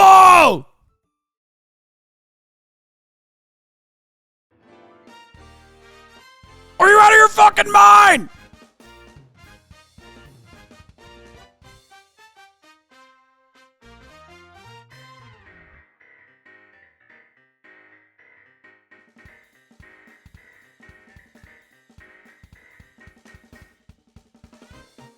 This is getting into Colleen Ballinger territory? You think this is getting into Colleen Ballinger territory? My fucking community is all over the age of 30. They're all fucking people with Bachelor of Arts or Bachelor of Sciences degrees over the age of fucking 30.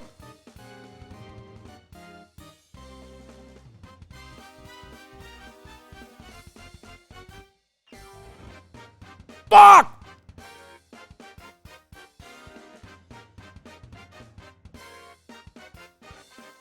Sex havers have gone up from 67.9% to 70%.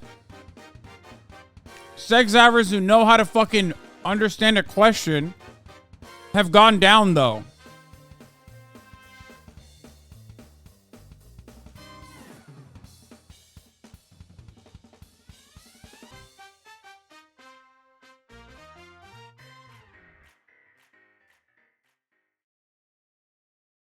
Number of versions went from 32% to 30%.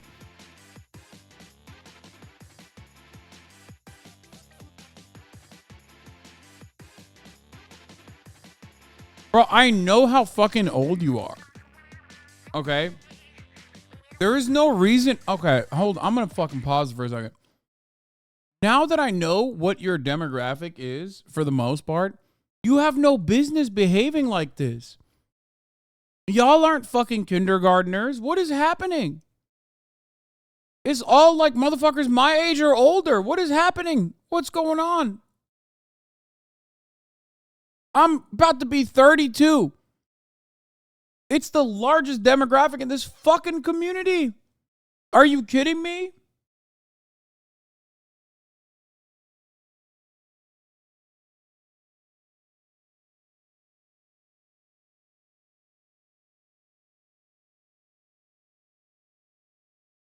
Chad's acting like we got mostly ex-UC's juicers in here.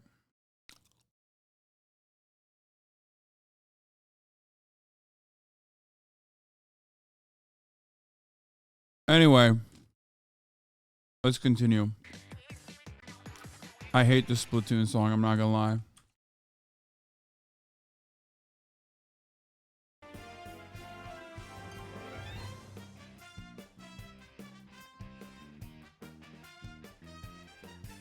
Okay.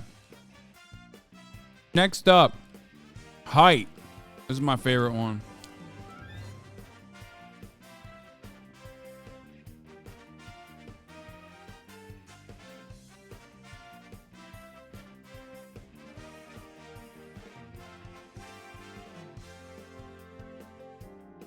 I'm not gonna lie, the older this community gets, the more I feel like we need to add additional things like qualifiers like children, family, married, you know, that kind of thing. I vote height on my tippy toes, right? Oh my God. Yes. Okay, height. 6'4" plus. 6 foot to 6'3".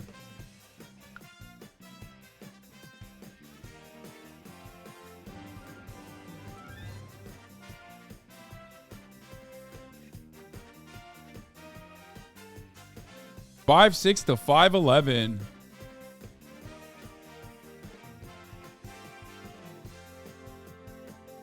Honestly, maybe we shouldn't do 6'4" plus, because 6 to 6'3" is like 26%. That range is like, well, no. I'm gonna cut it. I'm gonna cut it. I'm gonna cut this up a little bit.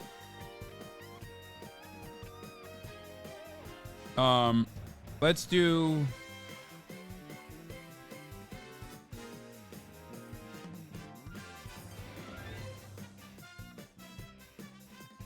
Let's do 5'11" to 5'7". 5'11" to 5'7", I think. And then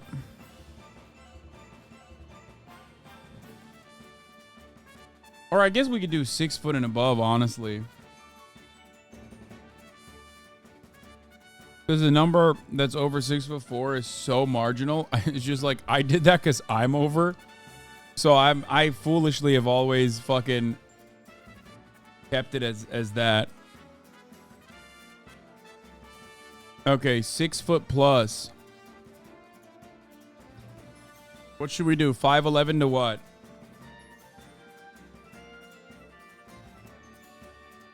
Bro, do 5'6" to 5'9".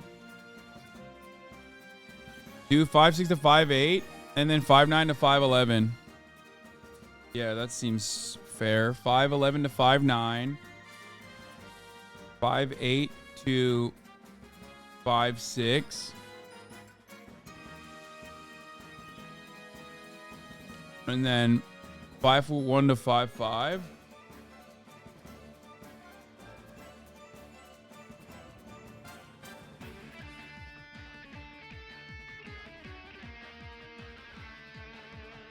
Under 5 foot.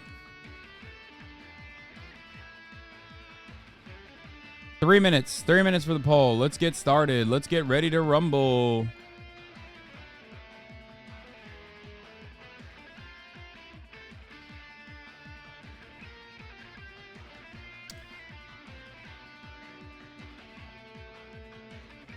Put 5'11" and 6 foot together because motherfuckers lie. Shoes or no shoes? Oh my God.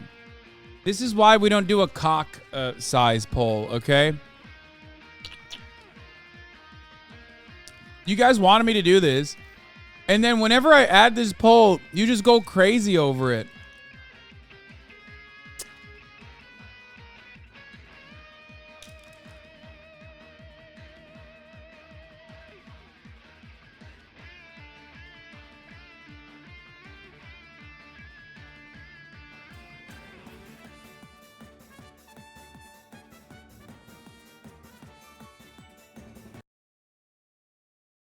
What?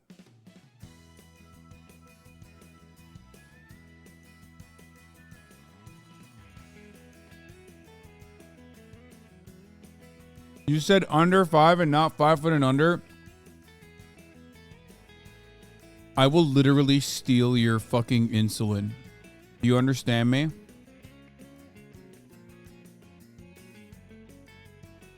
I will take your pump away. I will hide it.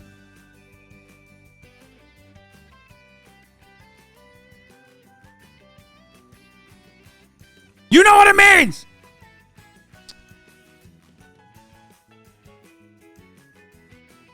It's degrading.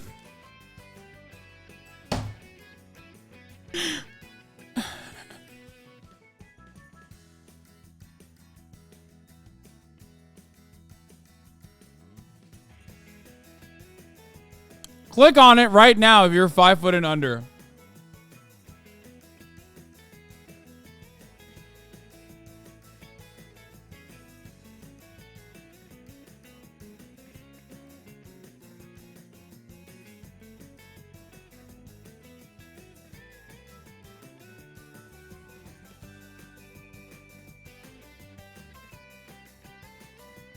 Weren't you fasting today? I'm dying. I needed to eat a protein bar.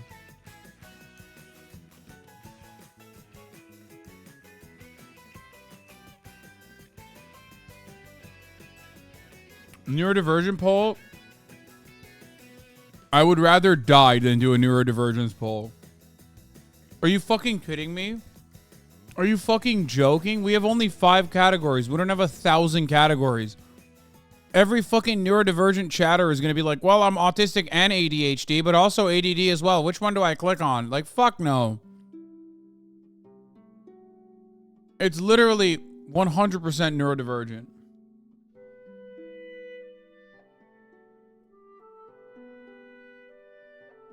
Oh, neurodivergent, yes or no poll? Yeah, it's 100%.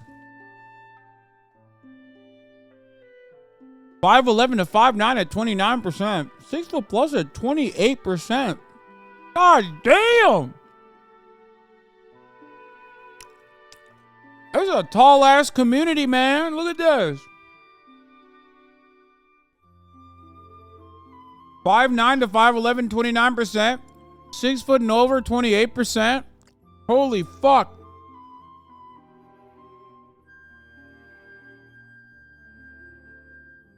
Community of fucking liars, dude.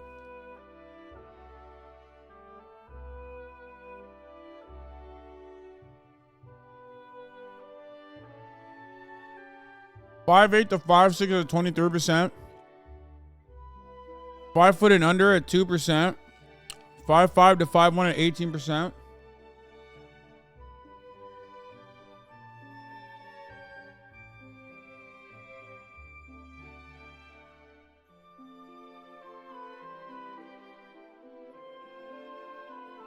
Okay.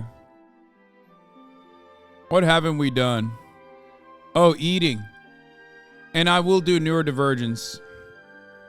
Even though we already did neurodivergence twice. Okay.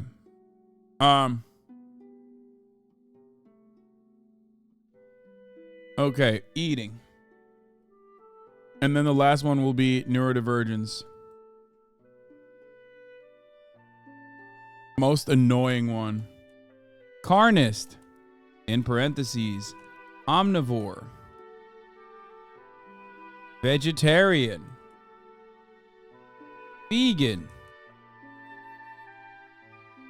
Pescatarian.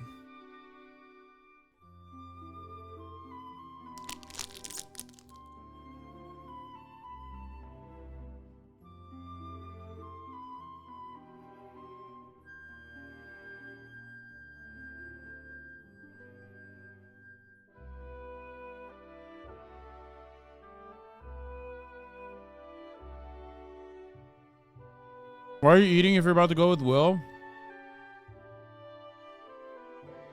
Shut the fuck up. You fucking parasocial weirdos. Shut the fuck up. I'm already fucking hangry. Shut your stupid fucking mouth up. Shut up.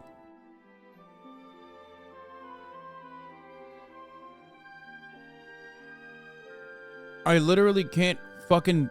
I'm too hungry. That's why I had a protein bar. It's okay.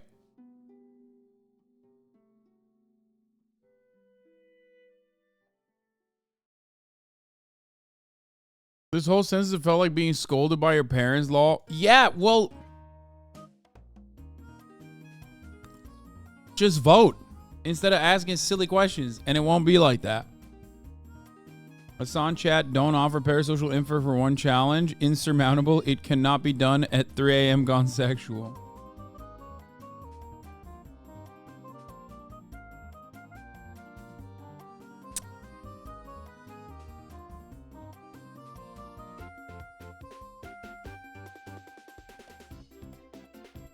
All right. It's an 89% carnist. Oh, meat eaters are up from 87% to 89%. Vegetarians at 6% from 5.7%. Vegans go from 4.8% to 3%. I have noticed there are way less vegan stun locks. There have been significantly less vegan stun locks this year than years prior. Back in the day, every single year when I did the vegan poll, vegans accounted for 4% of the community, maybe 5% of the community, but 98% of the stun locks.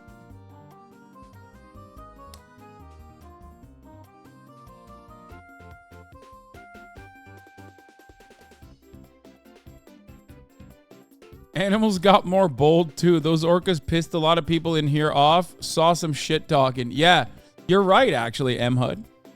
A lot of people used to talk a big game about orcas and defending them and shit. And like, literally, they don't anymore.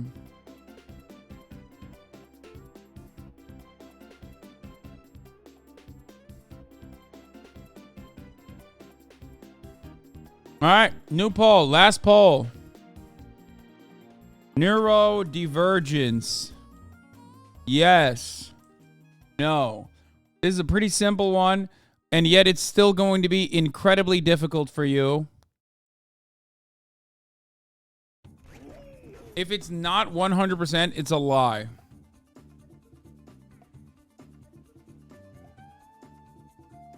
What does this word mean? Any kind of mental illness.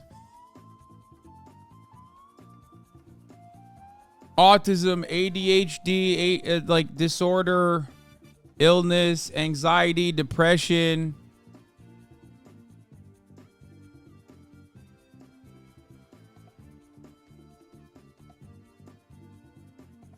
OCD.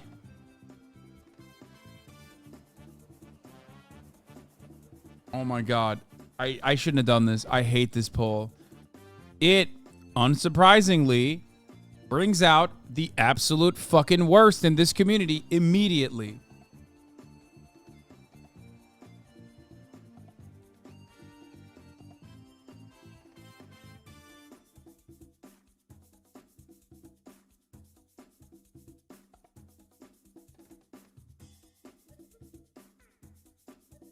You can't encapsulate ADHD with depression. I don't care. Because you know what? I fucking did.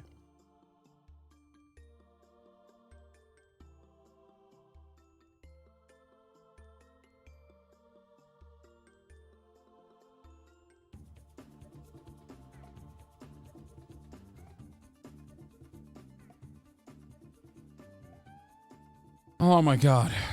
Okay, that's the last one.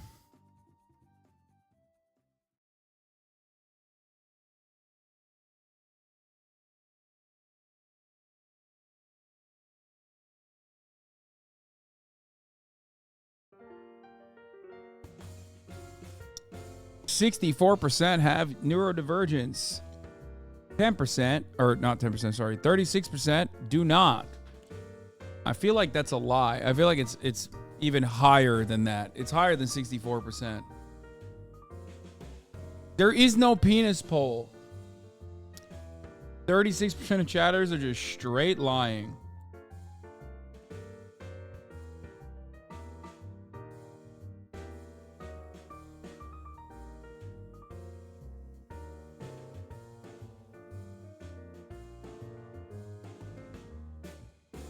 Chatters be like, 36% said, no, I'm not taking my medication, which means I'm fine.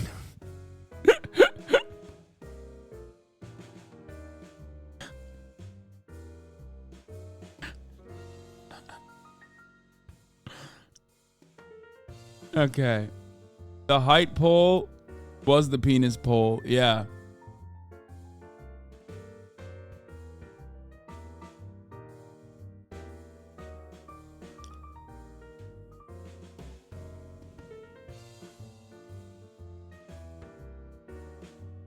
I voted no, then realized that I run a Nico LOL fan account where I call her neat every day. I made a mistake. Average behavior of a Twitch chatter who voted no on the neurodivergence poll. Named Neatco LOL.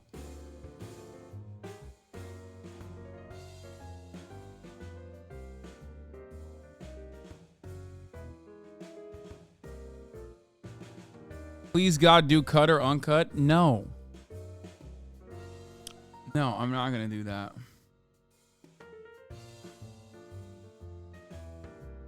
This is what this poll really means. Neurodivergence, yes. No, I don't know what the word means. Okay, listen.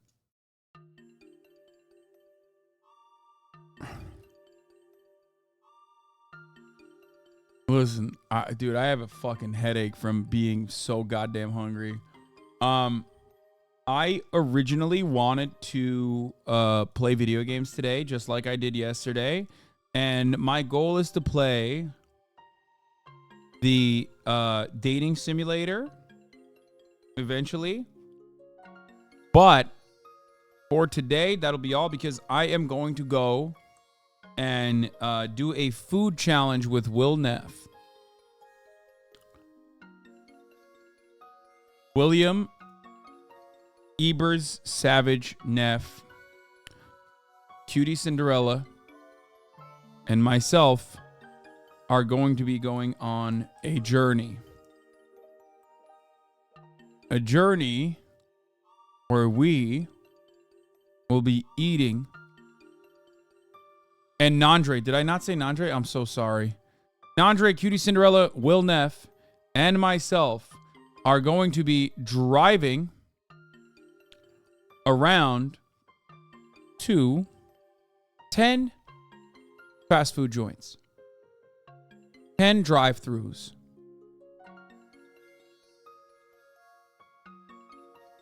And we are going to absolutely eviscerate Doug's challenge. Doug, the man, Doug the myth, Doug the legend did this on his Twitch stream, I guess, where he went and he asked, can I eat 10 drive-thru meals ordered by strangers? Are we live? Just now. Live. Oh, cool. Hi, chat. Can you guys hear us? Where's the microphone? It's just on the camera. Oh, okay. Oh, what kind of truck do you drive? Well, parks are... It's a rental. Why is the camera so close to my nose? It's a wide-angle lens. It's literally not wide angle. It is a Nissan Titan. Just talk directly into the microphone. We'll be live. We are going to, as a group, all 4 of us, drive to various fast food places around California. I won't dox us. We're gonna pull up behind somebody else who's in line, and then when we pull up to the window, we say, I'll have what he's having. And then we just order whatever the car in front of us ordered. Here's On Will's channel. That's Parkser. Hello. That's Barry. Hi. That's Perry. And this is our team. Parkser was not supposed to actually be here, and then we just found him at the hotel and asked if he would join. And then used his rental car instead of my car. Yeah, and then he has a car, so we're using that now, and he's having to drive. This is ridiculous. The goal is 10, to do this 10 times. Now, obviously... Yeah, the goal is to go to 10 fast food places. There's going to be drive-through at every single fast food place. And whatever the group in front of you orders, you have to order as well and eat as a group. Now, for this purpose, I didn't actually eat anything today except for one bag of oh God, I can't even think. One bag of crackers, protein crackers, and one protein bar. That's all I've had just now, and I'm fucking starving, okay? I'm literally starving. I'm losing my fucking mind. I have a headache. I'm very excited, though. We're about to do this on the Will Neff channel, okay? And that's it. Actually, look. He's not live. Okay, well...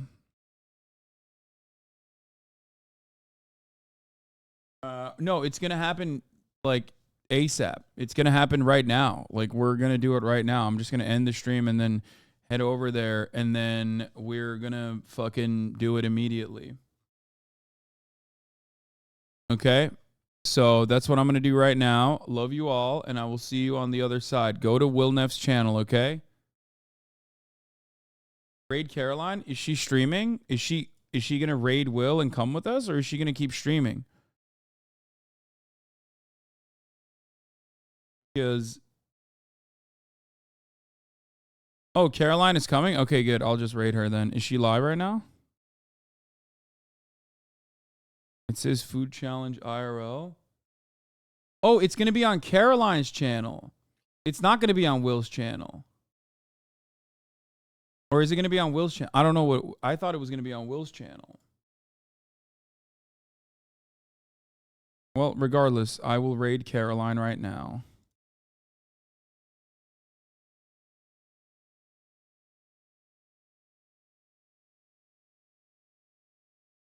Yeah, no, I think it's gonna be on Will's channel. But anyway, I'm rating Caroline right now. I have fucking headache. Holy shit, I'm so goddamn hungry. Oh my fucking lord. Okay.